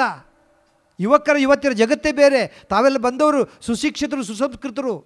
ಯುವತಿಯರ ಜಗತ್ತನ್ನು ನೋಡಬೇಕು ನೀವು. 12 ಗಂಟೆಗೆ ಬನ್ನಿ, ಪಬ್ಗಳು ಫುಲ್ಲಾಗಿರ್ತವೆ. ಮನೆಯಲ್ಲಿ ಕೇಳಿದ್ರೆ ಅಮ್ಮ ಇಲ್ಲದ್ರೆ ಅಮ್ಮ ಟಬ್ಬಲ್ಲಿ, ಅಪ್ಪ ಕ್ಲಬ್ಬಲ್ಲಿ, ಅಣ್ಣ ಪಬ್ಬಲ್ಲಿ ಅಂತಾರೆ. ಮಕ್ಕಳಿಗೆ ಯಾರಿಲ್ಲ ಆಟ ಆಡಲಿಕ್ಕೆ. ಯುವತಿಯರು ಪಬ್ಬಲ್ಲಿ ಇರ್ತಾರೆ. ಇದು ಅಪ್ಪನಿಗೆ ಗೊತ್ತಿಲ್ಲ. ಪಾಪ ಒಬ್ಬ ಹುಡುಗ ಈಗ ಏನಾಗಿದೆ ಅಂದರೆ living together without getting married. ಪಾಪ ಅಪ್ಪನಿಗೆ ಗೊತ್ತಿಲ್ಲ, ಇವನು ಹಳೆ ಅಪ್ಪ. ಮಗನನ್ನು ಕರೀತಾನೆ, ಕರೆದುಬಿಟ್ಟು ನಿನಗೆ ಒಂದು ಮದುವೆ ಮಾಡಬೇಕು ಅಂತಿದ್ದೇನೆ. ಆಗ ಮಗ ಕೇಳ್ತಾನೆ, ಹೌದಾ, ನೋಡಿದ್ಯಾ? ಒಂದು ಹುಡುಗಿ ನೋಡಿದ್ದೇನೆ, ಹೇಗಿದ್ದಾಳೆ? ಆಕೆ ರೂಪವತಿ, ಗುಣವತಿ, ಕಲಾವತಿ. ಆಗ ಮಗ ಹೇಳ್ತಾನೆ, ಇಲ್ಲ ಅಪ್ಪ, ನನ್ನ ಗರ್ಲ್ ಫ್ರೆಂಡನ್ನೇ ಮದುವೆ ಆಗಬೇಕಾಗಿದೆ. ಯಾಕೆ? ಆಕೆ ರೂಪವತಿನೋ ಅಲ್ಲ, ಗುಣವತಿನೋ ಅಲ್ಲ, ಕಲಾವತಿನೋ ಅಲ್ಲ, ಇನ್ನೇನು ಆಕೆ ಗರ್ಭವತಿ ಅಂತಾನೆ. ಎಲ್ಲಿದೆ ಮೌಲ್ಯ ಸರ್? ಪರಸ್ತ್ರೀ ಗೌರವ, ಇದು ಹಾಸ್ಯವಿರ್ಬೋದು, ಪರಧರ್ಮ ಸಹಿಷ್ಣುತೆ. ಸರ್, ಒಂದು ಮಾತು ನಾನು ಖಡಾಖಂಡಿತವಾಗಿ ಹೇಳಬೇಕು. ನಮ್ಮ ದೇಶದಲ್ಲಿ ಹಲವಾರು ಧರ್ಮಗಳಿವೆ. ನಾನು ಒಬ್ಬ ಹಿಂದೂ, ಆದರೆ ಇನ್ನೊಂದು ಧರ್ಮವನ್ನು ದೂಷಿಸುವ, ಕಡೆಗಣಿಸುವ ಆ ನೈತಿಕ ಹಕ್ಕು ನನಗಿಲ್ಲ. I may not love other religion, but I shall respect it, no doubt. ಇತರ ಸಂಸ್ಕೃತಿಗಳನ್ನು ಪ್ರೀತಿಸು, ನಿನ್ನ ಸಂಸ್ಕೃತಿಯಲ್ಲಿ ಜೀವಿಸು ಅಂತ ಗಾಂಧೀಜಿ ಹೇಳಿದ್ರಲ್ಲ, ಅದುವೇ ಪರಧರ್ಮ ಸಹಿಷ್ಣುತೆ, ಟಾಲರೆನ್ಸ್. ಸಹನೆ ಸರ್, ಭಾಳ ಮುಖ್ಯವಾಗಿದ್ದು ಸಹನೆ ಬೇಕಾಗಿದೆ. ಅಂಥದ್ರಲ್ಲಿ ಪರಧರ್ಮ ಸಹಿಷ್ಣುತೆ, ಪರಸ್ತ್ರೀ ಗೌರವ ಇವೆಲ್ಲ ಮೌಲ್ಯಗಳೇ. ಪರೋಪಕಾರ, ಪ್ರಾಮಾಣಿಕತೆ, ಪರಿಶ್ರಮ. ಸರ್, ಒಂದು ದೀಪದ ಬತ್ತಿ ಅದು ಸುಡ್ತಾ ಇರಬೇಕಿದ್ರೆ ಅದು ತನ್ನನ್ನು ತಾನು ಸುಟ್ಟುಕೊಳ್ತಾ ಇದೆ. ತಾವು ನೋಡಿದ್ರೆ ಎಲ್ಲ ಕಾರ್ಯಕ್ರಮ ಆದಮೇಲೆ ದೀಪದ ಬುಟ್ಟಿ ಇಷ್ಟು ಚೋಟದ್ದಾಗುತ್ತೆ ಅಲ್ವಾ? ಏನು ಮಾಡ್ಕೊಳ್ತು? ಅದು ತನ್ನನ್ನು ತಾನೇ ಸುಟ್ಕೊಳ್ತು. ಒಂದು ಗಂಧದ ಕೊರಡು ನಿಮಗೆ ಸುವಾಸನೆಯನ್ನು ಕೊಡಬೇಕಿದ್ರೆ ತನ್ನನ್ನು ತಾನೇ ಸವಿಸಿಕೊಂಡಿದೆ. ಅದು ಮೌಲ್ಯ ಸರ್. ಒಂದು ಬೀಜ ಹೆಮ್ಮರವಾಗಬೇಕಿದ್ರೆ ಆ ಬೀಜ ಮಣ್ಣು ಪಾಲಾಗಿದೆ. ಒಂದು ಮರ ನಿಮಗೆ ನೆರಳನ್ನು ಕೊಡಬೇಕಿದ್ರೆ ಆ ಬಿಸಿಲನ್ನು ತನ್ನ ನೆತ್ತಿ ಮೇಲೆ ಹಾಕಿಕೊಂಡಿದೆ. ಸರ್, ಅದು ಮೌಲ್ಯ. ಪರಿಶ್ರಮ ಪಡಬೇಕಾಗತ್ತೆ. ಇವತ್ತು ಮಕ್ಕಳಿಗೆ ನಾವು ಹೇಳಬೇಕಾಗಿದ್ದು ಪರಿಶ್ರಮ, ಭಾಳ ಮುಖ್ಯವಾಗಿದ್ದು ಪರಿಶ್ರಮ. ಒಂದು ಸಣ್ಣ ಘಟನೆ ಹೇಳ್ತೇನೆ, ತುಂಬ ಚೆನ್ನಾಗಿದೆ. ಒಂದು ಸಲ ನಾವೆಲ್ಲರೂ ದೇವಸ್ಥಾನಕ್ಕೆ ಹೋಗ್ತೇವಲ್ವಾ? ದೇವಸ್ಥಾನಕ್ಕೆ ಹೋಗಬೇಕಿದ್ರೆ ಮೆಟ್ಟುಕಲ್ಲು ಇದೆ, ಮೂರ್ತಿಕಲ್ಲು ಇದೆ. ಮೂರ್ತಿಕಲ್ಲು ಎಲ್ಲಿದೆ ಸರ್? ಗರ್ಭಗುಡಿಯೊಳಗಿದೆ. ಮೆಟ್ಟುಕಲ್ಲು ಎಲ್ಲಿದೆ? ಕೆಳಗೆ ಇದೆ. ಇಲ್ಲಿ ಕಥೆ ಮುಖ್ಯ ಅಲ್ಲ ಸರ್, ನೀತಿ ಮುಖ್ಯ. ಇವತ್ತು ಮಕ್ಕಳಿಗೆ ನೀವು ಪುಣ್ಯಕೋಟಿ ಕಥೆ ಹೇಳಬೇಕು. ಎಂತಹ ಅದ್ಭುತವಾದ ಕಥೆ ಸರ್ ಅದು, ಅಲ್ವಾ? ಆ ಪುಣ್ಯಕೋಟಿ ಕಥೆ ಹೇಳಿದ್ರೆ ಸಾಕು, ಎಂತಹ ಒಂದು ಅದ್ಭುತವಾದ ಕಲ್ಪನೆ ಅದು. ಮಕ್ಕಳಿಗೆ ಕಣ್ಣು, ನನ್ನ ಮೊಬಾಗ ಅಮೆರಿಕದ ಕಣ್ಣ ನೀರು ಹಾಕ್ಕೊಂಡು ಬಿಟ್ಟ. ಓ ತಾತ, ಹೀಗೂ ಇದೆಯಾ? ಹೌದಪ್ಪ ಅಂತಂದೆ ನಾನು. ಕೊದ್ದು ತಿಂದುವೆನೆಂಬ ಹುಲಿಗೆ ಚಂದದಿಂದಲಿ ಭಾಷೆ ಇತ್ತು, ಕಂದ ನಿನ್ನನ್ನು ನೋಡಿ ಹೋಗುವೆ ನೆಂದು ಬಂದೆನು ದೊಡ್ಡಿಗೆ. ಆ ಪುಣ್ಯಕೋಟಿ ಕಸು ಮಗು ಕರುಗೆ ಹೇಳುತ್ತೆ. ಆಗ ಕರು ಕೇಳುತ್ತೆ, ಅಮ್ಮ ನೀನು ಸಾಯಲೇಕೆ, ನನ್ನ ತಬ್ಬಲಿ ಮಾಡಲೇಕೆ? ಆಗ ಪುಣ್ಯಕೋಟಿ ಹೇಳುತ್ತೆ, ಕೊಟ್ಟ ಭಾಷೆಗೆ ತಪ್ಪಲಾರೆನು, ಕೆಟ್ಟ ಯೋಚನೆ ಮಾಡಲಾರೆನು, ನಿಷ್ಠೆಯಿಂದಲಿ ಪೋಪೆನಲ್ಲಿಗೆ ಕಟ್ಟ ಕಡೆಗಿದು ಖಂಡಿತ. ಸತ್ಯವೇ ನಮ್ಮ ತಾಯಿ ತಂದೆ, ಸತ್ಯವೇ ನಮ್ಮ ಬಂಧು ಬಳಗವು, ಸತ್ಯವಾಕ್ಯಗೆ ತಪ್ಪಿ ನಡೆದರೆ ಮೆಚ್ಚನ ಆ ಜಗದೀಶನು. ಇದು ಸರ್ ಮೌಲ್ಯ. ಇದು ಮೌಲ್ಯ ಸರ್, ಇನ್ನೇನು ಮೌಲ್ಯ ಅಲ್ಲ. ಇದೇ ರೀತಿಯಲ್ಲಿ ಆ ಮೆಟ್ಟುಕಲ್ಲು, ಇಲ್ಲಿ ಕಥೆ ಮುಖ್ಯ ಅಲ್ಲ, ನೀತಿ ಮುಖ್ಯ. ಇವತ್ತು ರಾಮಾಯಣ ಮಹಾಭಾರತಗಳನ್ನು ಮಕ್ಕಳಿಗೆ ನಾವು ಹೇಳಿಕೊಡ್ಬೇಕು. ಕತೆಗೋಸ್ಕರ ಅಲ್ಲ, ನೀತಿಗೋಸ್ಕರ. ನಮ್ಮ ಅಪ್ಪ ಆ ಕೆಲಸ ಮಾಡಿದರು ನನಗೆ. ಅಲ್ಲಿ ಕತೆ ಮುಖ್ಯ ಅಲ್ಲ ಸರ್, ರಾಮಾಯಣ ಬರ್ತಕ್ಕಂಥ ನೀತಿಗಳು, ಮಹಾಭಾರತದ ನೀತಿಗಳನ್ನು ಹೇಳಬೇಕಲ್ಲ ಮಕ್ಕಳಿಗೆ. ಆ ಮೆಟ್ಟುಕಲ್ಲು ಮೂರ್ತಿಕಲ್ಲಿಗೆ ಕೇಳ್ತಂತೆ, ತುಂಬ ಮಾರ್ಮಿಕವಾದ ಘಟನೆ. ಆ ಮೆಟ್ಟುಕಲ್ಲು ಕೇಳುತ್ತಂತೆ ಮೂರ್ತಿಕಲ್ಲಿಗೆ, ಅಪ್ಪ ಮೂರ್ತಿಕಲ್ಲೇ, ಅನ್ಯಾಯ ಆಗಿದೆ. ಏನು ಅನ್ಯಾಯ? ನಾವಿಬ್ಬರು ಕೂಡ ಒಂದು ಬಂಡೆಯಲ್ಲಿ, ಒಂದೇ ಬೆಟ್ಟದಲ್ಲಿ ಒಂದು ಬಂಡೆಯಲ್ಲಿ ಇದ್ದವರು. ನನ್ನನ್ನು ಆ ಶಿಲ್ಪಿ ತಂದುಬಿಟ್ಟು ಬೆಟ್ಟಕಲ್ಲು ಮಾಡಿಬಿಟ್ಟ, ನಿನ್ನನ್ನು ಮೂರ್ತಿಕಲ್ಲು ಮಾಡಿದ, ವಿಗ್ರಹ ಮಾಡಿದ. ಜನ ನನ್ನನ್ನು ಮೆಟ್ಟಿ ನಿನಗೆ ನಮಸ್ಕಾರ, ನಿನಗೆ ಅಭಿಷೇಕ, ನಿನಗೆ ಅಲಂಕಾರ, ನಿನಗೆ ನೈವೇದ್ಯ, ನಿನಗೆ ಆರತಿ. ಏನು ತಪ್ಪು, ಏನು ಅನ್ಯಾಯ, ಏನು ಭೇದ ಭಾವ ಇದು? ನಾವು ಒಂದೇ ತಾಯಿಯ ಮಕ್ಕಳಲ್ವ ಸರ್? ಈ ತಪ್ಪರ ಅನ್ಯಾಯ ಯಾಕಾಗುತ್ತೆ ಅಂತ ಮೆಟ್ಟುಕಲ್ಲು ಮೂರ್ತಿಕಲ್ಲನ್ನು ಕೇಳ್ತಂತೆ. ಆಗ ಮೂರ್ತಿಕಲ್ಲು ಹೇಳ್ತಂತೆ, ಹೌದಪ್ಪ ತಮ್ಮ, ನೀನು ಹೇಳಿದ್ದು ನಿಜ. ನಾವು ಒಂದೇ ತಾಯಿಯ ಮಕ್ಕಳು. ನಿನ್ನನ್ನು ಮೆಟ್ಟುಕಲ್ಲು ಮಾಡಿ ಜನ ನನಗೆ ನಮಸ್ಕಾರ ಮಾಡ್ತಾರೆ. ಆದರೆ ಒಂದು ವಿಷಯನ ಮರಿಬೇಡ, ನಿನ್ನನ್ನು ಮೆಟ್ಟುಕಲ್ಲು ಮಾಡಬೇಕಿದ್ರೆ ಆ ಶಿಲ್ಪಿ ಕೇವಲ 4-6 ಏಟುಗಳನ್ನು ಕೊಟ್ಬಿಟ್ಟು ನಿನ್ನನ್ನು ಮೆಟ್ಟುಕಲ್ಲು ಮಾಡಿದ. ಆದರೆ ನಾನು ಇವತ್ತು ಸುಂದರ ಮುಗ್ಧ ವಿಗ್ರಹ ಆಗಬೇಕಿದ್ರೆ ಅದೇ ಶಿಲ್ಪಿಯ ಕೈಯಿಂದ ಹಲವಾರು ವರ್ಷಗಳ ಕಾಲ ಲಕ್ಷಾಂತರ ಏಟುಗಳನ್ನು ತಿಂದು ತಿಂದು ತಿಂದು ಈ ಸುಂದರ ಮೂರ್ತಿಯಾಗಿದ್ದೇನೆ. ಸರಿ, ಇದು ಪರಿಶ್ರಮ. ಮಕ್ಕಳಿಗೆ ಹೇಳಿಕೊಡ್ಬೇಕು, ಅಪ್ಪ ಹಂತ ಹಂತವಾಗಿ ಮೇಲೆ ಬನ್ನಿ. ಏನು ಯಾವ ಲಿಫ್ಟ್ ಸಹಾಯದಿಂದ ಬರಬೇಕಾಗಿಲ್ಲ. ಹಂತ ಹಂತವಾಗಿ ಮೆಟ್ಟಲನ್ನು, ಒಂದೊಂದು ಮೆಟ್ಟಲನ್ನು ಏರಿ ಏರಿ ಮೇಲೆ ಬನ್ನಿ. ಅದರಲ್ಲಿ ಸಂತೋಷವಿದೆ, ಅದರಲ್ಲಿ ಸೌಖ್ಯವಿದೆ, ಅದರಲ್ಲಿ ಸಂತೃಪ್ತಿ ಇದೆ, ಅದರಲ್ಲಿ ಸ್ವಾಭಿಮಾನವಿದೆ. ಮಕ್ಕಳಿಗೆ ಅದನ್ನು ಹೇಳಿಕೊಡ್ಬೇಕು ಸರ್. ನೀನೇನು ಓದಬೇಡ, ನೀನು ನಮ್ಮ ಹಿಂದುಳಿದ ಜಾತಿಗೆ ಸೇರಿದವರು, ನಿನಗೊಂದು ಸೀಟ್ ಡೆಫಿನೆಟ್ ಸಿಕ್ಕಿದೆ ಅಂದರೆ you are going to spoil him. ನನ್ನ ಹತ್ರ ದುಡ್ಡಿದೆ ಕಣ, ನಿನಗೊಂದು ಸೀಟ್ ತಂದು ಕೊಡ್ತೇನೆ ಮೆಡಿಕಲ್, ನೀನು ಏನು ಓದಬೇಡ, we are going to spoil them. ಅಲ್ವಾ ಸರ್? ಮಕ್ಕಳನ್ನು ಬೆಳೀಲಿಕ್ಕೆ ಬಿಡಬೇಕಲ್ಲ. ಈ ಹಿನ್ನೆಲೆಯಲ್ಲಿ ಪರಿಶ್ರಮ, ಪ್ರಾಮಾಣಿಕತೆ, ಪರಸ್ತ್ರೀ ಗೌರವ, ಪರೋಪಕಾರ, ಪರಧರ್ಮ ಸಹಿಷ್ಣುತೆ, ಹಾಗೆ ಕೊನೆಯದಾಗಿ ಬಹಳ ಮುಖ್ಯವಾಗಬೇಕಾಗಿದ್ದು ಸತ್ಯ, ಅದೇ ರೀತಿ ಸಂಸ್ಕಾರ, ಅದೇ ರೀತಿ ಸಮಾಜ ಸೇವೆ ಒಂದು ಮೌಲ್ಯ ಸರ್. ಸಮಾಜ ಸೇವೆ ಅಂದರೆ ಪರರ ದುಃಖವನ್ನು ಕಡಿಮೆ ಮಾಡೋದು. ಸಮಾಜ ಸೇವೆ ಒಂದೇ ವಾಕ್ಯದಲ್ಲಿ ಹೇಳಬೇಕಿದ್ದರೆ, ಸಮಾಜ ಸೇವೆ ಎಂದರೆ ತನಗೆ ಮತ್ತು ತನ್ನವರ ಹೊರತಾಗಿ ಅನ್ಯರಿಗೆ, ಕಷ್ಟದಲ್ಲಿ ಇದ್ದವರಿಗೆ ಯಾವುದೇ ಪ್ರತಿಫಲಾಪೇಕ್ಷೆ ಇಲ್ಲದೆ, ಯಾವುದೇ ಪ್ರಚಾರ ಇಲ್ಲದೆ ಸಕಾಲದಲ್ಲಿ ಸಂತೋಷದಿಂದ ಮಾಡುವ ಕೆಲಸವೇ ಸಮಾಜ ಸೇವೆ. ಸಮಾಜ ಸೇವೆ ಭಿಕ್ಷೆ ಅಲ್ಲ, ಅದು ದಾನ ಅಲ್ಲ, ಅದು ಪವಿತ್ರವಾದ ಕೆಲಸ. ಅದು ಈಗ ಹಾಗಿಲ್ಲ, ಕೆಲವರಿಗೆ ಪ್ರಚಾರ ಬೇಕು ಅಲ್ವಾ. ಮೊನ್ನೆ ಯಾವುದೊಂದು ಪುಣ್ಯಾತ್ಮ ಅವರ ಬರ್ತ್ಡೇನ ಅವರೇ ಅರೇಂಜ್ ಮಾಡಿಬಿಟ್ಟಿದ್ರು. ನಿಮಗೆ ಗೊತ್ತಲ್ಲ, ಈ ಕಟೌಟ್ಸ್ಗಳು ಕಾಣ್ತೇವೆ, ಅವರ 43ನೇ ಹಬ್ಬ, ಹುಟ್ಟು ಹಬ್ಬ. ಯಾರ ಹಬ್ಬ ಇಟ್ಕೊಂಡು ನಾವು ಸಾರ್ವಜನಿಕ ಸ್ಥಳದಲ್ಲಿ ಯಾರಿಗೆ ಮಾಡಬೇಕು? ನಿಮ್ಮ ಹಬ್ಬ ನೀವು ಮನೇಲಿ ಮಾಡಿ ಅಲ್ವಾ. What right I have to put out my cutout and celebrate? Who is bothered about whose? ಹಾಗೆ ಹೇಳಿದರೆ ನಿಮಗೆ ಒಂದು ಗುಟ್ಟು ಹೇಳ್ತೇನೆ, ಬರ್ತ್ಡೇನ ಅದನ್ನು ನಾವು ಆಚರಿಸಬಾರ್ದಂತೆ. ಯಾಕೆಂದರೆ ಅದು ಕೂಡ ವಯಸ್ಸಾದವರು ಆಚರಿಸಲೇಬಾರ್ದಂತೆ. ಯಾಕೆಂದರೆ ಬರ್ತ್ಡೇ ಅನ್ನೋ ಅರ್ಥ ಏನು ಗೊತ್ತಾ ನಿಮಗೆ? ಈಗ ನಿಮಗೆ 75 ವರ್ಷ ಅರ್ಥ ಆಯಿತು ಅಂದರೆ ನಿಮ್ಮ ವಯಸ್ಸಿನಲ್ಲಿ 1 ವರ್ಷ ನಿಮಗೆ ಜಾಸ್ತಿ ಆಯಿತು, ನಿಮ್ಮ ಜೀವನಾವಧಿಯಲ್ಲಿ 1 ವರ್ಷ ಕಡಿಮೆ ಆಯಿತು ಅಂತ ಲೆಕ್ಕ ಅಲ್ವಾ? Is it a day to celebrate or to feel bad ಅಲ್ವಾ? ಅದು ಕೂಡ ಮಕ್ಕಳಿಗೆ ನಾವು ಏನು ಸಂಸ್ಕೃತಿ ಹಾಕ್ತೇವೆ, ಆ ಚೂರಿ ಸಂಸ್ಕೃತಿಯನ್ನು ಯಾವುದೋ ಕೇಕ್ ಕಟ್ಬಿಟ್ಟು ಅವನಿಗೆ ಹ್ಯಾಪಿ ಬರ್ತ್ಡೇ ಅಂತ ಹೇಳಿಬಿಟ್ಟು ಅವರಿಗೆ ಚೂರಿ ಸಂಸ್ಕೃತಿಯನ್ನು ಫಸ್ಟಿಗೆ ಕಲಿಸಿಕೊಡ್ತೇವೆ ನಾವು. ದೀಪಗಳನ್ನು ಬೆಳಗಿಸಬೇಕಾಗಿದ್ದಲ್ಲಿ ದೀಪಗಳನ್ನು ನಾವು ಆರಿಸುತ್ತೇವೆ.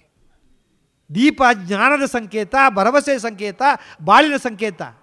ಯಾವ ಸಂಸ್ಕೃತಿ ಸರ್ ಅಲ್ವಾ? ಇದೆಲ್ಲ ಪಾಶ್ಚಾತ್ಯ ಸಂಸ್ಕೃತಿ ಅನುಕರಣೆ. ಎಲ್ಲ ಮಕ್ಕಳಿಗೆ ನಿಲ್ಲಿಸಬೇಕು ನಾವು ಅದನ್ನು. ಇವತ್ತಿನ ಮಕ್ಕಳಿಗೆ they know all about Michael Jackson but not about Mahatma Gandhi. It's A ಟ್ರಾಜಡಿ. They know about Romeo Juliet but not about Ramayana. What A Shem. ಮಕ್ಕಳಿಗೆ ಕರೆದು ಕೇಳಿ, ಅಪ್ಪ ಆ ಮಹಾತ್ಮ ಗಾಂಧಿ ಬಟ್ಟೆ ಹಾಕಿಲ್ಲ, ಯಾವಾಗ ಯಾಕೆ ಅವರು ಬಟ್ಟೆ ಹಾಕಿದ್ದು ನಿಲ್ಲಿಸಿದರು ಹೇಳ್ತೀಯಾ? ಅವನಿಗೆ ಗೊತ್ತಿಲ್ಲ, ನನಗೆ ಗೊತ್ತಿದೆ, ನನ್ನ ಮಕ್ಕಳಿಗೆ ಗೊತ್ತಿದೆ. ಯಾಕೆಂದರೆ ಅಂಥ ಸಂಸ್ಕಾರದಲ್ಲಿ ಬೆಳೆದವರು ನಾವು. ಅದು ಪಾಶ್ಚಾತ್ಯ ಸಂಸ್ಕೃತಿಯ ಪ್ರಭಾವ. ಆ ಭಾರತ ದೇಶದಲ್ಲಿ ಏನಪ್ಪ ಅಂದರೆ ಅದು ಹೊಟ್ಟೆಗೆ ಹಿಟ್ಟಿಲ್ಲ, ಆ ದೇಶಗಳಲ್ಲಿ ಹೊಟ್ಟೆಗೆ ರೆಸ್ಟೇ ಇಲ್ಲ. ಇಲ್ಲಿ ಹೊಟ್ಟೆ ಹೊರವ ಚಿಂತೆ, ಅಲ್ಲಿ ಹೊಟ್ಟೆ ಹೊರುವ ಚಿಂತೆ. ಇಲ್ಲಿ ಉಂಡು ಇಲ್ಲಿ ನಮಗೆ ಉಣ್ಣದೆ ರೋಗ, ಅವರಿಗೆ ತಿಂದು ರೋಗ ಅವರಿಗೆ ಅಲ್ವಾ. ಇಲ್ಲಿ ನಮಗೆ ಮಲಗಿದರೆ ಸಾಕು ನಿದ್ರೆ ಬರಲು ಒಂದು ಗಳಿಗೆ, ಅವರಿಗೆ ಮಲಗಿದ ನಿದ್ದೆ ಬರಲು ಬೇಕು ನಿಧಾನಿತ್ಯ ಒಂದು ಗುಳಿಗೆ. ಇಲ್ಲಿ ನಮ್ಮಲ್ಲಿ ಎಷ್ಟು ಬಡತನ ಅಂದರೆ ಇಲ್ಲಿ ಉಡಲು ಅರಿವೇ ಇಲ್ಲ. ಅರಿವೆ ಅಂದರೆ ಬಟ್ಟೆ. ಪಾಪ ಆ ದೇಶದವರಿಗೆ ಉಡಬೇಕೆಂಬ ಅರಿವೇ ಇಲ್ಲ. ಅದು ಆ ಸಂಸ್ಕೃತಿ ಅಲ್ವಾ. ಇಲ್ಲಿ ಒಬ್ಬಳ ಕೈ ಹಿಡಿದವಳು, ಹಿಡಿದ ಕೈ ಬಿಡದವಳು. ಅಲ್ಲಿ ಹಲವರಿಗೆ ಕೈ ಹಿಡಿದವಳು, ಹಲವರಿಗೆ ಕೈ ಕೊಟ್ಟವಳು, ಆ ಬಗ್ಗೆ ಬಾಯಿ ಬಿಡದವಳು. ಇದು ಅವರ ಸಂಸ್ಕೃತಿ.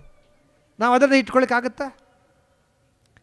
ಅದಕ್ಕೋಸ್ಕರ ಮಕ್ಕಳಿಗೆ ಶಿಕ್ಷಣದ ಜೊತೆ ನಾವು ಸಂಸ್ಕಾರವನ್ನು ಕೊಡಬೇಕು. ನಾನು ಹೇಳ್ತಾ ಇದ್ದೆ, ಒಬ್ಬನು ಅವನ ಬರ್ತ್ಡೇನ ಅವನೇ ಸೆಲೆಬ್ರೇಟ್ ಮಾಡಿ, ಯಾಕೆ ಪ್ರಚಾರವಿಲ್ಲ ಸಮಾಜ ಸೇವೆ ಆಗಿರಬೇಕು. ಅದು ಅವನ ಬರ್ತ್ಡೇ ಅವನೇ ಮಾಡ್ಕೊಂಡಿದ್ದ. ಪಾಪ ಎಲ್ಲರೂ ಬಂದು ಹಾರ ಹಾಕಿದ್ದಾರೆ, ಹೀಗೆ ಕೂತ್ಕೊಳಿಸಿ 15 ಹಾರ ಹಾಕಿದ್ದಾರೆ ಸರ್, ಬೇರೆ ಬೇರೆ ಸಂಘ ಸಂಸ್ಥೆಗಳು. ಅವನ ಮುಖದಲ್ಲಿ ಸಿಟ್ಟು. ಪಾಪ ಕಾರ್ಯಕರ್ತರು ಕೇಳಿದ್ರು, ಯಾಕೆ ಸರ್ ಸಿಟ್ಟು ಮಾಡ್ಕೊಂಡಿದ್ದೀರಿ, 15 ಹಾರ ಹಾಕಿದ್ದೇವೆಲ್ಲ.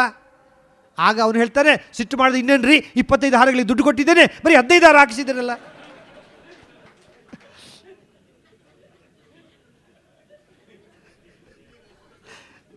ಪಾಪ ಅವನು ಸತ್ಯ ಹೇಳಿಬಿಟ್ಟ.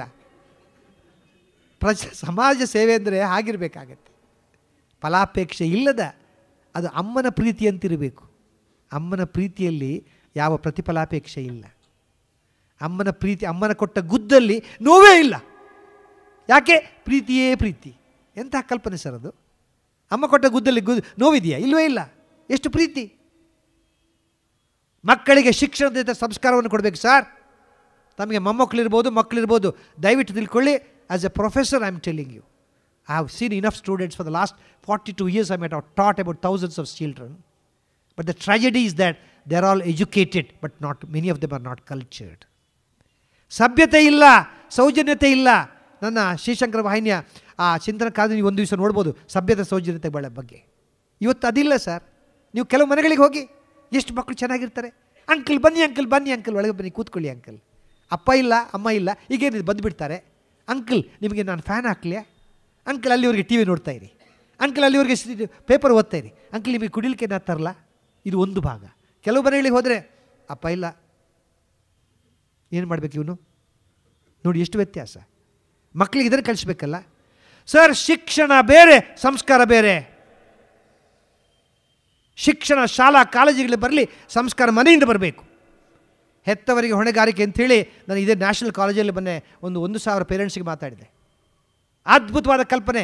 ಪೇರೆಂಟ್ಸ್, ಒಂದು ಮಗು ಆರೋಗ್ಯವಂತವಾಗಿ ಬೆಳೆದು ಚೆನ್ನಾಗಿ ಕಲಿತು ಉತ್ತಮ ಶಿಕ್ಷಣ ಸಂಸ್ಕಾರ ಪಡೆದು ದೊಡ್ಡ ವ್ಯಕ್ತಿ ಆಗಲಿಕ್ಕೆ ಇಬ್ಬರು ಕಾರಣ, ಒಂದು ಹೆತ್ತವರು, ಇನ್ನೊಂದು ಗುರುಗಳು. ಅದೇ ರೀತಿ ಒಂದು ಮಗು ಹಾಳಾಗಿ ಹೋಗ್ಲಿಕ್ಕೆ ಕೂಡ ಇವರೇ ಇಬ್ಬರು ಕಾರಣ. ಇದು ಸತ್ಯವಾದ ಮಾತು. ಹೆತ್ತವರು ಮಾಡೋ ತಪ್ಪುಗಳು ಒಂದಲ್ಲ ಹಲವಲ್ಲ. ಇವತ್ತು ಶಿಕ್ಷಣದ ಸಂಸ್ಕಾರವನ್ನು ಕೊಡಬೇಕಾಗುತ್ತೆ ನಾವು. ಇನ್ನೂ ಒಂದು ಮಾತು ಹೇಳ್ತೇನೆ ಸರ್, ಸುಶಿಕ್ಷಿತರೆಲ್ಲ ಸುಸಂಸ್ಕೃತರಾಗಬೇಕೆಂದಿಲ್ಲ, ಸುಸಂಸ್ಕೃತರೆಲ್ಲ ಸುಶಿಕ್ಷಿತರೂ ಆಗಿದ್ದಿಲ್ಲ. ಆಗ ನಾನು ಅಮೆರಿಕಲ್ಲಿದ್ದೆ, WTC ಹೊಡಿಬೇಕಿದ್ರೆ ಅವರೆಲ್ಲ ಸುಶಿಕ್ಷಿತರಲ್ವಾ? ಎಲ್ಲ WTC ಹೊಡೆದು ಹಾಕಿದವರು they were all educated, but mechanical engineers, aeronautical, but they were not cultured. Sir, ನಿಮ್ಮ ಅಜ್ಜಿ ನಮ್ಮ ಅಜ್ಜಿ ಹೆಚ್ಚು ಓದಿಲ್ಲ ಸರ್. DVG ಅವರು ಎಷ್ಟು ಓದಿದ್ರು ಪಾಪ? 7ನೇ ಕ್ಲಾಸ್ ಫೈಲ್ ಆಗಿಬಿಟ್ಟು ಅದ್ಭುತವಾದ ಕೃತಿ ರಚನೆಗಳನ್ನು ಮಾಡಿದ್ರಲ್ಲ. ಎಷ್ಟು ಸಂಸ್ಕಾರ ಇತ್ತು ಅವ್ರ ಹತ್ರ.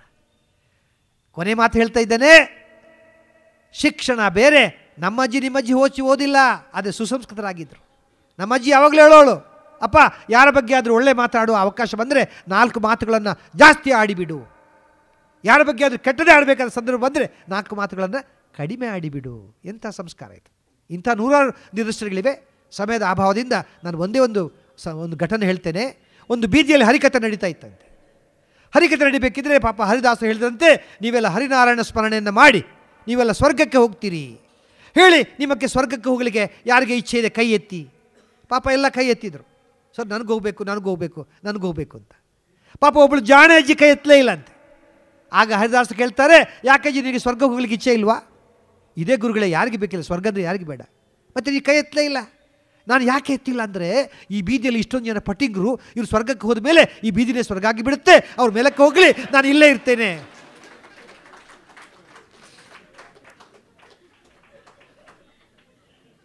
ಮಕ್ಕಳಿಗೆ ಶಿಕ್ಷಣದ ಸಂಸ್ಕಾರ ಕೊಡು ಸರ್. ಇದೆಲ್ಲ ವಿಚಾರಗಳನ್ನು, ನಾನು ಅಂಥ ದೊಡ್ಡ ಸಾಹಿತಿ ಅಲ್ಲ, ಆದರೂ ನನ್ನ ಕೆಲವು ಪುಸ್ತಕಗಳು ಅತ್ಯದ್ಭುತ ಓಡಾಡ್ತವೆ.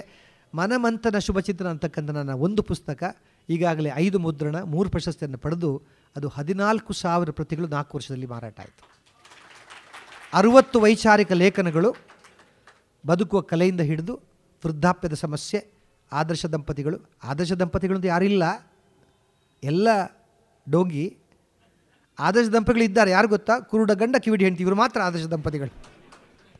ಯಾಕೆಂದರೆ home is the only place where the 2 enemies live together ಅಂತ ಯಾರೋ ಹೇಳಿದ್ರು ಮೊನ್ನೆ. ಮದುವೆ ಆಗ್ತಾ ಇತ್ತಂತೆ, ಹೆಣ್ಣು ಮಗಳು ಅಳ್ತಾ ಇದ್ಲಂತೆ, ಗಂಡು ಮಗುನ ಆಗ್ತಾ ಇದ್ದಂತೆ. ಯಾರೋ ಕೇಳಿದರು ಇದರ ಅರ್ಥ ಏನು? ಆಗ ಅವ್ರು ಹೇಳ್ತಾರೆ, ಇದು ಅವಳ ಕೊನೆಯ ಅಳು, ಇದು ಇವನ ಕೊನೆಯ ನಗು ಅಂತ. ಇರಲಿ, ಆ ಪುಸ್ತಕದಲ್ಲಿ ಸ್ಪೆಷಲಿ ಹೆತ್ತವರ ಹೊಣೆಗಾರಿಕೆ, ಹೀಗೆ 60 ವೈಚಾರಿಕ ಲೇಖನಗಳು 300 ಪುಟದ ಪುಸ್ತಕ ಇದೆ. ಅದೇ ರೀತಿ ನನ್ನ 108 ಕಿವಿ ಮಾತುಗಳು ಈಗ 2 ತಿಂಗಳಲ್ಲಿ 1,000 ಪ್ರತಿ ಹೋಗಿದೆ.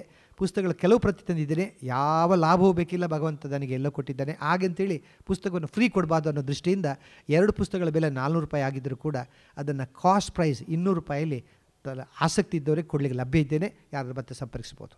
ನಾನು ಹೇಳಿದಿಷ್ಟೇ, ಶಿಕ್ಷಣದ ಜೊತೆ ಸಂಸ್ಕಾರವಿರಲಿ, ವಿದ್ಯೆ ಜೊತೆ ವಿನಯ ಇರಲಿ, ಅದುವೇ ಮೌಲ್ಯ. ವಿದ್ಯಾ ದದಾತಿ ವಿನಯಂ ವಿನಯಾತ್ ಯಾತ್ ಪಾತ್ರತಾಂ ಎಂಬ ಮಾತನ್ನು ಹೇಳುತ್ತಾ ಕೊನೆಯದಾಗಿ ಹೇಳ್ತೇನೆ ಸರ್, ನಮ್ಮ ಕಣ್ಣ ರೆಪ್ಪೆ ತೆರೆದರೆ ಜನನ, ರೆಪ್ಪೆ ಮುಚ್ಚಿದರೆ ಮರಣ. ಈ ತೆರೆದು ಮುಚ್ಚುವ ಕ್ಷಣಗಳೇ ಜೀವನ.